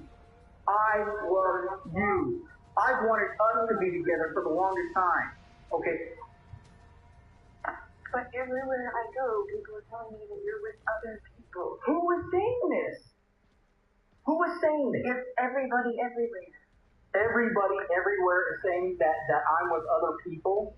Or I'm not. I'm with you. You're my wife. You are what I care about. You are who I love. Granted, I haven't felt love back for a long time, but I've wanted that. I figured maybe once, we got this house situation worked out, then, things would be a little bit better for us.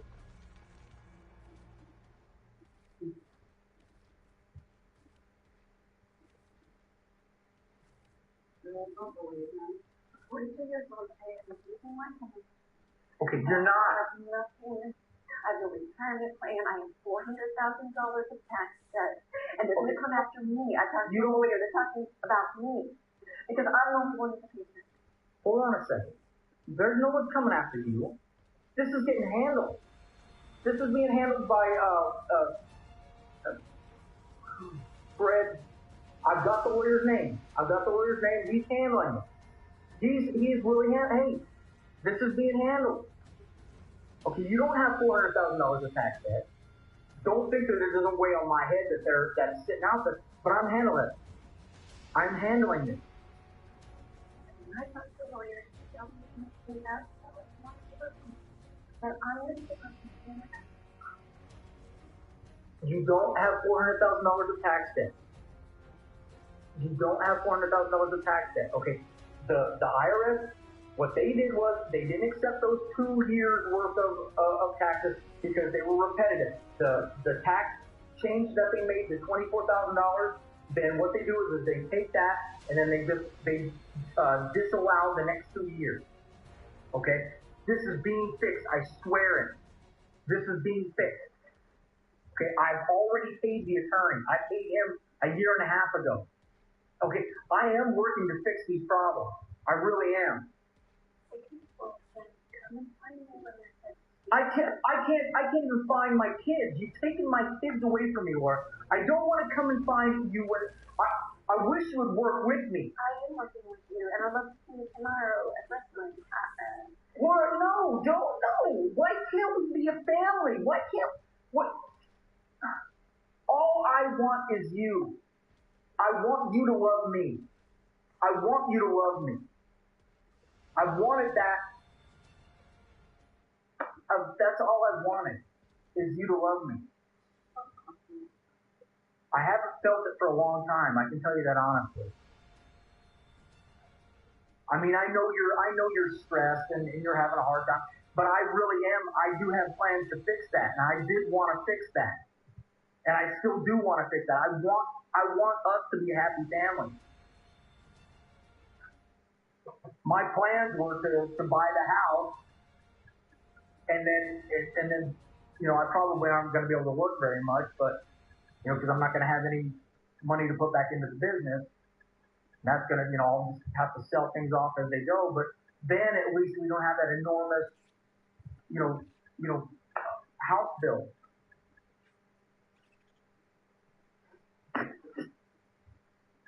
I really do have plans to fix this.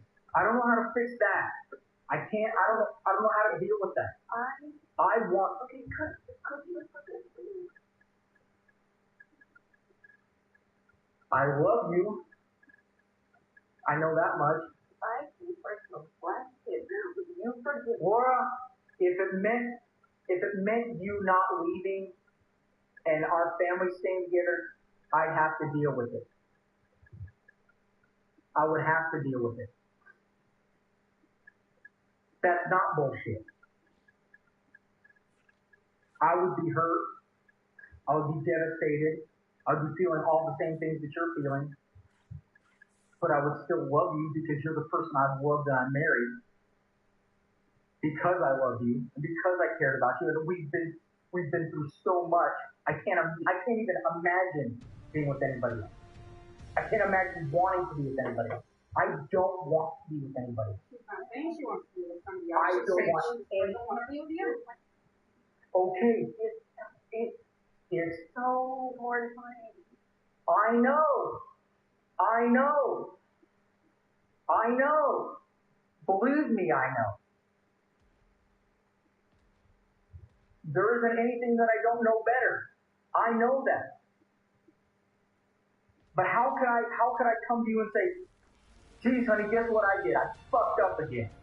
Not only is everything else in turmoil, but I'm a complete fucking idiot. Now look at this enormous fucking blemish mistake I've made. And I knew it was only a matter of time before somebody fucking decided to really stick it in my side and call you.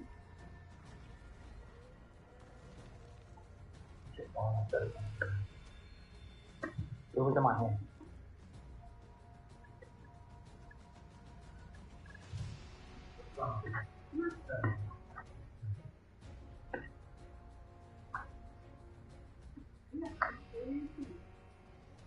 That's gotta be your boyfriend. No, I don't call.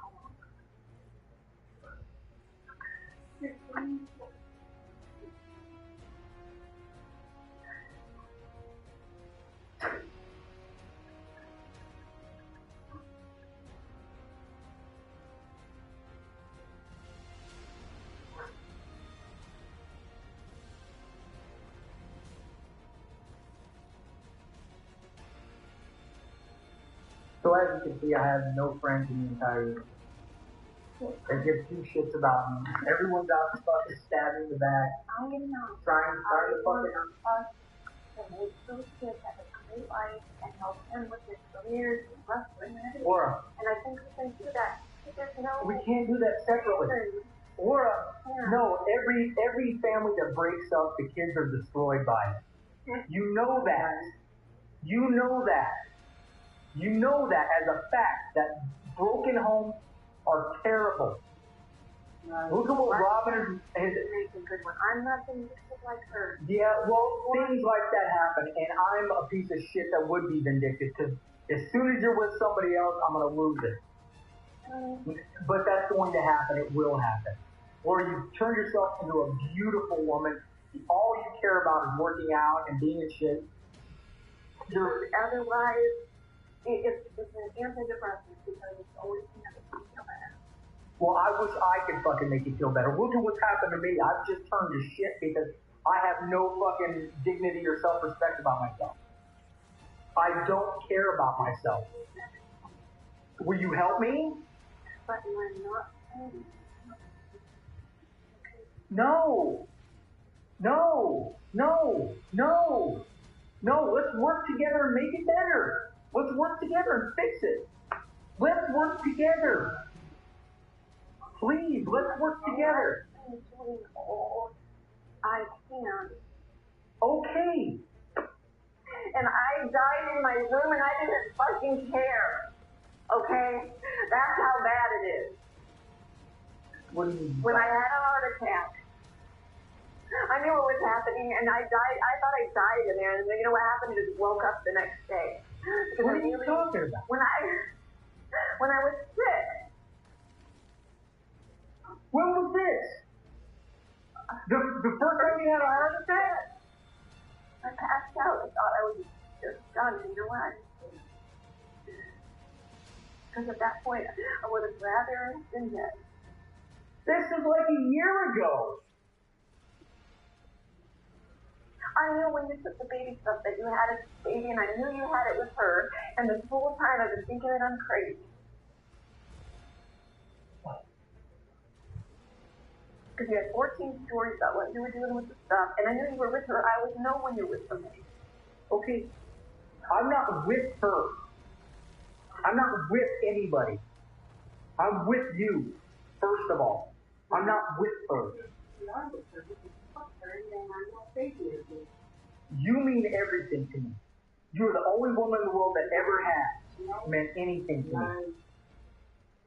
But you can't force me into the situation, David.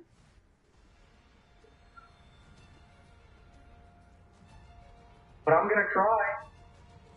Or I care about you. You're the only thing I care about. I would rather see us both dead than now. I'd rather see me dead than not have you in my life. Because my children are going to be destroyed by this. They're going to be destroyed from this. And it's all my fault. My children's lives are going to be fucked up because of this. I fucked up everything with you. I fucked up everything with my kids. Everything.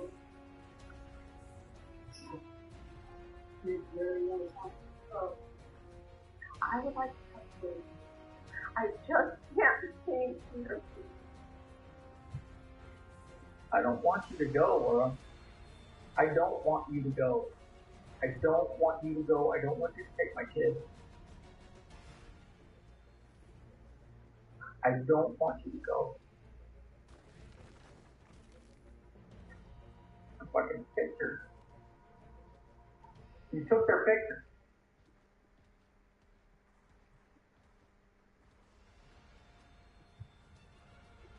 You can't do this to me. You can't do this, beautiful. Please. Please. Please. Let us make this better together. Please, Laura. Are you just looking for a way out? Are you just looking to make your run? Is that really what's going on here? Are you not listening to me at all? You really don't care about anything I've got to say? Is that really it? I'm sure. I've been over this 800,000 times alone. Okay? You've been over what? This whole scenario. And there's not going to be a way that I'm going to feel better about that baby. Okay, there's not going to be a way that I'm going to be able to make you feel better about that baby, but can you forgive me for making a mistake? Because I'm not going to, the minute you're gone, I'm not running over and being with this baby.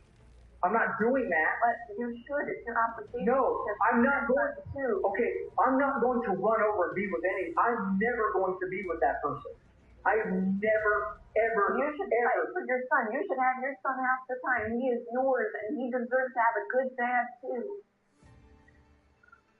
Will you accept him into the house? No. Okay, then. You should fight for all your kids because they're yours, and they deserve a good, respectful dad. Okay, I'm not going to do anything that's going to jeopardize my chance with you. Or I'm not going to. You know what? You know, I'm a pediatrician. I actually feel bad for that kid because I want him to have you as a dad. Laura, you need to be there for him too, David. I'm not going to do anything that will jeopardize us. You already did. Or I'm not going to do anything that will jeopardize us. I'm not going to do it. I want us. I want you and me. I want our kids. I want our family. That's what I want. That's the only thing I want. That's the only thing I want. I don't want anything that will jeopardize us. I love you and care about you more than anything. I really do. I love you and care about you more than anything in this entire world, and I will do anything to prove that. I don't want anything but you and my children in my life. That's it. And the only reason why I've even had to deal with this other person is because there's a kid there. And yes, it's an enormous mistake, but I do have to take a responsibility for the kid in some way. But I've never brought it up to you, and I've never admitted, this terrible problem because of the problem it's going to cause you. Because I don't want to lose my family. I don't want to lose you. I love you. I love my kids. This is all I want. Is you and my children. It really is.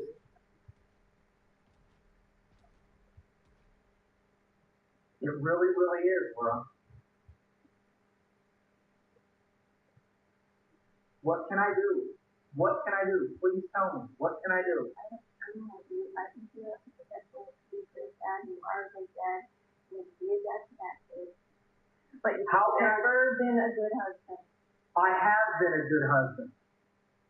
I have been a good husband. I haven't been a perfect husband, but I've been a good husband. There are a whole lot worse husbands out there. I admit I've got issues because of how my mom fucked me up. I've got issues, I've got some deep dark stuff that I've never told you. I got problems that I don't know how to deal with. Okay? But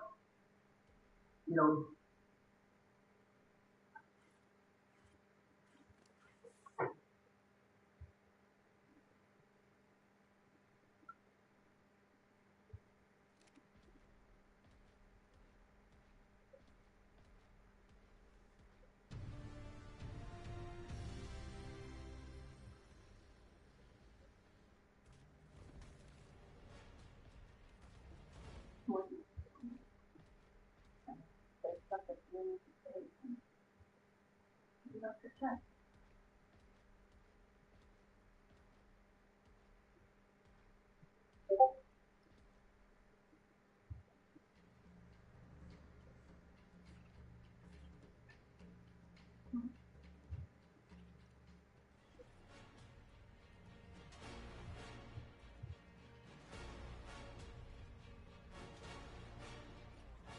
it's really embarrassing. I've seen this I know, but I never told you before. This is the part of the recording where Dave shares something personal with Laura. Okay, I'm fucked up. Okay, don't fuck up. Okay, everybody's fucking me. My mom left me. Bella died.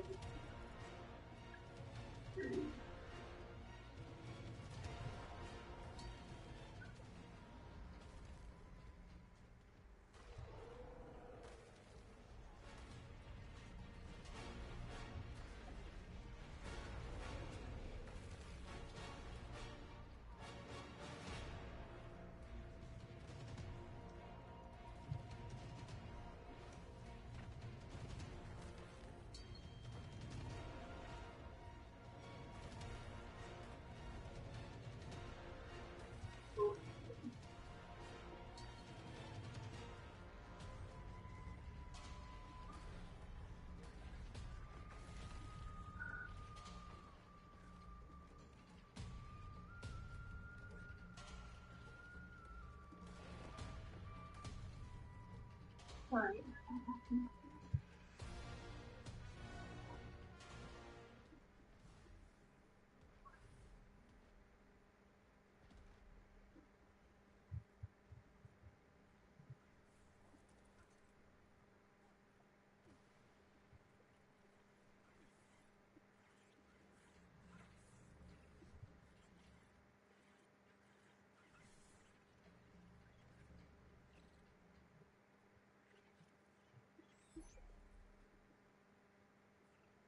I think we should just work on a better situation for our kids.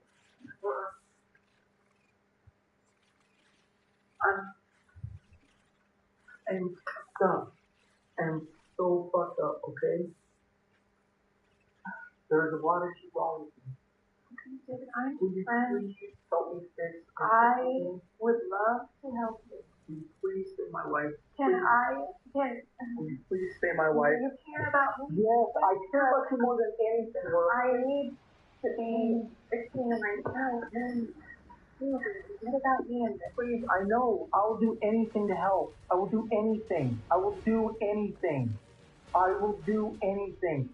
Please don't leave. Please don't take my kids. Please, I'm not I will do saying anything. that, David. We're just going to work together. I'll pour my heart out to a psychiatrist. I'll tell him everything and I will get better.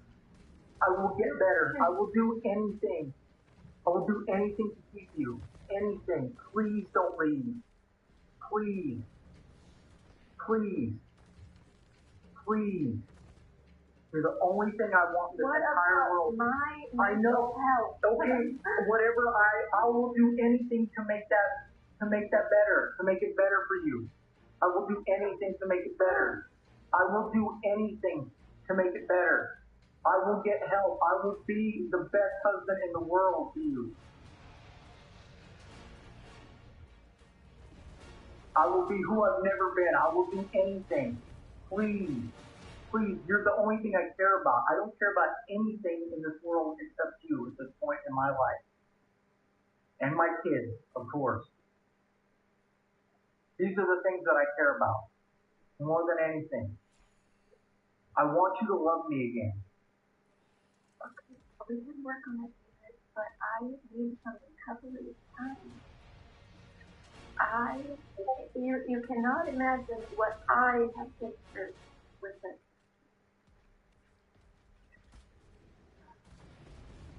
It's not a very easy thing to get over yourself having kids for somebody else. It's not a joke. I know it's not, Laura. I know I made a mistake. I know I made an enormous mistake. A huge mistake. The biggest mistake ever.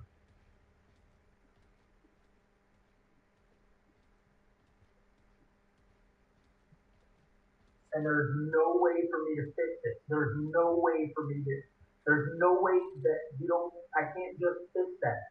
I begged and pleaded with this person to please not have a child. Please don't have a child. Please. Please, this is going to destroy my life. Someday it's going to come up and destroy my life.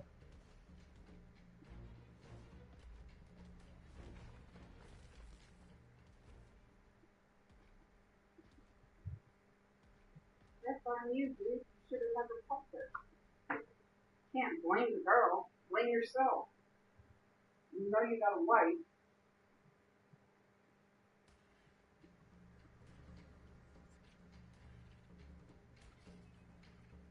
Keep your fucking dick in your pants. You're not going to tell anybody about that, are you?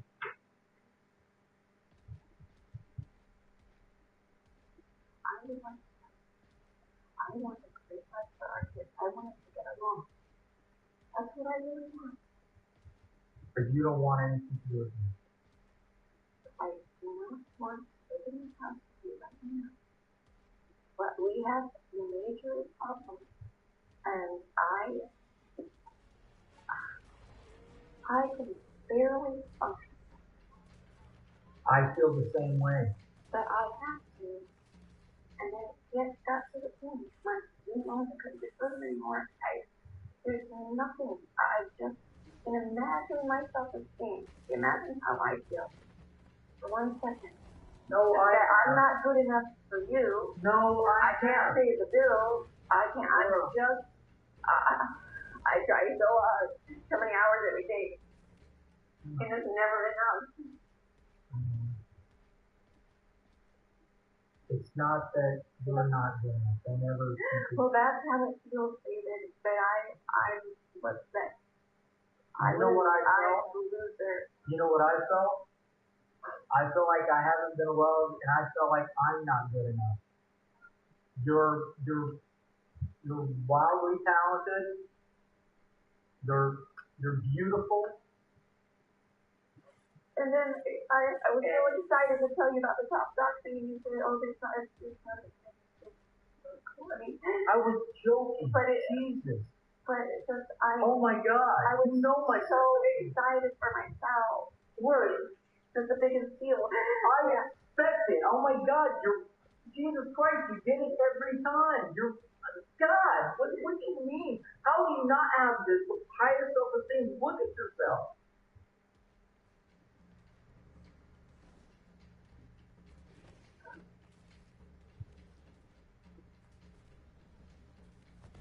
You're the most talented person I know. You're so accomplished. You're so good looking. And look at me. I've just turned to shit. Everything in my life has turned to shit. Haven't you noticed I've gained like fucking 30 pounds in the past year or so? Haven't you noticed how much I'm drinking? I know, and you know what that makes me feel like? That I'm not good enough. No. You have to eat this, you have to drink this to be enough. No. I have to drink and escape the problems I've got. Because I don't know how to come to you for help. I mean, I've got plans in the back of my head, and I'm trying to make them all work out.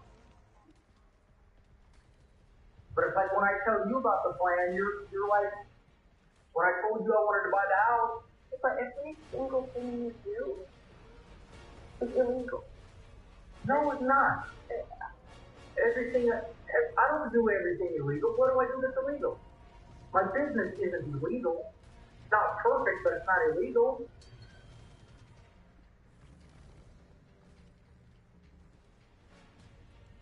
It is. It's not illegal. That's not. I'm not responsible for that. Are you blaming me for that? I don't know one minute. No. Why would you blame me for that? I'm not asking. I was here. You were here with me. We were here. I had nothing to do with it.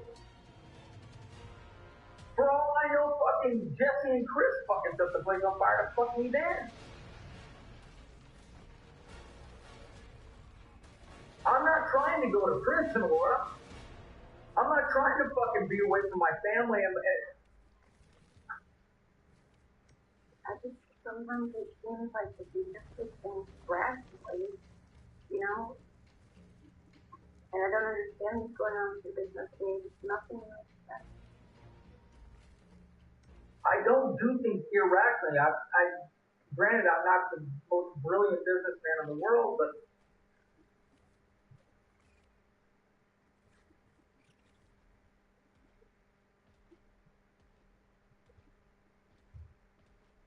I mean, the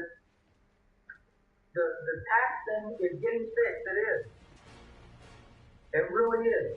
The fucking the attorney, I had to give him the stuff last week. The stuff that they sent back to us, I gave it to him last week. He said that that's coming up. You can call him. You can call him and ask him if you don't believe me. He's handling that fucking it's like an independent arbitrator. He's handling it. Okay, I swear to you, that's being handled. I talked to the guy from the insurance company. Well, there's two different insurance companies, but he's got approval already this week. I heard from him on Thursday. This week he's supposed to send me a check for $30,000 for the one truck. That's 80% of it. You can do that right away. And he's going to send me the other 20% of it. And then the big truck is probably going to take another week because he has to get approval. But that's like $150,000.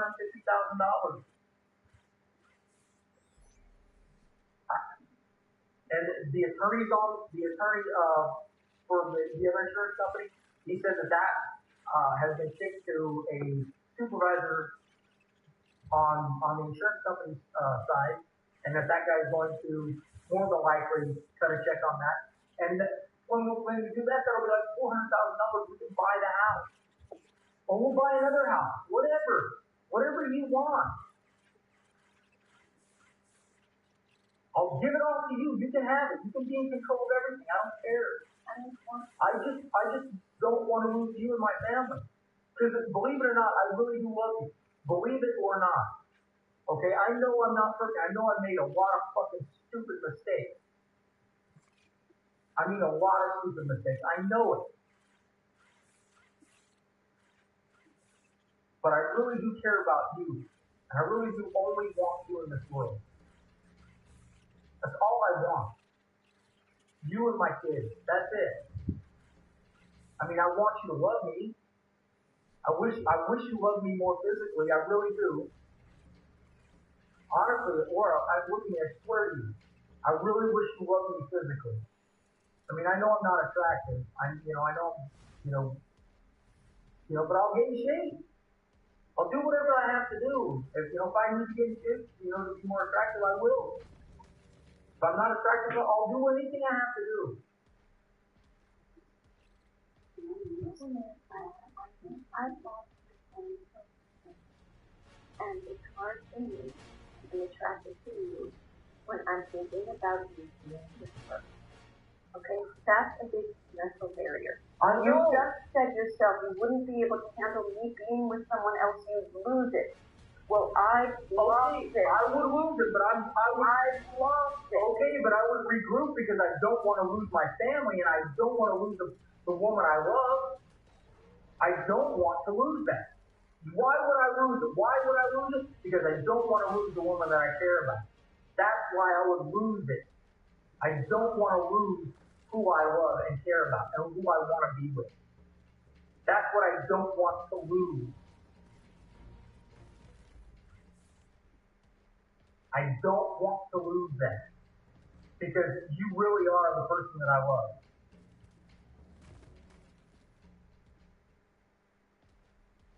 You're my wife, Laura. And you think if I loved some other woman, why wouldn't I just leave? Why wouldn't I just try to take half your money and leave? Why wouldn't I do that? Why would I even be here arguing and pleading with you and telling you my deepest and darkest fucking secret if I wanted anything other than you? I'm sure some fucking shyster's divorce attorney say, hey, you helped her all this time, you could get half of that. Why wouldn't I do that if I wanted that? I don't want anything but you. You're what I want. I don't care about any of that other shit. I want you and my children. I want my family. That's the only thing in this world that I want.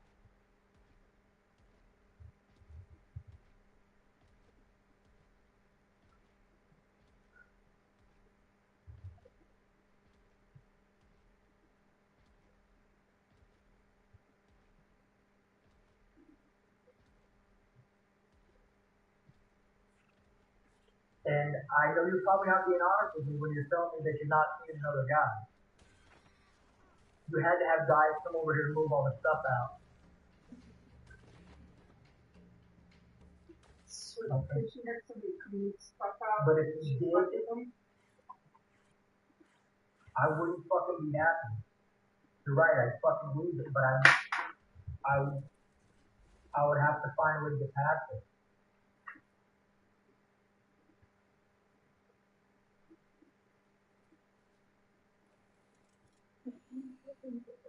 That's all this is doing to me. It's hurting me. You're sticking to it. I gotta give you that, Laura. You're sticking to it. I don't want to lose you. I don't want to lose my kids. I want to create the best scenario that for the most positive for that. The two parents that love them and don't fight about it, and you want to take me wrestling, you want to take me football, and I'm going to be right there. No, I want my kids. I want to wake up in the house with them. I want to be in the house when they go to sleep. I want, when they wake up in the middle of the night, when I come out and I say, hey, what you doing, bud? I'm about them, Dad. I don't want to lose that. Lord Jesus. This is going to fuck them up. No, it's not. This is going to destroy them. No, it won't.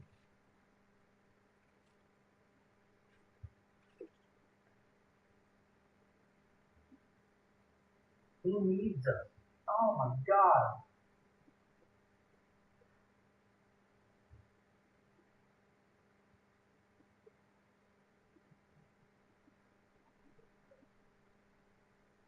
Can you please find it in your heart, try to forgive me, and let me do everything and anything I can to fix my problems. Please, please, please. I don't think that I can help myself in any book. I feel like Tell me what I can do to make you feel better, please. Or you know that you can find a way if you really want to. You just don't want to. You're that mad at me. You don't want to. You just don't want to. No. She was so But you know you could. She destroyed that trust. You fucked another woman and got her pregnant.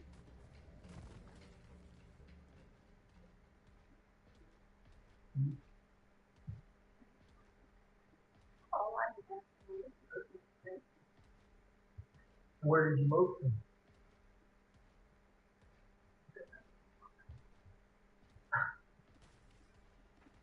You see, you won't even tell me where.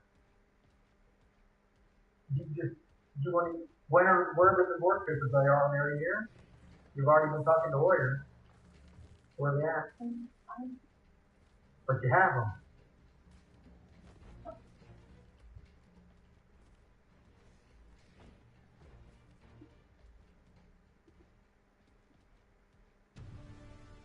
What did you tell the king? You left them at the police station. At the police station. Where are they spending the night at? With me. Out of their home, away from their room, away from their bed. Did you take all their clothes?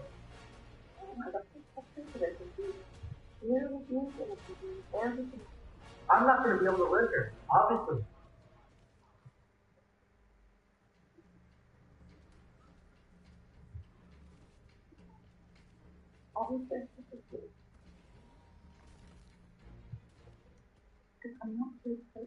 No, you are here to hurt me. That's fine.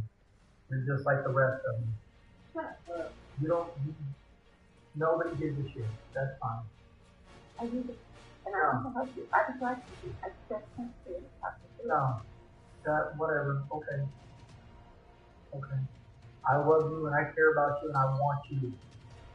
What's on the I can't stand to talk to you right now. I'm just so far down. I try to be good. I go to church. I go to exercise. I try to do anything to make myself feel better, and I still feel like crap. Why don't you do stuff with me? Why don't you go to church? I'm going to try to do Okay, why can't we do something that is fun for us together? Why can't we do stuff together? Something where I don't have to walk 800 miles on a knee that already hurts. Why can't we do stuff together that will bring us closer together? And maybe, there might be a spark between us and you might care about me physically. You might love me again. Why can't we do stuff like that? I'm just happy but right now, I'm very... You just want to be single. I don't care about that. Put yourself in great shape, out there on the market. Have a great time. That's what you want, clearly. No, it's not. Yeah. Because you don't want me. You haven't wanted me to be there.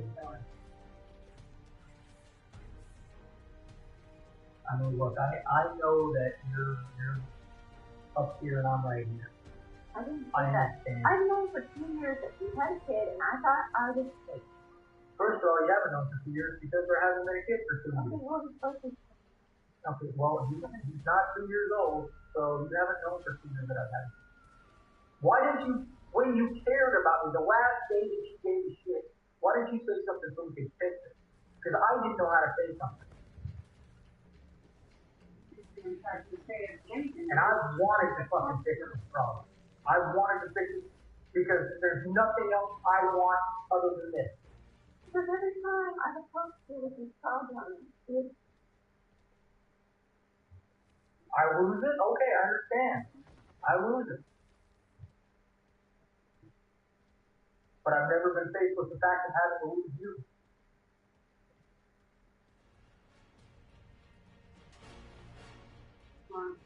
More of a new problem because you fucked up a minute.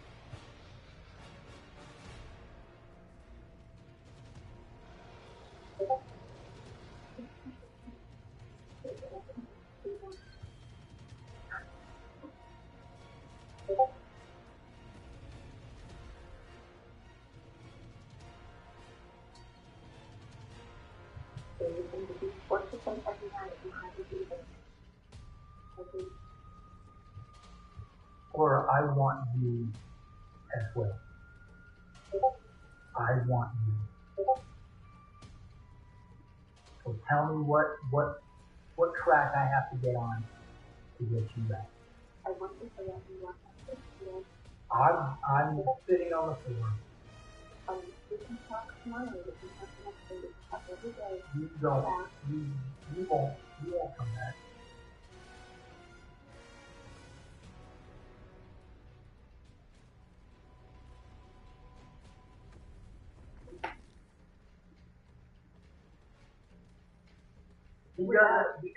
I'm pretty sure we hide it pretty good.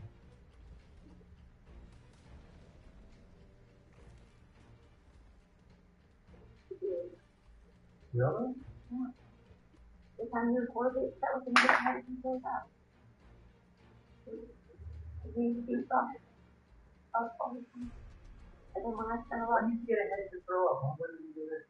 the last 3 or 4 times, after you yell, you go upstairs, you go to the dinner, or you go to the bathroom. There's a lot of stress in that period, okay? And then in another weird way, when I'm spending a lot of time with him, I'll be like after spring break or something, and I'm like trying to be like so positive with him. He goes back to school, just in a ton of trouble when I actually wanted to go and do too, Mom. I wanted to do something that last weekend, and now I feel like I'm like overcompensating. You know what I mean? It's just like this never ending. This is gonna work out so well with us. Well, hey, you wanna fuck up the kids, you wanna have fucked up kids, and you wanna go out and do whatever you wanna do, and you wanna see gone off the edge, then go ahead. You gotta do what you gotta do. I took the keys right away because I didn't want to leave. So do what you gotta do, Laura. I have to go away. I don't want to fight. No, I know you don't want to fight with me. You just want to do this and I want to take tomorrow. no, you don't. You don't. When are my kids coming home? Because that's all I'm gonna have to care about because it's clear you don't care about me. Whatever things you want tomorrow. I want them every night this week. And then I have to do things, and the thing is... No, I want my children. You said I can have them anytime I want them. I want them. I want my children. Okay, but I don't know. The law is have to have. Laura, I don't know. The law isn't. Laura, see, you're just telling me you don't want to be vindictive and hurt me. But that's exactly what you're doing. When you're taking my kids away from me, that's what you're doing. You're hurting me. You're taking my children away from me. You're hurting me. You're right now, what you're doing is you're taking an opportune time to leave me with everything hanging over my head. And here you go, David. Maybe you can... Here you go, David. Here you go, David. Here you go. No, this is exactly what everybody's wanted. This is exactly where everyone who's been stabbed them in the eye has been hoping for. This is great. This is exactly it. Shut the fuck up. You didn't choose to go and get fucked. You chose to go fuck the girl. I want my children tonight. I want my children tonight. I want them to wake up and go to school. They're going to wake up when Stacy gets there. Take them to school. That'll be it. I want my children. I want my children tonight. You're going to leave me alone in this house. You're going to take my kids and just run off. Do whatever to some strange house. I don't even know where my kids are. I don't even know where they are. You don't need to, buddy. Some strange house. I want my kids tonight. I want them in their house tonight. I don't want my children away. If you're gonna fuck me and destroy me and hurt me, that's fine. I'm gonna have to pick up my ass and live with it. Okay, I don't know what else to do. That's all I can do. I wish I could do anything to fix it. But you're telling me that it's just not gonna happen. I see it, I smell it, I feel it. It's not gonna happen. You're not gonna forgive me. You're not gonna give me a chance. You're not. You know it. You said it, that's it. You've got the papers, you're going to file them, and that's it. You're just waiting to do this. I want my children. I want them here. I want them in the house. This isn't fair to me. This is not fair. And I understand that me saying something's fair is not probably the right terminology that I should use, because I haven't been fair to you. I want my kids. These are my kids. I love them and care about them. I don't want them in some strange house. They should be in their bed. Wake up in their bed. Go to school. I want my children here. This isn't fair. This isn't fair to them. You want to talk about not doing things to them? That's exactly what this is doing. No, it's not. The first second of this, what you're doing here, is destroying. I'll tell you what, for all the mistakes I've made, the last thing I wanted is to destroy my family. That's the last thing in the world that I wanted. The last thing is to destroy my family. I don't want them hurt. I've never wanted to be hurt. Never once have I wanted to be hurt. That's why I've obviously concealed everything. Because I've never wanted to be hurt. Ever. Because I care about you and I love you. I love my kids too. They're a piece of me. I can't be without my kids. If you've got to go, then you've got to go. You've got to go be clean, that's fine. But I've got to have my children. These are my sons. These are people. These are the only things in this world that are proof that I've been here. I have nothing else. I have no family, nothing. Fucking, I've got a half-ass uncle. Are you kidding me? This is the family. This is the only family I've got to go for. That's what I love. That's what I care about. You can't take them from me. You cannot. I'm not gonna go for that one. A lot of things will happen before my kids will be taken from you away. You can go spend the night at the cop friend's house, date a cop, whatever you gotta do. But my kids are gonna be with me, come hell or high water. I'm sorry, but I've gotta fight me now. These are my children. And if it takes me doing something crazy, I'll do it. Because you know I'm capable of it, and you know I love my children. Those are the two things you're not gonna cross. Do not take my children. You understand me? You understand me? Where are my children? No, I'll get them. I want my children. I'm not going to just trust you. Dude, she's done nothing for you now. Where are my children? They're with the police. When you have the police, bring them here.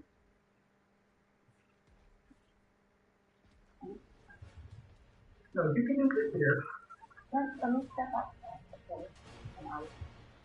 At this point, Laura steps out and makes a call to the person who has her kid. And then the audio cuts off. When the deputies go to arrest Dave, they have not listened to this whole recording yet. But they show up with a huge police presence, mostly because of the threats Laura accused Dave of making and the weapons that she said he had. The following body cam audio of their conversation with Dave has been edited for time and clarity, and it's going to pick up at the point where Dave has already been put in handcuffs. The reason I'm here is your wife, after she left, she called the sheriff's office saying that you and her were involved in an altercation where she alleged that you wouldn't let her leave, you tried to choke her a couple times.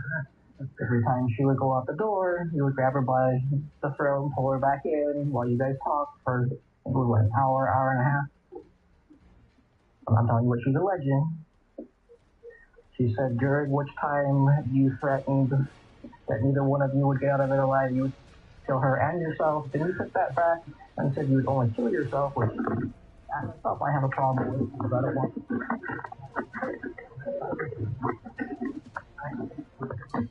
didn't choke her. I didn't touch her. I didn't grab her. Okay.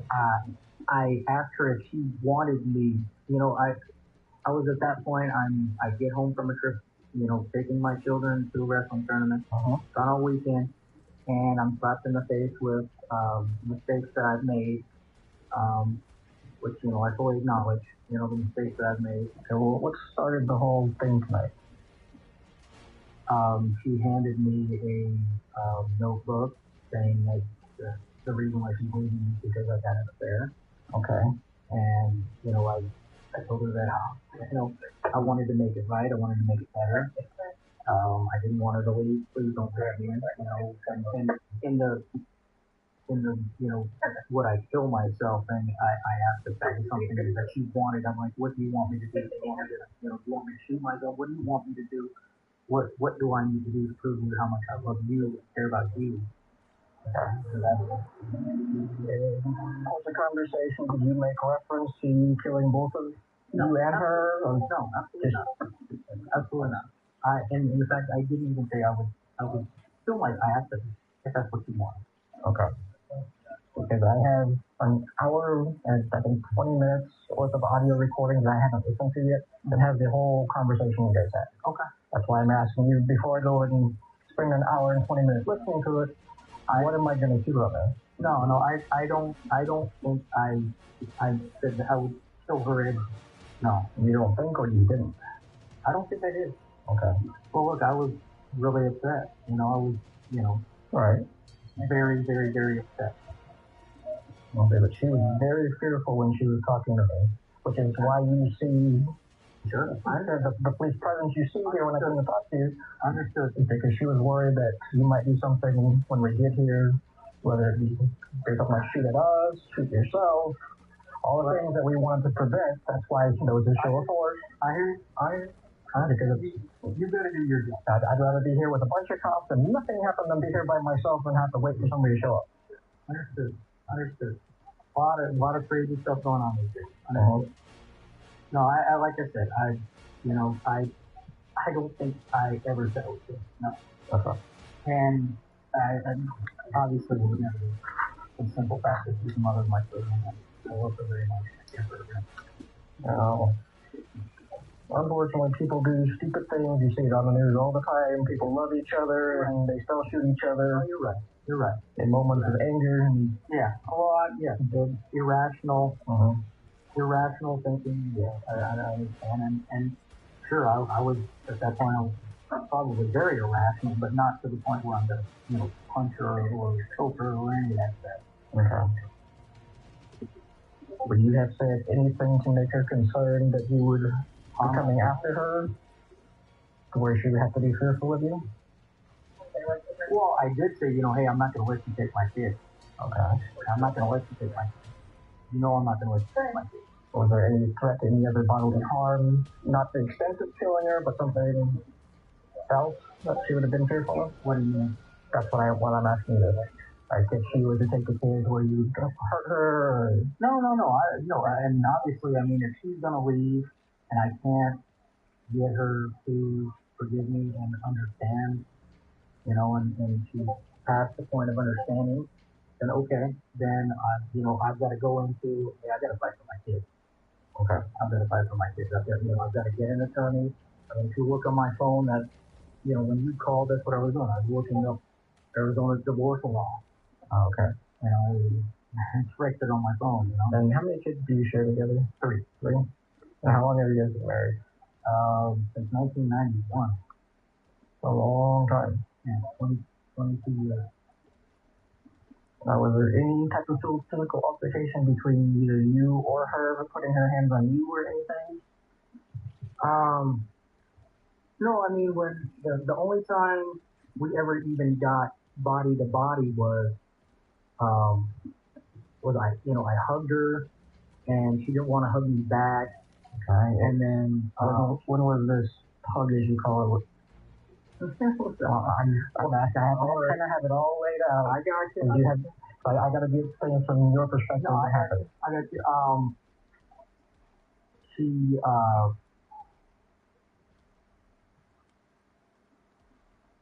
Was it like at the door? Did you pull her back inside when you did it? What? Tell me what happened there.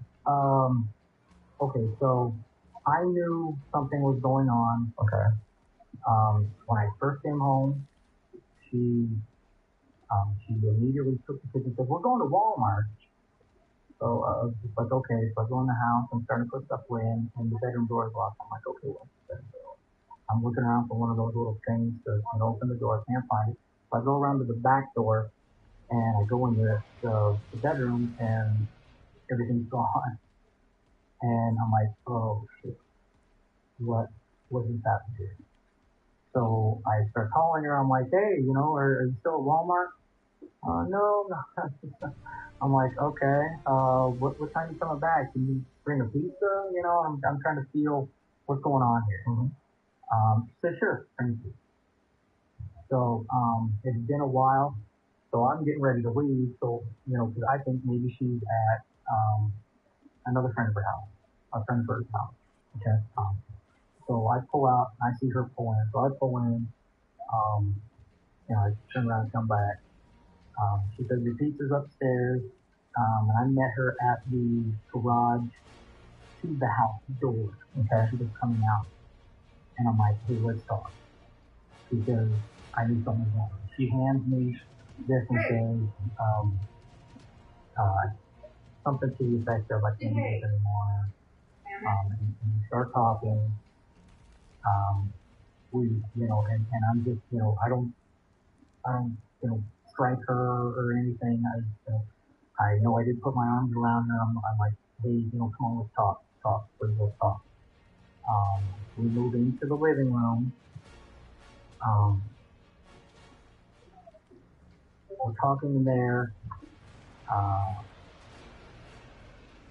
But before I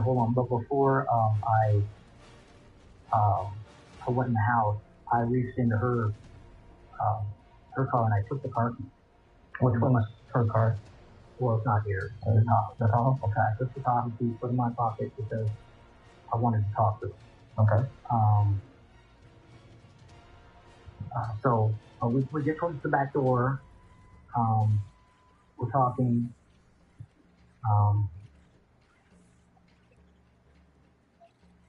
I don't remember everything that was said. Basically, I'm pleading. Okay.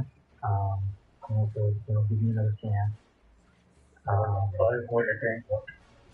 She has the dog, and I think she's going to take the dog for a walk. So we start to walk outside, and then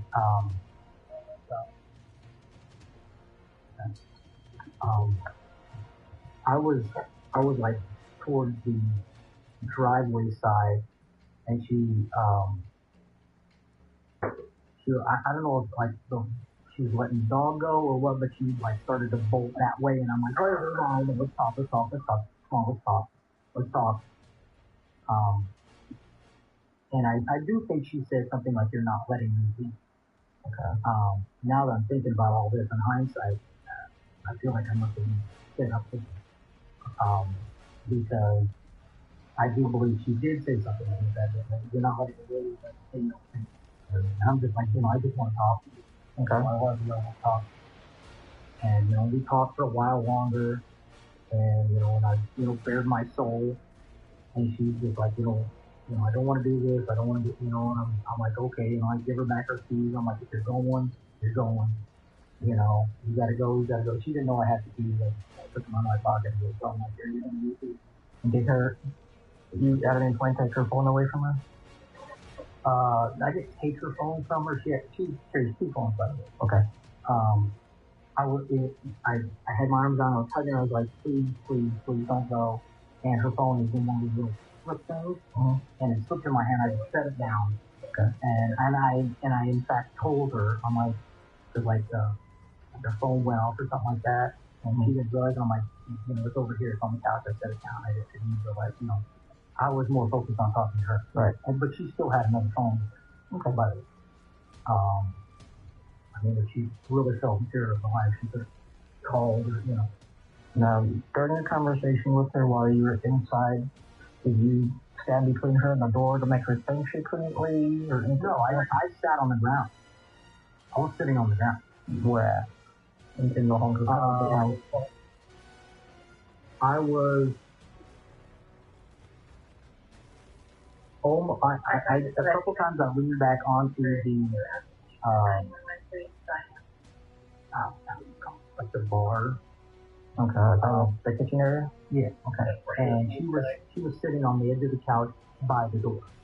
Okay. While I was talking to her, and I knew that she wanted to, she could walk right out. And I think I made reference to that. If you want to walk out, you can walk out. But, I wasn't trying to salvage it. Okay. So, putting it up with you. Okay. And then I told her to get on my table. She's like, you can have the kids anytime you want them. I'm like, well then, I want them. I want them now. I want them tonight. They're she told me she left them with her friend, the cop, who's gonna, take them to the police station. I'm like, my kids are at the police station. No. They don't know what's going on with their dad. They don't know anything. Do you or her have any kids from any other relationships? I do. It's just part of the problem. Okay. What about her? Does she have anything from any other relationship, or just the three that you guys have? No, she's okay. I mean, I've known her since she. Oh, I'm going to ask me, so I'm just going to count for everything. Okay. So that's basically it. I'm just like, where are my kids? Where are my kids? I want my kids. I want them tonight. I want my kids. She's like, okay, well, let me go call. I'm like, no, have your friend bring the kids here. She's like, let me go pick them up. I'm like, no, have your friend bring them here, or we'll go get them. I don't trust that. And rightfully so. So she goes outside. She, I don't know if she feigned to make a phone call or actually made a phone call. But then, I sat inside for 10, 15 minutes before, walked outside, knowing what I already know that she left. Okay. Up until today, have you guys had any other problems? Have you been arguing more lately? No. No, actually, no. I mean, we're civil to each other. I mean, we haven't been perfect, but the closest time we've had to, any argument was probably 8 months ago. And we just, I thought at that point maybe we were going to, hit the skid. It's just like, I want to have my kids. If we're not going to be together, I want to have primary custody of my kids. Okay. Which I do believe is, honestly now in hindsight, I believe that this entire night was engineered to, to make me look like a jackass. Which, well, as far as the kids go, what I'm doing doesn't determine who gets custody of who or anything. That has to go through a family court judge, and the family court judge has to decide that. There's nothing to do with what's going on right now. Who has custody of the kids? Understood. Well, obviously, if she's going to try, she's obviously trying to get me into trouble. If she can get me into trouble, then that, that weighs against.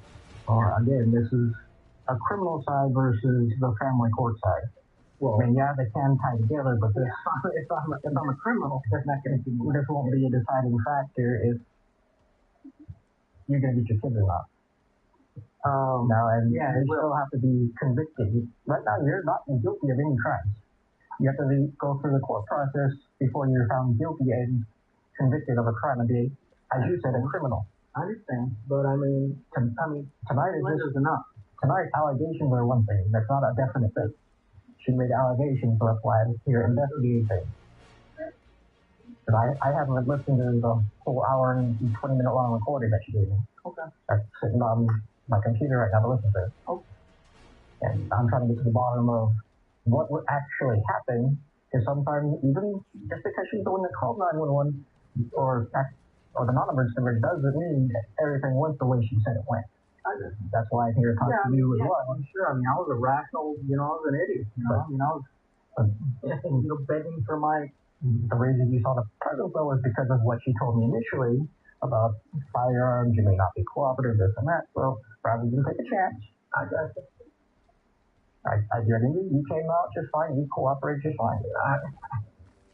But I had I'm calmer now. You know, I'm trying to piece together all of this. For my safety, for all their safety, that's why they went down the way. Look, it doesn't increase the severity of anything. You don't have to explain that. I understand that. I mean, my only negative thought right now is like, Jesus Christ, did I say something that I didn't mean?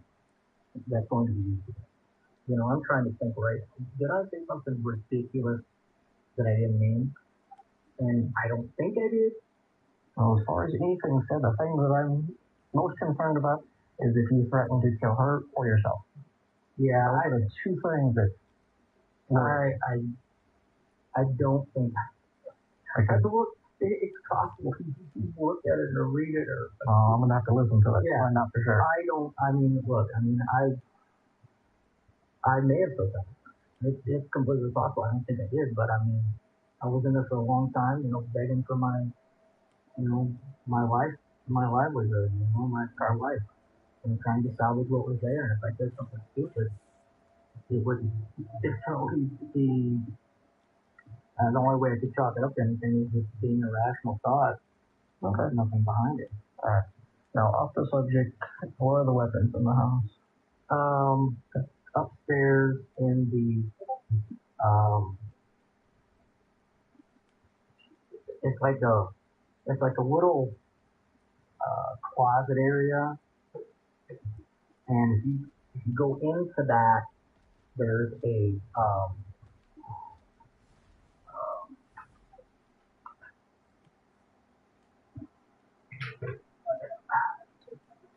to the far, like you walk in it to the far left hand side, there's a shotgun case, and it's got a shotgun in it with the trigger guard that's unloaded, and the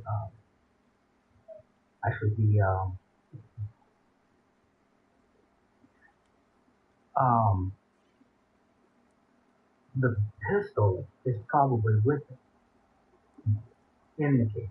Okay. So they're just the two guns? Yeah. Right.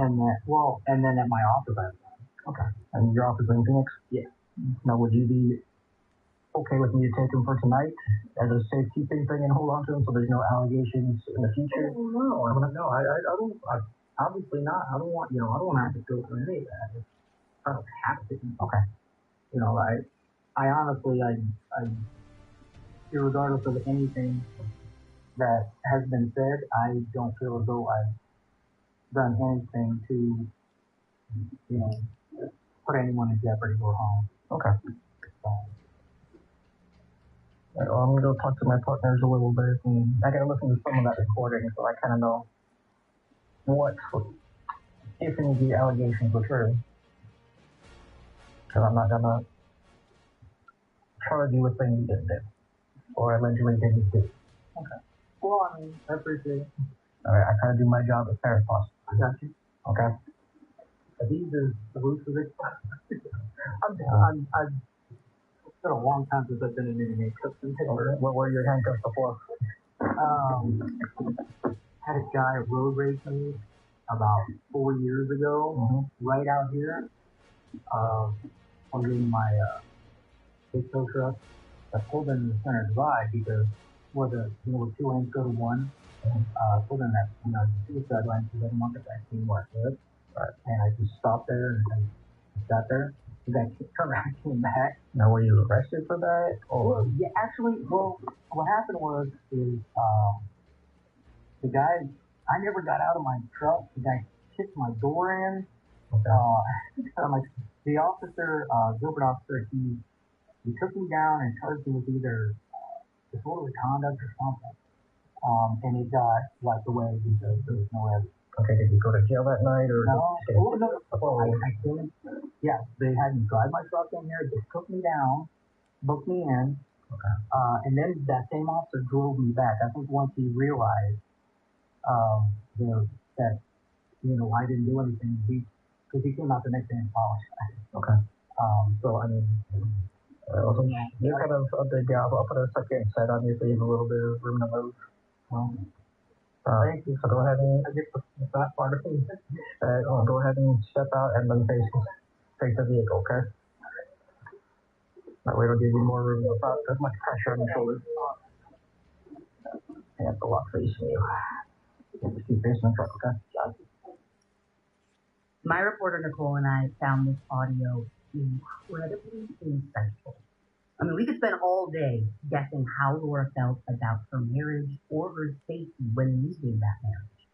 But you can only get so much when trying to read between black and white lines on a police report. To hear it in her own words, and it's hard to overstate how important this was.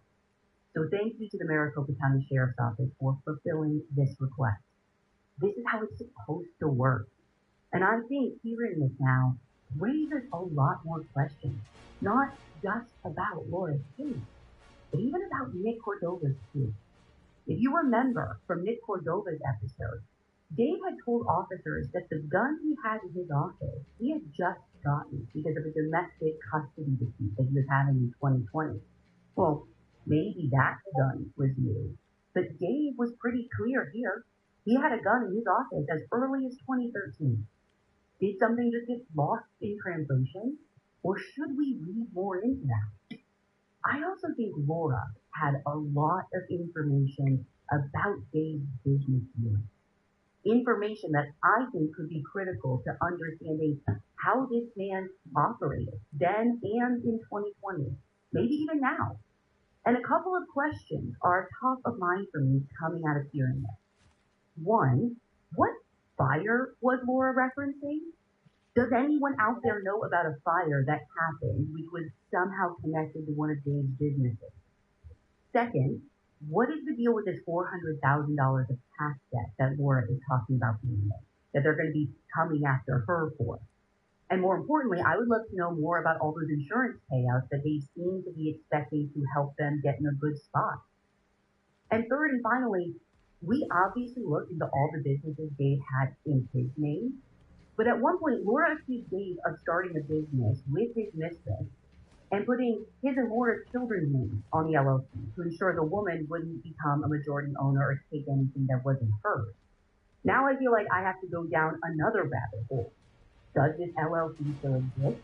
What is it? Do any of you out there know?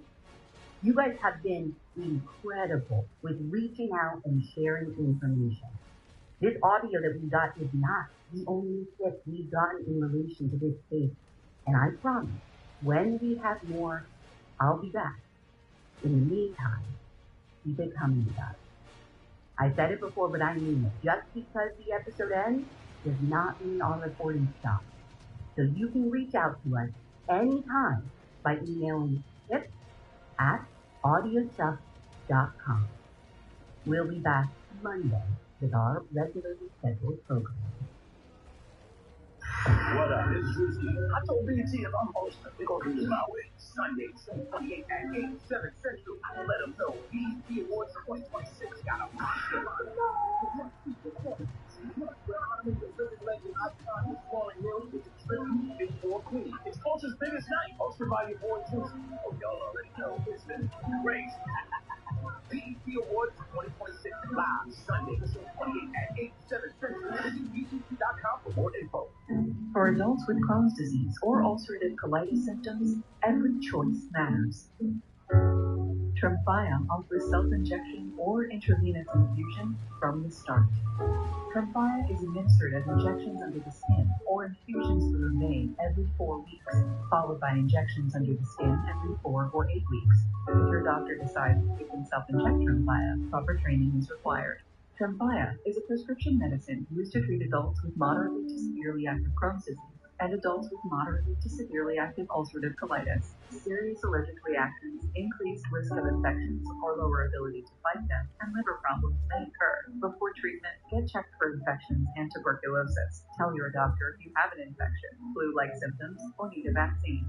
Explore what's possible. Ask your doctor about Tremfya today. Call 1-800-526-7736 to learn more, or visit tremfyaradio.com. Hi, friends and thieves, it's Britt. If you're like me and you're ready to dive into even more cases, there's another podcast I think you're going to love, ARK Predators. In ARK Predators, host Julia D'Ambra dives into haunting crimes that happen in some of the most beautiful and unexpected places across the globe.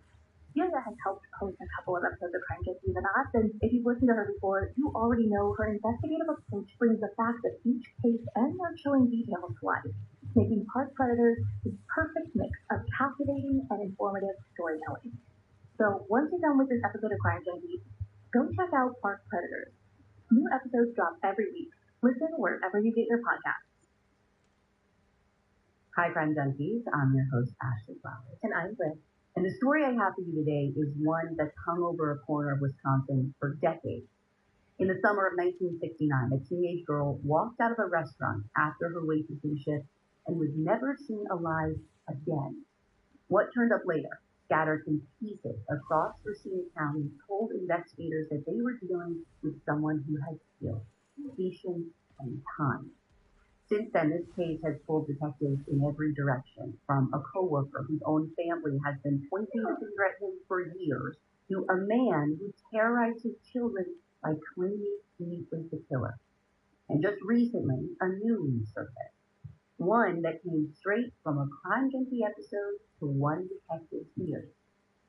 This is the story of Stephanie Casper.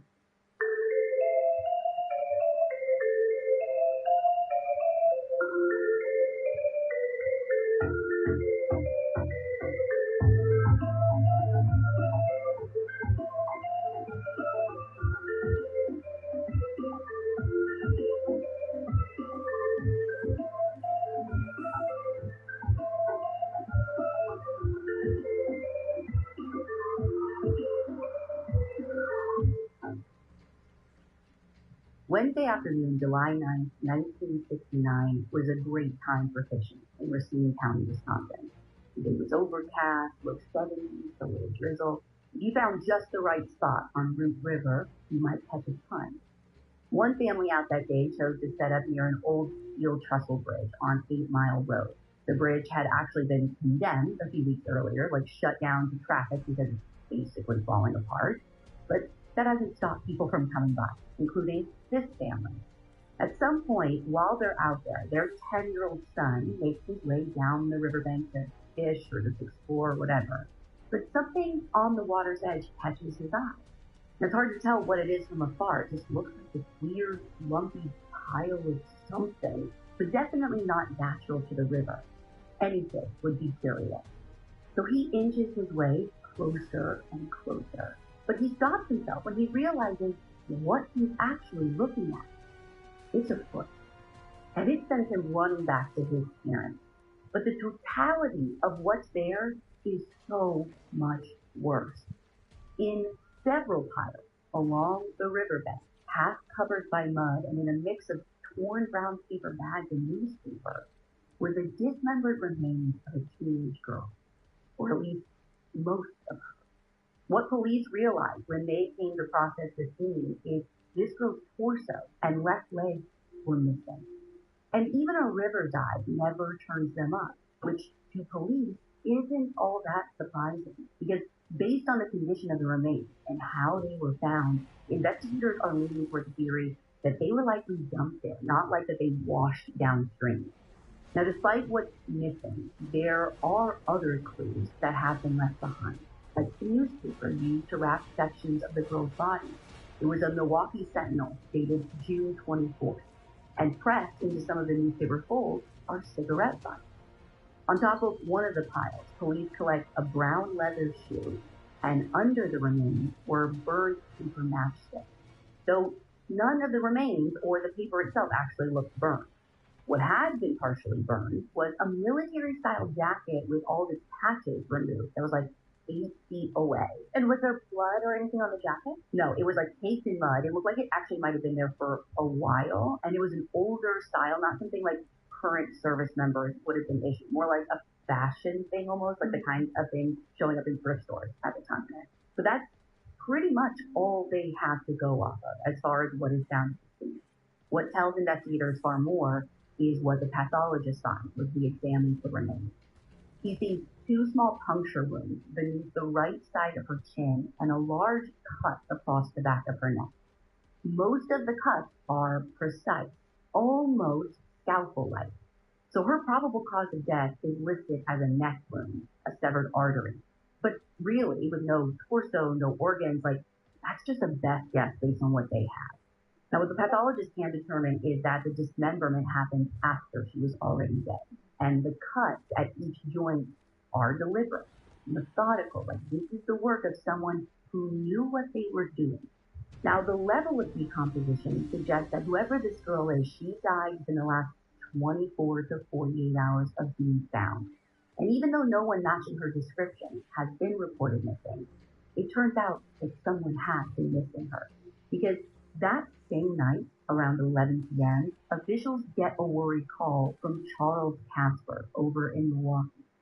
According to Journal Times reporter Michael Ozon, he and his family had just been about to report their teenage daughter Stephanie missing when one of his children heard a news bulletin about the remains that had been found at Root River.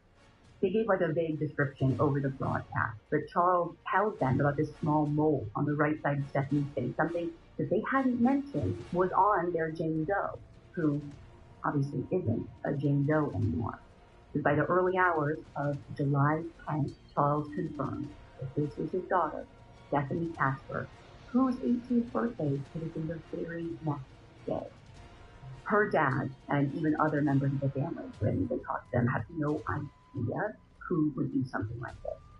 Stephanie was hardworking, she kept out of trouble. When she just graduated high school and she was like eager to be out on her own.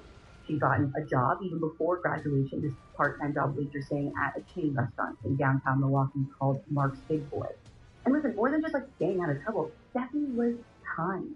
Our reporter Nina spoke to a woman named Romaine who lived in her neighborhood, who actually would later marry one of Stephanie's brothers. But she said that she has clear memories of Stephanie, even though the two only crossed paths briefly. And to Romaine, she was like that older girl who looked out for the younger kids, the one who made sure that everyone felt included. Stephanie did have a secret, though, that she had been keeping from her parents. Detectives learned that Stephanie had been seeing and actually gotten pretty serious with a 22-year-old serviceman named John. And was she keeping it a secret because of the baby? No, she was keeping it a secret because John was black. And while she had met John's family and they seemed to openly accept her, she apparently was afraid of her parents' reaction. Sneaking around with John is probably one of the reasons Stephanie had been out of the house more recently. So her dad said that it wasn't unusual that summer for her to spend a few days at a friend's house. That's one of the reasons that they hadn't called to report her missing sooner. They'd seen her around the house on Sunday, July 6th. Unbeknownst to them, John had dropped her off at home at like 4 in the morning that day after a party the night before. And when police talked to John, he said that's the last time he saw her. Now, we know she left her parents' house sometime on the 6th between 5:15 and 5:30. This is Sunday evening. And John was supposed to pick her up from work when her shift ended around 12:30 a.m. Apparently, he'd fallen asleep. Coworker said that Stephanie was mad about it. I'd have been mad if my boyfriend fell asleep and forgot to pick me up. And so the last they knew is she walked out the front door of the restaurant with her brown leather purse slung over her shoulder, maybe headed to catch a bus. But that is true, the last anyone saw her. And like I said, when she came from home on Monday, her parents figured that she was staying with friends. And she was scheduled to work that day, but she was a no-call, no-show. So it doesn't sound like anyone notified the Casper that first day. Though I will say John had come by the restaurant looking for Stephanie, which might have signaled that something was up, because the next day, Tuesday, when she's a no-call, no-show again, that's when her supervisor called her family to see if they knew what was going on.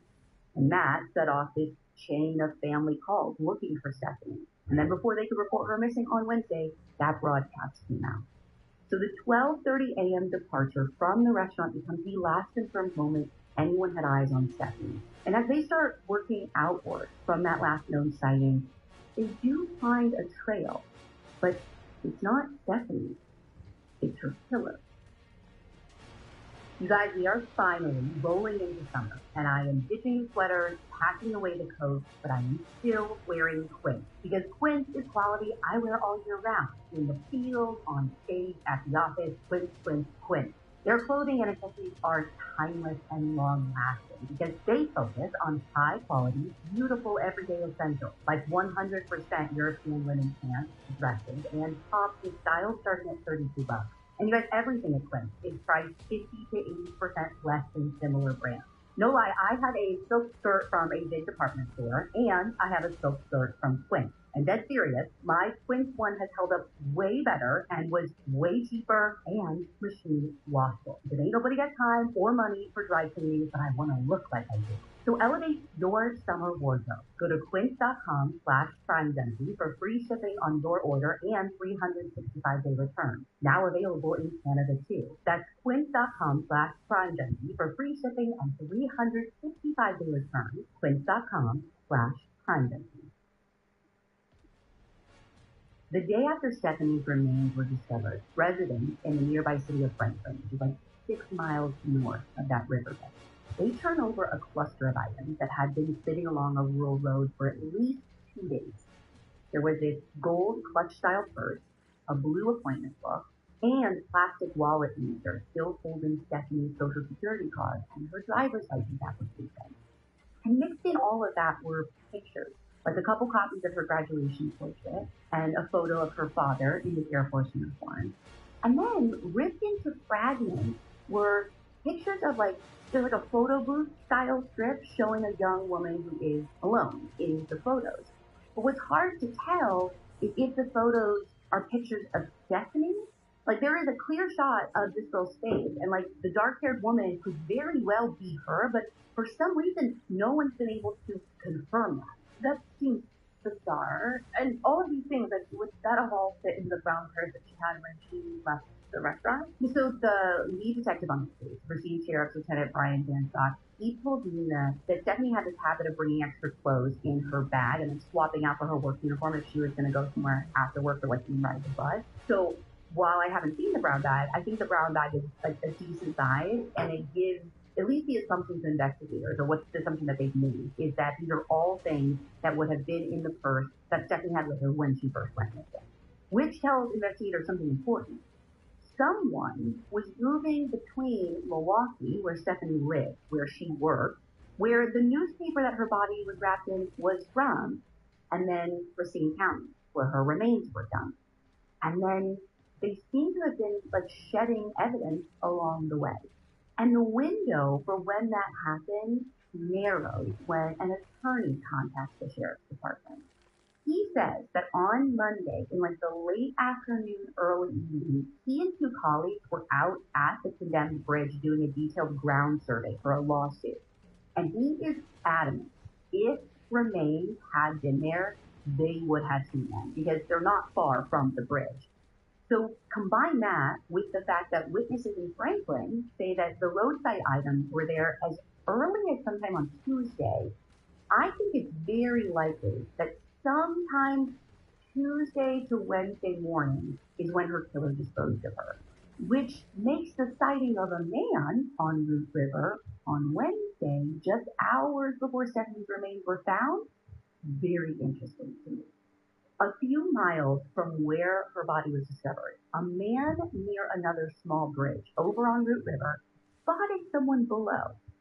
It was a white guy in his late 40s down at the water, either like putting something into the river or pulling something out. Whatever this guy was doing, he definitely wasn't fishing though. Right. And it stood out enough that this man took the time to get a good look at this guy. He was able to describe him to police as a white guy, about 5'11", 175 pounds, reddish hair, said that he was wearing a white t-shirt and had some kind of bandage on one of his hands. Well, with that description, we know that that person isn't John. No. And this witness even clocked the man's car, too. A white, early 60s Chevrolet parked just south of the bridge with what he believed were Wisconsin plates, which, by the way, isn't John's car either. He had a green Camaro that was in the shop at the time. And even then, he was driving his sister's blue Mustang. And when he gets asked, he lets police search his car, his home, whatever. Nothing points to John being involved in Stephanie's murder. But there is this theory that Stephanie might have been murdered because of him. You see, this rumor catches fire that Charles Casper, Stephanie's dad, somehow found out about Stephanie and John and that like they were dating and maybe like killed his own daughter over the relationship. And does he fit the description of Big Guy?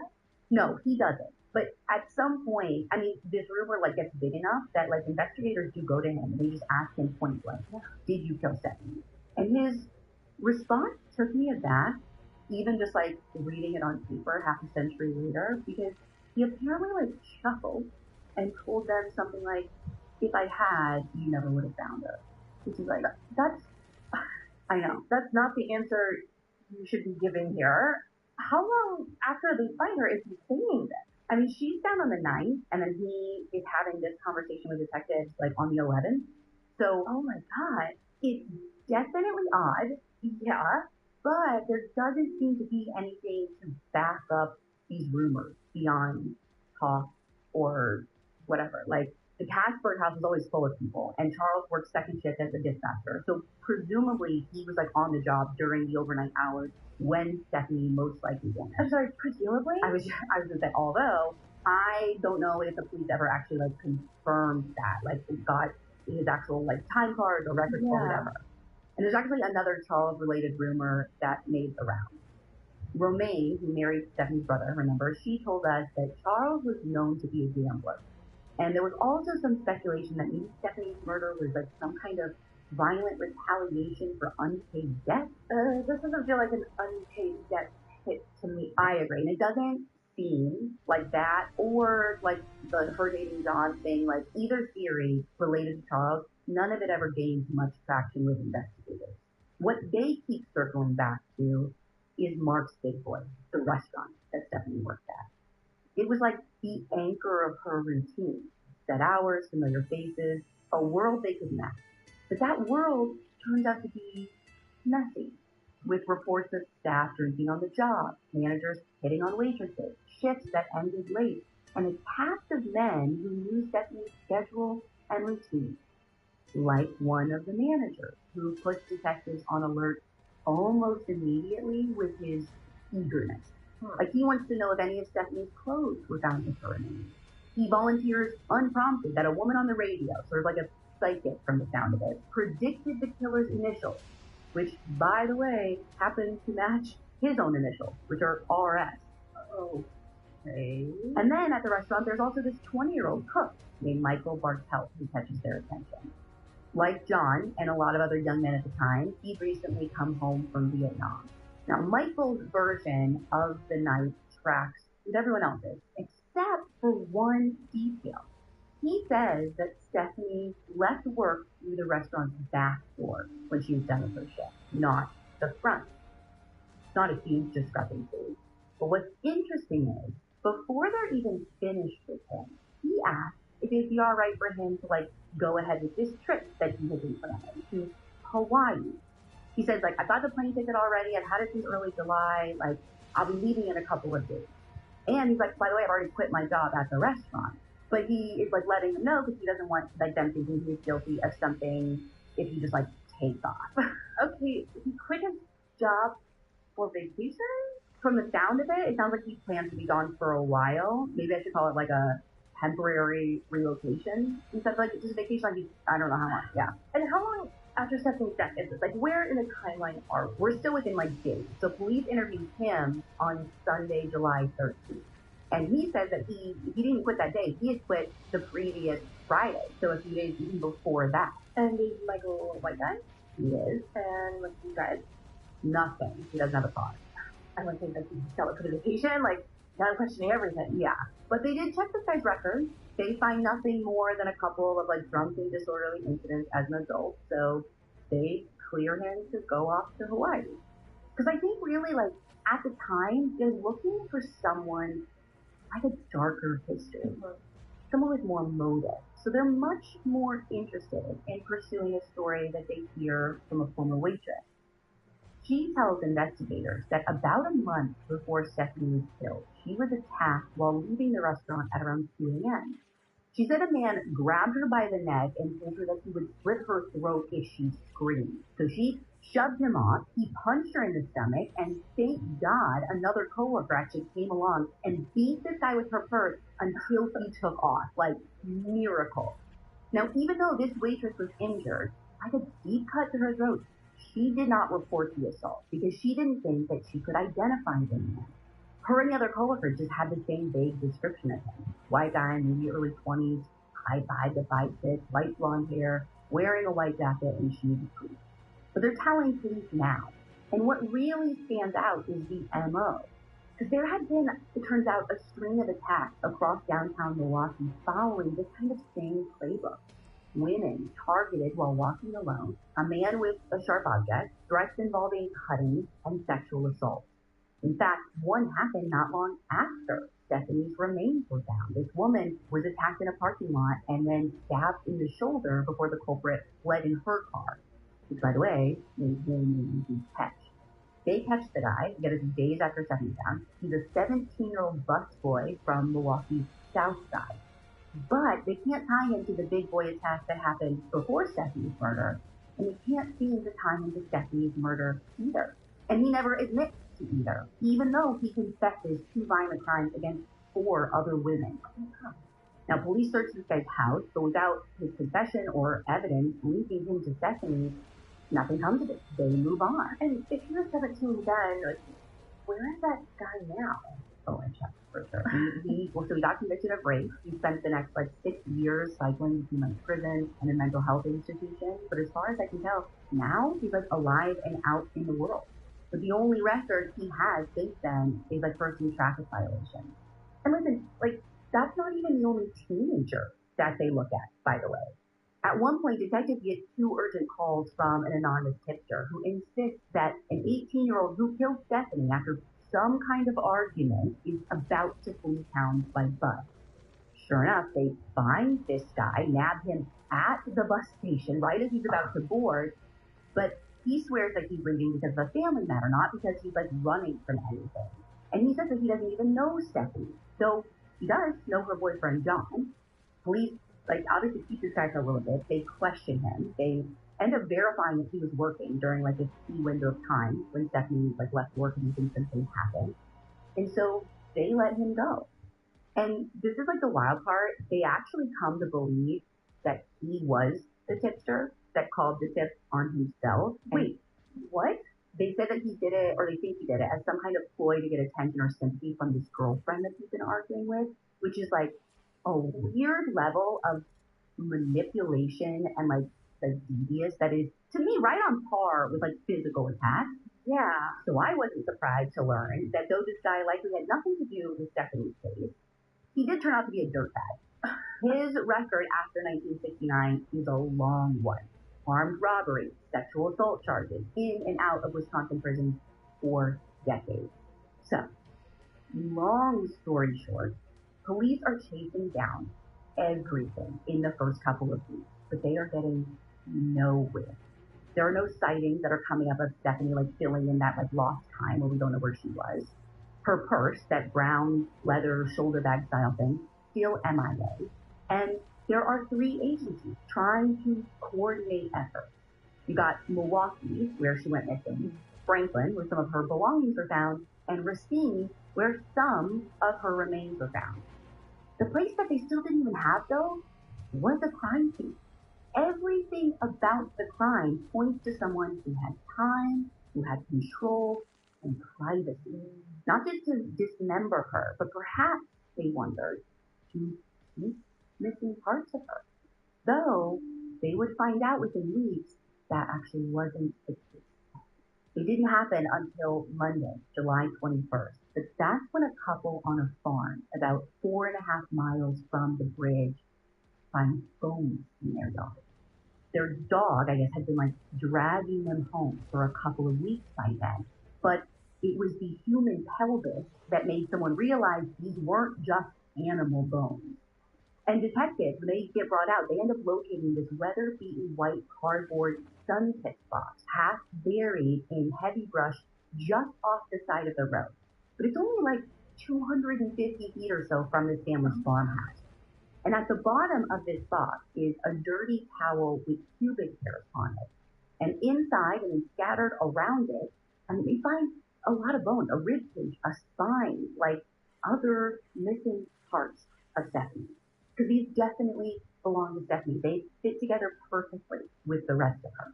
But even still, there are parts that are still unaccounted for. her upper right leg from like her hip to her knee, and then her entire left leg. Though I will say, like, it's possible they were there at one point, then over the course of like the 2 weeks before this is found, maybe they got carried off by those family dogs or even other animals in the area. But like, think about what this means. This is a second, deliberate disposal site. Yeah, I was gonna say, like, why not leave this with the rest of her by the river? Like, now you're miles away and kind of super close to someone's house, right? Like, this person is like making multiple stops, multiple decisions. Is someone comfortable moving through rural back roads with a body in pieces? Well, and then like there's evidence other places too. I know. So like when you're looking at this, the distance between the farthest point, so from Big Boy to the farmhouse, it spans nearly 25 miles. Whoever did this seems to know the area, or at the very least, like moved through this area with had a plan. So if you take that with what the pathologist said about this person knowing what they were doing in the dismemberment, this starts feeling less and less like a one-off. But that's the thing. They don't have anything else around their area at the time that looks exactly like this case. According to Journal Times reporter Barbara Heflin, in the years surrounding Stephanie's death, there were multiple unsolved killings across the region. Young women who were stabbed or bludgeoned, their bodies left along railroad tracks and rural roads in Racine and Milwaukee counties. And one victim, decomposed remains were found like stuck in a bag, even along railroad tracks, the same month that Stephanie was discovered. We have another one that was like beaten to death and dumped along county roads. And when you look at these, like the geography overlaps, but the methods are so different. And there is nothing concrete tying or making any connection between Stephanie's case and these other cases. So investigators begin watching for like this specific MO beyond their own backyard. And the first case that comes on their radar happens about 7 months after Stephanie's murder. That's when a young woman, 6 hours away in Detroit, Michigan, is found dismembered in a vacant field. Body parts are in plastic bags, torso is missing, and there were cuts that were done precisely with a large knife. And good news, Detroit police even make an arrest in that case. 2, actually. Both men are cooks at a local restaurant there. Which feels kind of promising, right? Kind of, yeah. And so investigators start circulating photos of these 2 guys through Stephanie's world. They show them to her coworkers at Big Boy, friends, acquaintances. The problem is nobody can say for sure if they recognize these guys. Stephanie's father and brothers don't. But the outlier is Stephanie's mother, who reportedly identifies one of the 2 men as someone who had picked Stephanie up at their home before. But that lead fizzles out because both men say that they were working during the time frame of Stephanie's murder. They deny ever being in Milwaukee or Racine area. And it seems like police can't find any evidence actually tying them to the area even or to Stephanie. And so that is about when the case begins to go cold. For 19 full years, nothing really happened, and Stephanie's family has to figure out how to keep moving while a killer walks free. Someone who might have been passing them at the grocery store or serving them a meal. And it probably would have stayed cold for even longer, if not for one woman who I'm going to call Tina. You know the saying, knowledge is power? Well, it's a lot more than that. Knowledge can be growth, security, opportunity, and no one knows that better than Southern New Hampshire University. That's why they offer over 200 online degree programs designed to help you reach your goals. Set yourself up for success, or get ready to pivot into something new. No matter your program, you'll learn practical, career-focused skills you can use on the job. And getting your degree online doesn't mean doing it alone. Southern New Hampshire University has some of the best student support in online education. From day 1 to graduation, you'll have friendly, knowledgeable people to help you with everything from applying and financial aid to tutoring and career development. At Southern New Hampshire University, knowledge can be life-changing. Get started at snhu.edu/crimejunkie. That's snhu.edu/crimejunkie. Summer's here, and whether you're traveling, shuttling kids to camp, or spending long days by the pool, staying healthy and on budget is always top of mind. That's where GoodRx can help. GoodRx can help you save up to 80% on prescriptions for you and your family. even your pets too. Just check GoodRx before every pharmacy run to find big savings on both brand name and generic medication. I love seeing how many options they have to save. GoodRx is free and easy to use. Just search for your prescription on the website or app, compare prices, and get a free coupon to show your pharmacist. Use GoodRx to save at over 70,000 pharmacies nationwide, including Walmart, Walgreens, CVS, Publix, Kroger, and many more. GoodRx is not insurance, but it works whether you have insurance or not, and it could even beat your copay price. Save time and money at the pharmacy this summer. Go to goodrx.com/crimejunkie. That's goodrx.com/crimejunkie, or download the free GoodRx app. Pam calls detectives out of the blue one day in 1988 to tell them that she thinks she knows who killed Stephanie Casper. She believes it was her brother, Michael Bartel, the cook at Big Boy, who told investigators that he last saw Stephanie leave through the restaurant's back door, not the front door like everyone else does. And Pam says that she believes Michael might have had help from one of their other brothers, who I'm going to call Dan. Now, remember that trip to Hawaii, the one Michael told police, like, he's been planning, tickets already in hand? Yeah. Pam says that was all BS. Never had tickets, didn't even go to Hawaii, at least not at the time. Instead, Michael took off somewhere with friends and was gone for like close to a year. So he didn't go to Hawaii, but he did leave after all. He did, correct, but not to Hawaii. So investigators wonder if the story was a way to like make his sudden vanishing act look planned. And I don't know, I'm guessing he said, like, you're going to go away anyways, why not tell them where you were going? Yeah. I'm kind of guessing maybe Hawaii sounded far enough that they wouldn't come knocking. And it sounds like a for sure vacation. Yeah, maybe he didn't want them to know where he was. And listen, Pam says that their mother helped sell that story because they did go question his mom back in '69. And Pam apparently listened in on the conversation and heard her mom tell investigators, like, oh yes, Michael did go to Hawaii, even though Pam's like, he absolutely did not. And, by the way, she said their mom told them back then, like, oh, Michael doesn't own a gun. They must ask him that. No, he doesn't own a gun. But Pam's like, by the way, she lied to you about that too. He definitely did own a gun. And according to Pam, this kind of behavior from their mom was typical. Like, she routinely lied to protect her son. Pam also points out that the Bartels have family in the area. Their uncle lives between the two dump sites, about a 3-mile drive from where the Sun Kiss box was found, and less than a mile and a half from the riverbank, which, by the way, investigators realize is actually visible from parts of that family's property. And Pam says that Michael spent years fishing and hunting in that area. He knew it well. But beyond all of this, one of the main reasons that she suspects him, forget the geography, forget the fact that he knew Stephanie, she says it's what he did to his own family. Because Pam alleges that Michael sexually abused her and others. And Michael did have a juvenile charge for indecent behavior with a child. I thought they took his record. His adult record. Now, police knew about the juvenile charge at the time, I found out, but for whatever reason, they didn't seem to make much of it. And on top of that, Pam also says that Michael was running with the gang back then. So why does she think her other brother's band's involved? Like, did he know Stephanie too? Not that I'm aware of, but Pam basically says that Dan also sexually abused her, and that about a month after Stephanie's murder, he had some kind of mental breakdown and had to be hospitalized, which she sees as a potential reaction to him feeling guilty, which I think is interesting. But it seems like police at this time are like much more focused on Michael, who, by this point, has actually relocated to Hawaii, where he was living with his wife. But he would have been wrong if he thinks that they're not going to come knocking for this. So investigators coordinate with law enforcement out there, and in June of '88, this is almost 6 months after Pam originally called in and tipped them off, this detective sits down with Michael. And surprisingly, I mean, to me at least, he is cooperative and agrees to talk to them.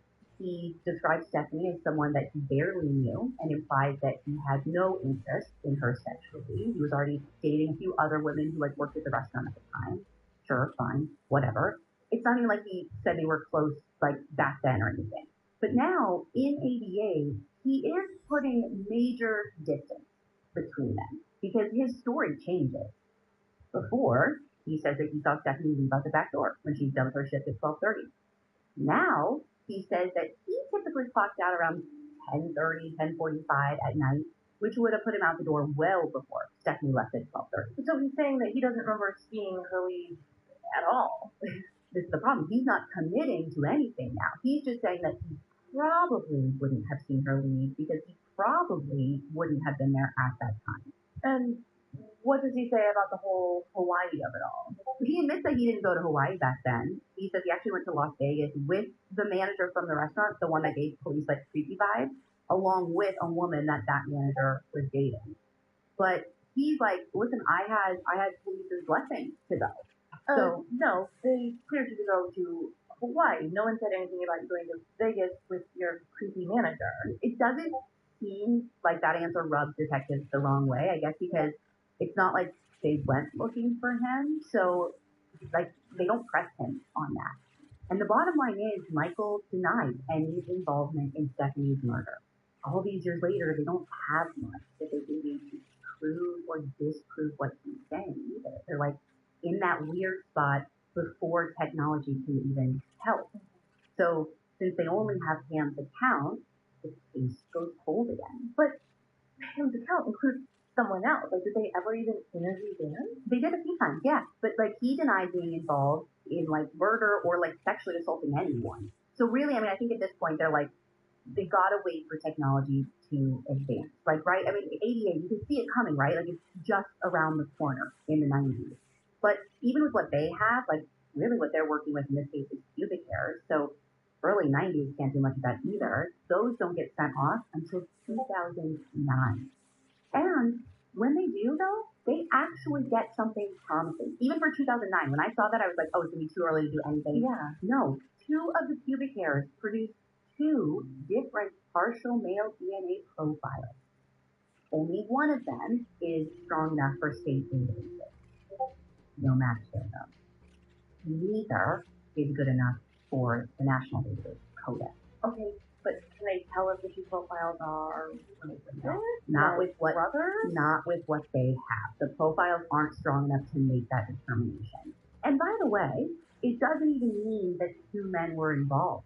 It just means that at least 2 different men left hairs on this towel somehow, right? Where did the towel come from? How did it even get in the box? Where did the box come from? Is this your killer's DNA? Maybe, maybe not. But I do think finding the person who belongs to these hairs has a very high likelihood of getting you at least one step closer to your killer. For sure.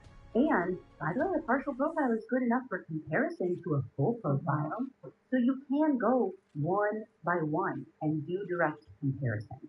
If someone comes on their radar when the case gets reinvestigated. Like, this can be used as a tool to help rule people in or out. And the first 2 people they test are Michael and that suspicious manager who gave police the bad vibes back in '69. And both are ruled out. But I will say the sample they had from Michael Bartelt was shaky because it was covertly obtained from a plastic fork that he had used in 2012. So even with that, like, they didn't have much confidence in those results. And then the next person they end up checking is this guy named Wilbert Mackey. He hadn't come up at all in the case file. Well, an anonymous caller put him on police's radar in 2015. And he's an interesting lead for sure, because it turns out that he lived on 8 Mile Road, like less than 10 minutes from that Root River condemned bridge where her remains are found.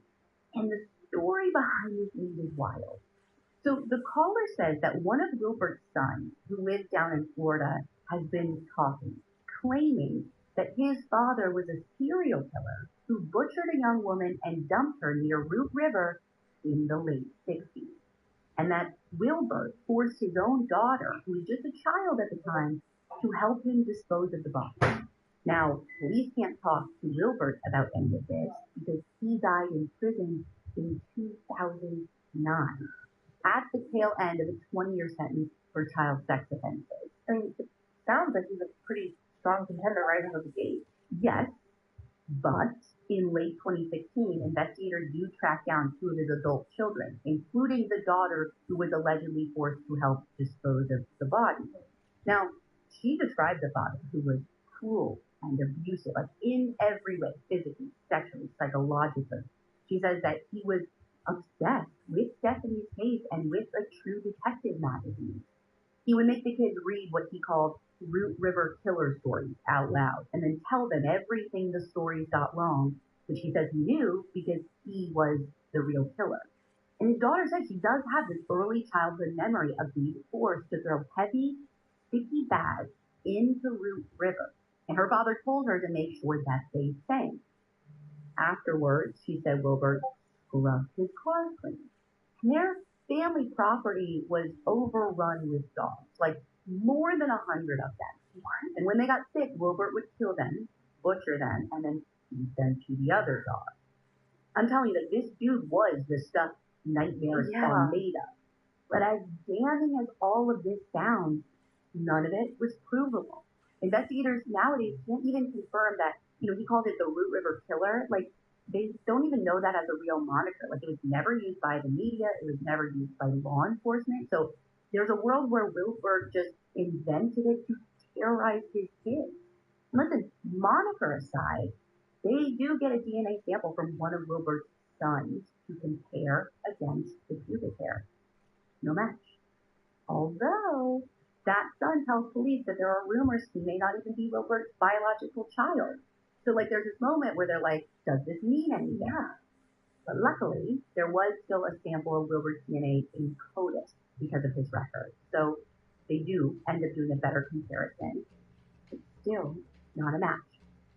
So, he fades out of the picture. But speaking of families pointing fingers at their own, just a few years ago, one of Michael Bartel's brothers came forward claiming that he too was suspicious of Michael, just like Sam was. And I'm assuming this brother is not Dan. No, this is a different brother. This guy reaches out to Romaine after she was interviewed about Stephanie's case for a news segment. And he tells Romaine that he is confident that Michael killed Stephanie. And that, the whole family has a theory about what happened and why. You know the saying, knowledge is power? Well, it's a lot more than that. Knowledge can be growth, security, opportunity, and no one knows that better than Southern New Hampshire University. That's why they offer over 200 online degree programs designed to help you reach your goals. Set yourself up for success or get ready to pivot into something new. No matter your program, you'll learn practical, career-focused skills you can use on the job. And getting your degree online doesn't mean doing it alone. Southern New Hampshire University has some of the best student support in online education. From day one to graduation, you'll have friendly, knowledgeable people to help you with everything from applying and financial aid to tutoring and career development. At Southern New Hampshire University, knowledge can be life-changing. Get started at snhu.edu/crimejunkie. That's snhu.edu/crimejunkie. Summer's here, and whether you're traveling, shuttling kids to camp, or spending long days by the pool, staying healthy and on budget is always top of mind. That's where GoodRx can help. GoodRx can help you save up to 80% on prescriptions for you and your family. Even your pets, too. Just check GoodRx before every pharmacy run to find big savings on both brand name and generic medication. I love seeing how many options they have to save. GoodRx is free and easy to use. Just search for your prescription on the website or app, compare prices, and get a free coupon to show your pharmacist. Use GoodRx to save at over 70,000 pharmacies nationwide, including Walmart, Walgreens, CVS, Publix, Kroger, and many more. GoodRx is not insurance, but it works whether you have insurance or not, and it could even beat your copay price. Save time and money at the pharmacy this summer. Go to goodrx.com/crimejunkie. That's goodrx.com/crimejunkie, or download the free GoodRx app. Certain members of the Bartel family have always suspected Michael to be Stephanie's killer. There was even a rumor within the family at some point that Michael's wife found one of Stephanie's earrings in the car that he'd been using, and that she had been holding it ever since, stored in a safe deposit box that her sister had, using it as leverage over Michael, or as an insurance policy, maybe both. Now, this is a little confusing to me because it doesn't seem like Michael was involved with his wife when Stephanie was killed. Oh. They didn't marry until 3 years later. And, she didn't go with him to Vegas. So when or how she would have found this earring doesn't make a whole lot of sense in my mind. But this does hold some decent weight for investigators because when Stephanie was found, she did have an earring in one ear, but not the other. So the theory that this family has goes like this. Michael borrowed the car. Remember, he didn't own one. He lures Stephanie into it by offering to show her an apartment for rent. And we know for a fact that after graduating, she was wanting more independence, and her and John were supposedly even talking about trying to get a place together. So this would track. And a lot of people knew that she was like itching to get out of her parents' house. So I'm sure this is something that she probably even talked about at work. So after he got her in the car, the family believed something went wrong. He may have made advances toward her or drugged her. And then after he killed her, he disposed of her in areas that he knew well, near where that relative of theirs lived. Where would he have killed and dismembered her, though? That's the part they don't know. Because he was living at home at the time, so it couldn't have been there. Maybe on their uncle's property, question mark. But like that is a big gap, I think, in their theory. Now, when this makes it to the current investigator, Lieutenant Van Stock, he goes back through the file, and he finds something that will make you want to pull your hair out. That thing about the earrings, that was part of Pam's story when she came to them in '88. For whatever reason, I guess the detectives just like didn't hone in on it. You said they needed a thing, like that's the thing. That's the thing. I know, but there might have actually been a good reason that like no one clung on to this. I found out that in early news coverage, it mentioned that she was found wearing only one earring. So in theory, anyone could have known about that. But still, like even all these years later, when Van Stock is like reading about this, he's still intrigued. And with little else to go on in an ice cold case, he and other investigators start trying to chase this down. This is in 2023. But Michael's wife, now his ex-wife, tells police that she has no idea what they're talking about. Meanwhile, her sister, the one who supposedly had the earring in her possession in that safe deposit box, seems genuinely bewildered by the question. And when they subpoena bank records, they confirm the sister didn't even have a safe deposit box, at least not at any bank. So that trail goes nowhere. But Van Stock keeps pulling at the Bartelt thread. And there's a discrepancy buried in the old records that's hard to explain. So remember how Michael told police in 1969 that he saw Stephanie leave through the back door of the restaurant? Yes, but also that he probably clocked out at 10:30. Well, apparently not that either. Because according to his time card, he wasn't even working that night. What do you mean? How is that not caught right away? Why was he questioned in the first place? I have no idea because investigators had everyone's time card. As a matter of fact, police reports from 1988 say that they confirmed Michael was working that night during the same hours as Stephanie. The schedule seems to be one of the main reasons police were even interested in him in the first place. But think about how much more suspicious it is if the time card is accurate and he wasn't on the clock. Because then he's not just like a coworker who happened to be on the same shift. He lied his way into the narrative and made himself one of the last people who have seen Stephanie alive. Still, before Lieutenant Van Stock goes straight to Michael in Hawaii, he decides that he needs to like strengthen his position for the court out there. So he sends the hair evidence he has back to the lab, hoping that like modern technology can pull a stronger profile than the partial one they had some years earlier. It's going to take a little bit more time, but it could be well worth it. Well, it turns out that was a risky gamble in a case so old. Because Michael died of sepsis on June 3rd, 2024, before detectives could get to him. But at least now, a DNA sample from him was easy to get. And maybe things wouldn't have changed much, even if he had gone sooner, or the DNA had been faster, or Michael wouldn't have died, because his DNA doesn't match the hair. Now remember, DNA exclusion doesn't necessarily clear him or anyone. A non-match just means that that specific hair didn't come from him. But it's worth noting that Michael and that manager aren't the only ones who have been excluded. Investigators also ruled out Michael's brother, Dan. So, them plus Wilbert and Matthew, right? Yeah, they've all been eliminated from the hair. So, I kind of want to go back to something that you mentioned at the top. Like, with all those rumors that were floating around, did they ever test it against Stephanie's dad? I know it's like sensational, but like nobody really seems to believe that he was involved in any way. And all they have is these hair samples, right? Like, could they test the cigarette butts or the newspapers or anything else from back then? They did test the cigarette butts. There was no DNA on them. There was nothing on the newspaper, like no usable prints or anything like that. They even tried recently using a wetback extraction system, like MBAC, on the military jacket, like that was like found by the river. It was like burned, yeah. Mm-hmm. They did it on that, and they did it on the towel that was in the sun-kissed box.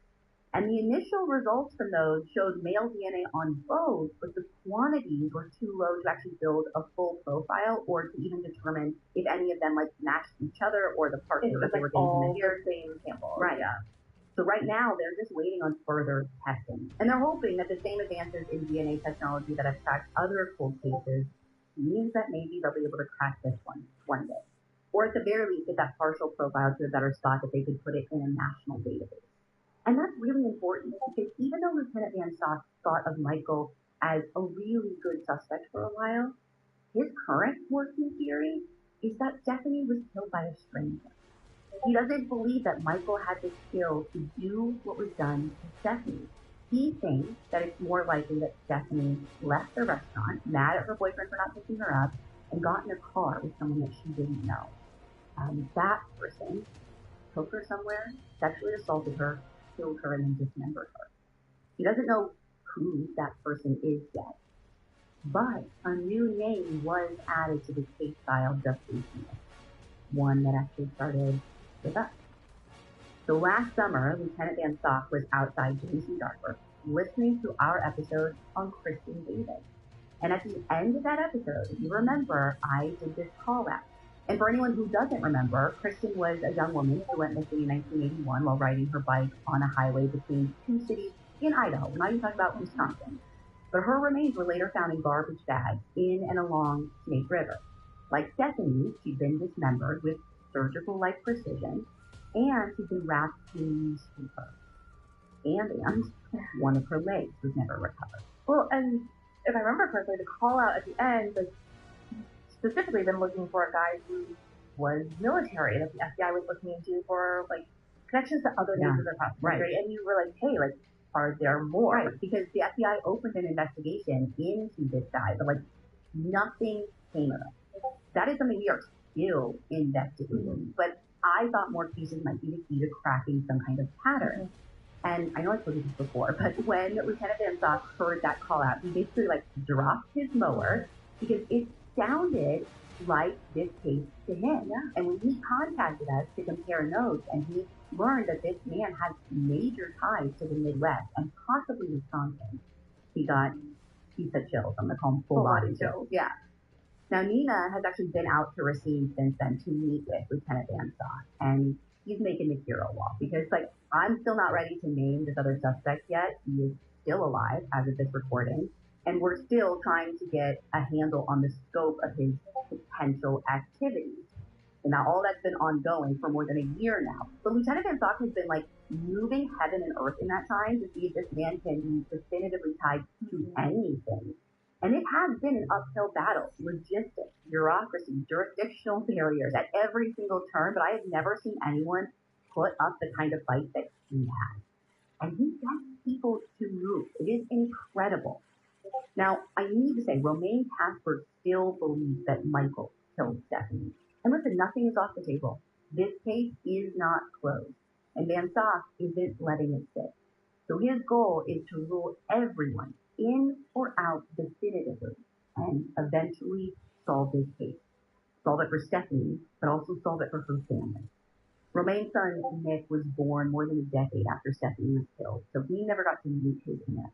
But he told us he felt the emotional toll that Stephanie's death took on his dad, her brother.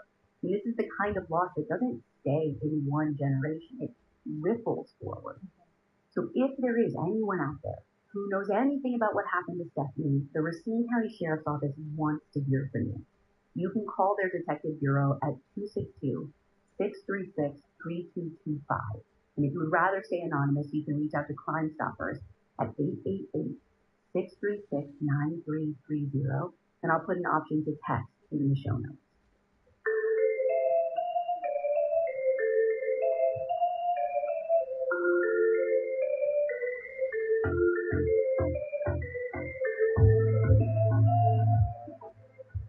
You can find all the source material for this episode on our website, crimejunkie.com. And you can follow us on Instagram at Crime Junkie Podcast. We'll be back next week with a brand new episode.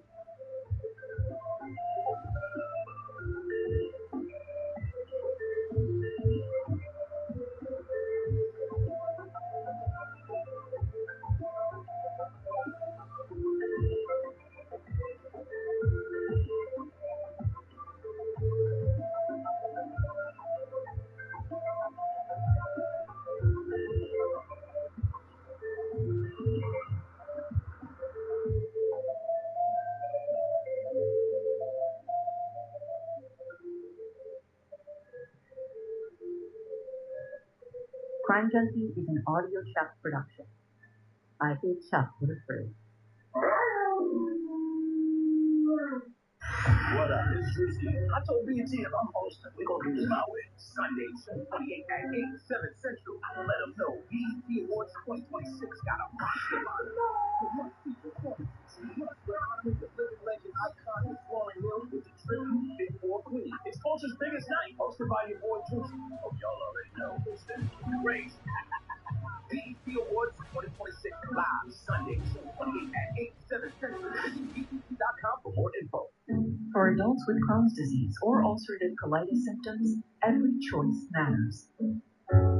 Tremfya offers self-injection or intravenous infusion from the start. Tremfya is administered as injections under the skin or infusions through a vein every 4 weeks, followed by injections under the skin every 4 or 8 weeks. If your doctor decides you can self-inject Tremfya, proper training is required. Tremfya is a prescription medicine used to treat adults with moderately to severely active Crohn's disease and adults with moderately to severely active ulcerative colitis. Serious allergic reactions, increased risk of infections or lower ability to fight them, and liver problems may occur. Before treatment, get checked for infections and tuberculosis. Tell your doctor if you have an infection, flu-like symptoms, or need a vaccine. Explore what's possible. Ask your doctor about Tremfya today. Call 1-800-526-7736 to learn more or visit tremfyaradio.com. USAA knows dynamic duos can save the day, like superheroes and sidekicks or auto and home insurance. With USAA, you can bundle your auto and home and save up to 10%. Tap the banner to learn more and get a quote at USAA.com/bundle. Restrictions apply. Hi, Crime Junkies. It's Britt. If you're like me and you're ready to dive into even more cases, there's another podcast I think you're going to love. Park Predators. In Park Predators, host Julia D'Ambra dives into the haunting crimes that happen in some of the most beautiful and unexpected places across the globe. Julia has helped host a couple of episodes of Crime Junkie in the past, and if you've listened to her before, you already know her investigative approach brings the facts of each case and their chilling details to life, making Park Predators the perfect mix of captivating and informative storytelling. So once you're done with this episode of Crime Junkie, go check out Park Predators. New episodes drop every week. Listen wherever you get your podcasts. Hi, Crime Junkies. I'm your host, Ashley Flowers. And I'm Britt. And Britt, in all my years of not just making true crime stories, but consuming them as well, I've never heard a story that starts like this. One of our reporters reached out to an LAPD cold case guy to ask him about an unsolved case in the 70s. And he's like, oh, that case is actually solved. But he couldn't tell us who did it. What do you mean he couldn't tell you? Same reaction. So we pressed him, like, how can it be solved if you don't know who committed the crime? And he said, well, the detective who worked the case when it was solved wouldn't tell him the killer's name, which made no sense to me. Police departments normally want to shout it from the rooftop if they solve a cold case. I mean, it's usually even a matter of public record, but not here. Here, it's not even an internal record. So we set out to answer the one question that this detective couldn't. And if you stick with me, I am proud to tell you that at the end of this episode, you'll be one of the first to know who killed Melanie Howell.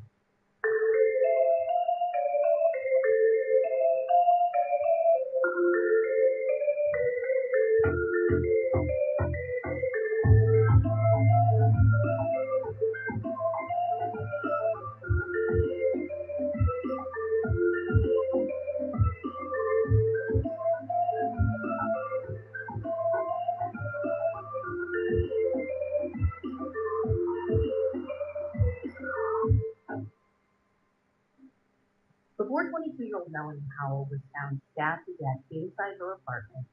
Something weird had been going on. Her boyfriend at the time, a woman called Dale, told us that Melanie had been really scared in the days leading up to her death. Just 2 nights before she was killed, Dale says that she called him late at night from her apartment where she lived alone, and she was terrified because there was a man that she caught watching her through her window. He told her to call the police, and when he rushed over from his place, it wasn't far, he actually saw a man coming out of the bushes across the street. And without a second thought, this dude just takes off after him, like her boyfriend. Now, Melanie's med school boyfriend was also a runner, by the way, but somehow he says that this man still outran him. And because it was so dark out, he never got a good look at this guy. He couldn't really describe him to police when they arrived shortly after. Now, Melanie was already planning on moving out of that apartment. She only had 2 more days left there before she was set to move into a new place with some people that she was going to nursing school with. So she and Dale decided that it would probably be best if she just stayed with him until then. But in those last 2 days, Melanie still had to finish packing up for her move. So on Friday, April 23rd, 1976, she left Dale's place in the morning and went back to hers. And Dale told us that neither of them were concerned about her being there during the day. I mean, the apartment was right by the UCLA campus, which if you don't know that area, it's pretty nice, pretty safe.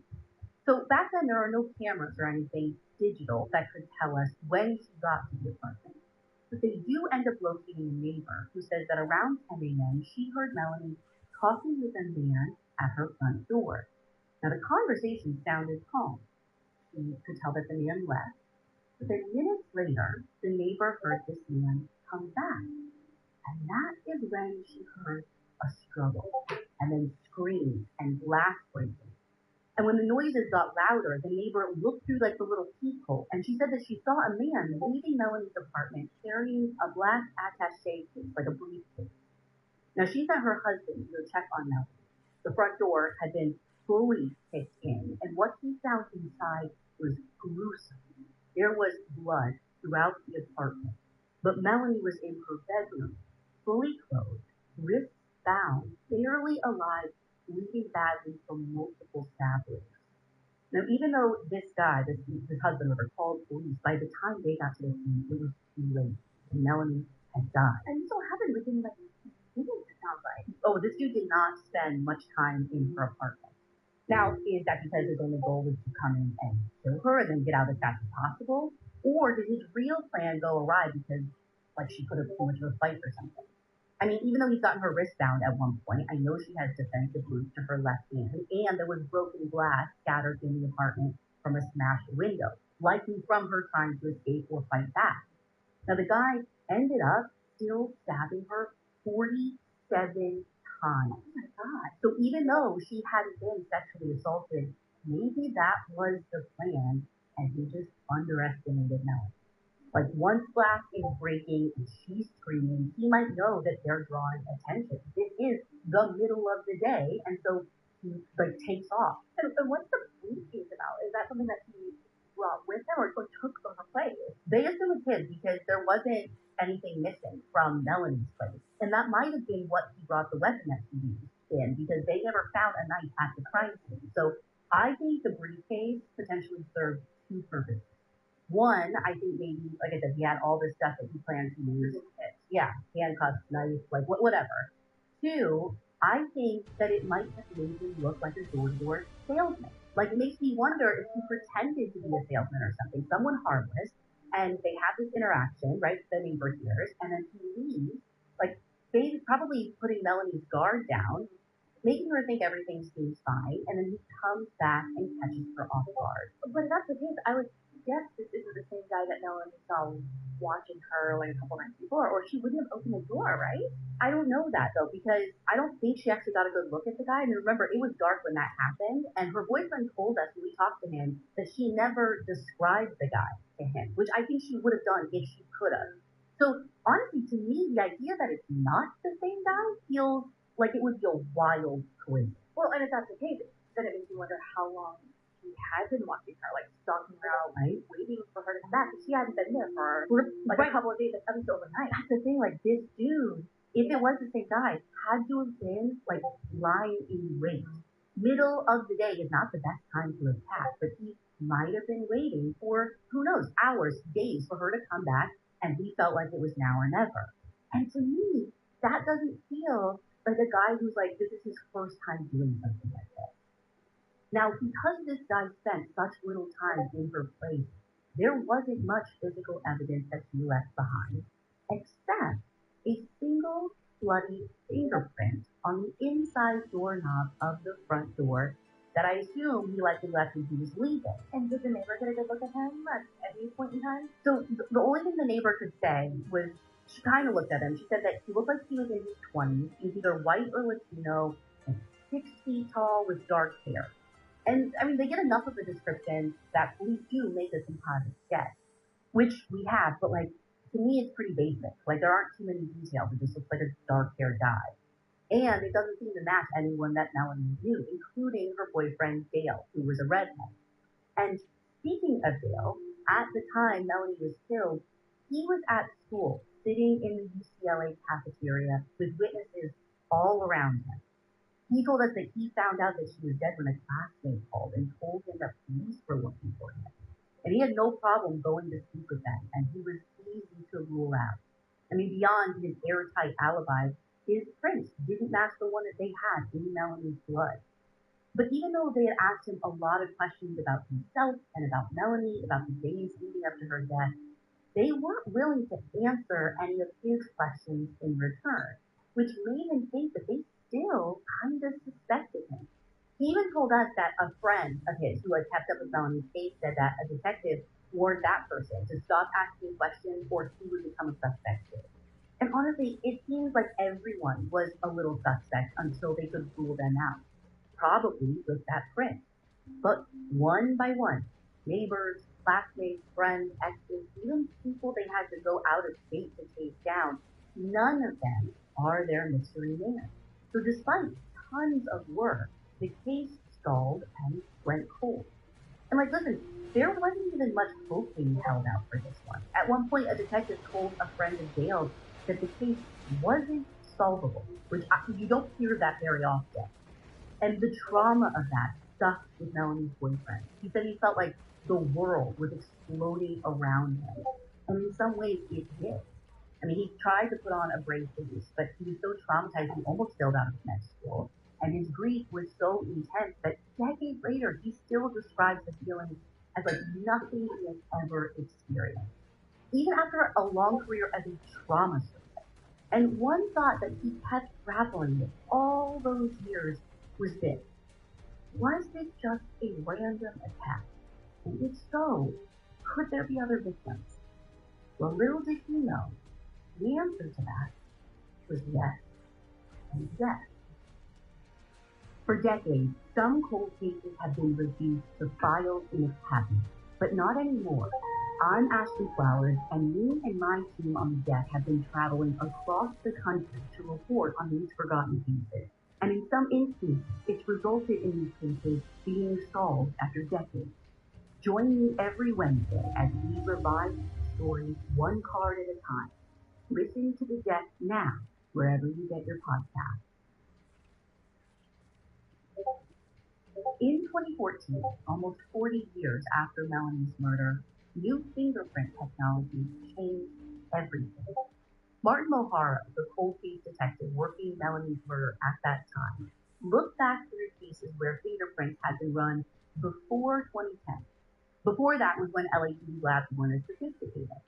And he came across that bloody fingerprint from the doorknob. And it was the exact kind of thing that could be rerun all these years later and provide new results. And wouldn't you know it? He got a hit. So in his mind, case closed. Now, couldn't prosecute the guy because by 2014, that guy was already dead. So he just marked the case closed, told the family, and then told the former detective who worked the case. That's Detective Shepard, who we started the story with. But for some reason, no one would tell Shepard the guy's name who did it, which is why we were so excited to be able to tell Shepard over 10 years later. The killer's name was Paul Bustamante. We first learned it from Melanie's sister. But then she told us something even more shocking. Paul Bustamante had killed a second woman, a teacher named Miss Wolf. Now, she didn't have Melanie's case records handy anymore, and all Detective Shepard could remember about this other case was that it happened in Fresno or maybe Sacramento, somewhere in Northern California. So our reporter, Malika Dhaliwal, scoured old newspapers for anything about a woman with the last name Wolf, and she was able to find her. 27-year-old Elizabeth Wolf was killed more than a year after Melanie, 400 miles away from LA in Davis, California, which interestingly is the location of another UC campus, UC Davis. And just like Melanie, Elizabeth was in the throes of relocation. She had just moved back to Davis, where she had graduated from college a few years earlier, because she got a job teaching at a local school for deaf children. But she never even made it to her first day of school, because after just 2 days at her new apartment, she was murdered. Is that how he picked his victim? I have no idea. I mean, Melanie was moving out, Elizabeth was just moving in, but to me it seems like too much of a coincidence to ignore. Right, especially if you consider, like, Melanie was being stalked, like, peering into a window, there's just boxes in empty rooms. Like, yeah, it's like that same telltale sign. And he could have realized that, like, someone in the middle of the move might be more distracted. Like, doors are open a lot as you're coming and going more frequently. But why, though? Like, now we know it wasn't someone that we know. Or that was No, correct. As far as we can tell, Melanie Howell did not know Paul Bustamante, and neither did Elizabeth Wolf. It seems like he just targeted these women out of the blue. But I don't have a great answer for why. Because our reporter got Elizabeth's records from Davis PD, and she was attacked almost the same way. It seems like she answered the door to someone, and pretty quickly after that, the guy stabbed her 14 times. No sexual assault. Then the guy runs, leaving fingerprints both on the inside and outside of Elizabeth's front door. Now, in Elizabeth's case, it seems like he did take her purse. But I don't know if you can say that this was the motive for the attack, because it seems like he could have gotten her purse without what he did to her. And now that we know he did the same thing as before, yeah, I doubt that was his motivation, but how did they end up going to Paul? Well, it took a long time, and actually, for years, a lot of people considered Elizabeth's case closed because they believed that serial killer Henry Lee Lucas was responsible. I know. So like he did with so many... I can tell you why they thought that. He confessed to her murder, and they believed him. Exactly. And apparently there was enough said that made him convincing in 1983. Sure. That was his M.O. But as time went on, and as people started seeing Lucas for what he was, doubts started creeping in. So in 1990, quietly, without much public attention, a Davis police detective looked back at the evidence and he found enough issues with Lucas's confession to actually rule him out. But that detective couldn't find anyone else at the time to rule in. So it wasn't until 2011 that her case got a fresh look. And that's when they sent the fingerprint cards that they had to the California DOJ. And boom, Paul Bustamante. And what were his prints in the system for? Because, like, they were there with hearing for both Elizabeth and Melanie. And Melanie is being compared to, like, 2014 and stuff. I don't know which thing that, like, exactly got his prints put into the system, but he had a rap sheet going back to, like, 1958. I mean, armed robbery, disorderly conduct, obstructing or delaying a police officer, theft, burglary, like, it goes on and on. Like, they probably had his prints for decades. But here's the thing. Earlier I was talking about Melanie's case, that 2010 marker. The DOJ database that they had for comparing this stuff was fairly new. So, like, old evidence cards that they would have with prints on them, like from crime scenes or from, like, when someone was arrested, like, those had to be, like, put into the system. So while, like, before we had the system, before the prints in Elizabeth's case were run, dude was just out there that whole time as a free man, or at least he was up until 2006, because that is when he died, which is 5 years before they even ran prints in Elizabeth's case, in 8 years before the ones in Melanie's case got run. So they just got away with the murder, and maybe more. Because after 3 years of his body being unclaimed, it ended up getting cremated. So by the time people realize that this is a guy they wish they could have a DNA sample to compare to cold cases for, it was too late. And we did get Detective Mohara, the one who originally closed Melanie's case. We got him to answer a question for us. Do you think Paul Bustamante is a serial killer? And he told us yes. He thinks the only reason investigators haven't connected him to other cases is because they don't have that name. Okay, but my question for him is, why wouldn't you tell the other detective Paul's name? Like, why hasn't it been reported before? So he told us that there was no big reason. He's like, I just don't go out of my way to publicize or share details about cases that get solved in general unless the chief asks me to. And he said he wanted to protect Melanie's family's privacy by not sharing the info with anyone, including Detective Shepard, which, again, feels odd to me. I'd never heard of that. Well, and like, you also said it wasn't even in the case file. Like, the information wasn't there to get, right? Dude, I don't know. Okay. Again, more questions, but continue. Paul Bustamante isn't a suspect in any other LAPD cases. And listen, Moharo couldn't do a deep dive into this guy or go looking for other old homicides that he might be connected to because his case got closed. And every day in LA, they were being thrown new homicides to work. And like, I get that. But that's where we come. For decades, some cold cases have been reduced to files in a cabinet, but not anymore. I'm Ashley Flowers, and me and my team on the deck have been traveling across the country to report on these forgotten cases. And in some instances, it's resulted in these cases being solved after decades. Join me every Wednesday as we revive stories one card at a time. Listen to the deck now, wherever you get your podcast. So Paul Bustamante was never a suspect during the investigation of either of these cases, which means when our reporter Malika started trying to deep dive into this guy, there was nothing to go off of. Like, none of the stuff we normally have, interviews, statements, background on this guy. All we had was his name, 2 locations, and Detective Moharo's memory that he might have had some kind of military tactic. Good luck. Now, luckily, these days you can learn a lot from him, more than you would think. And here's what we found. Paul was born in LA in 1946.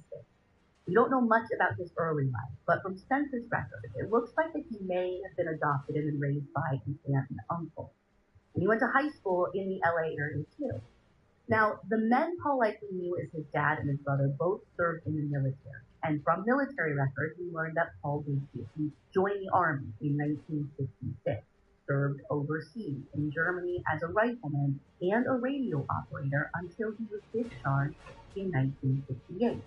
And honestly, this kind of clicked for Melanie's boyfriend, because if Paul was also the stalker that he saw in the bushes, that would explain how he was able to outrun him because of his military training.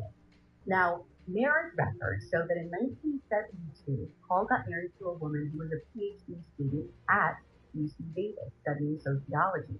Now, I don't know if he met her after he moved north or if he moved north like because he met her or whatever reason, but this is kind of an interesting side note. So while this woman was getting her PhD, she taught classes to inmates at a women's prison, and she authored a paper called The Nature of Female Criminality. So she's basically an expert on criminal cases. I am dying to talk to this woman. This is a silly question. Did you reach out to her? Of course we reached out to her, but she didn't even respond to our request for an interview. But I am so interested in hearing what she has to say. Honestly, about anything, but specifically about this. True. So if she or anyone who knows her is listening, we would love to have any kind of conversation. So did she go to UC Davis with Elizabeth? So they were there at the same time, but Elizabeth was an undergrad. And I mean, it is a big school. All I know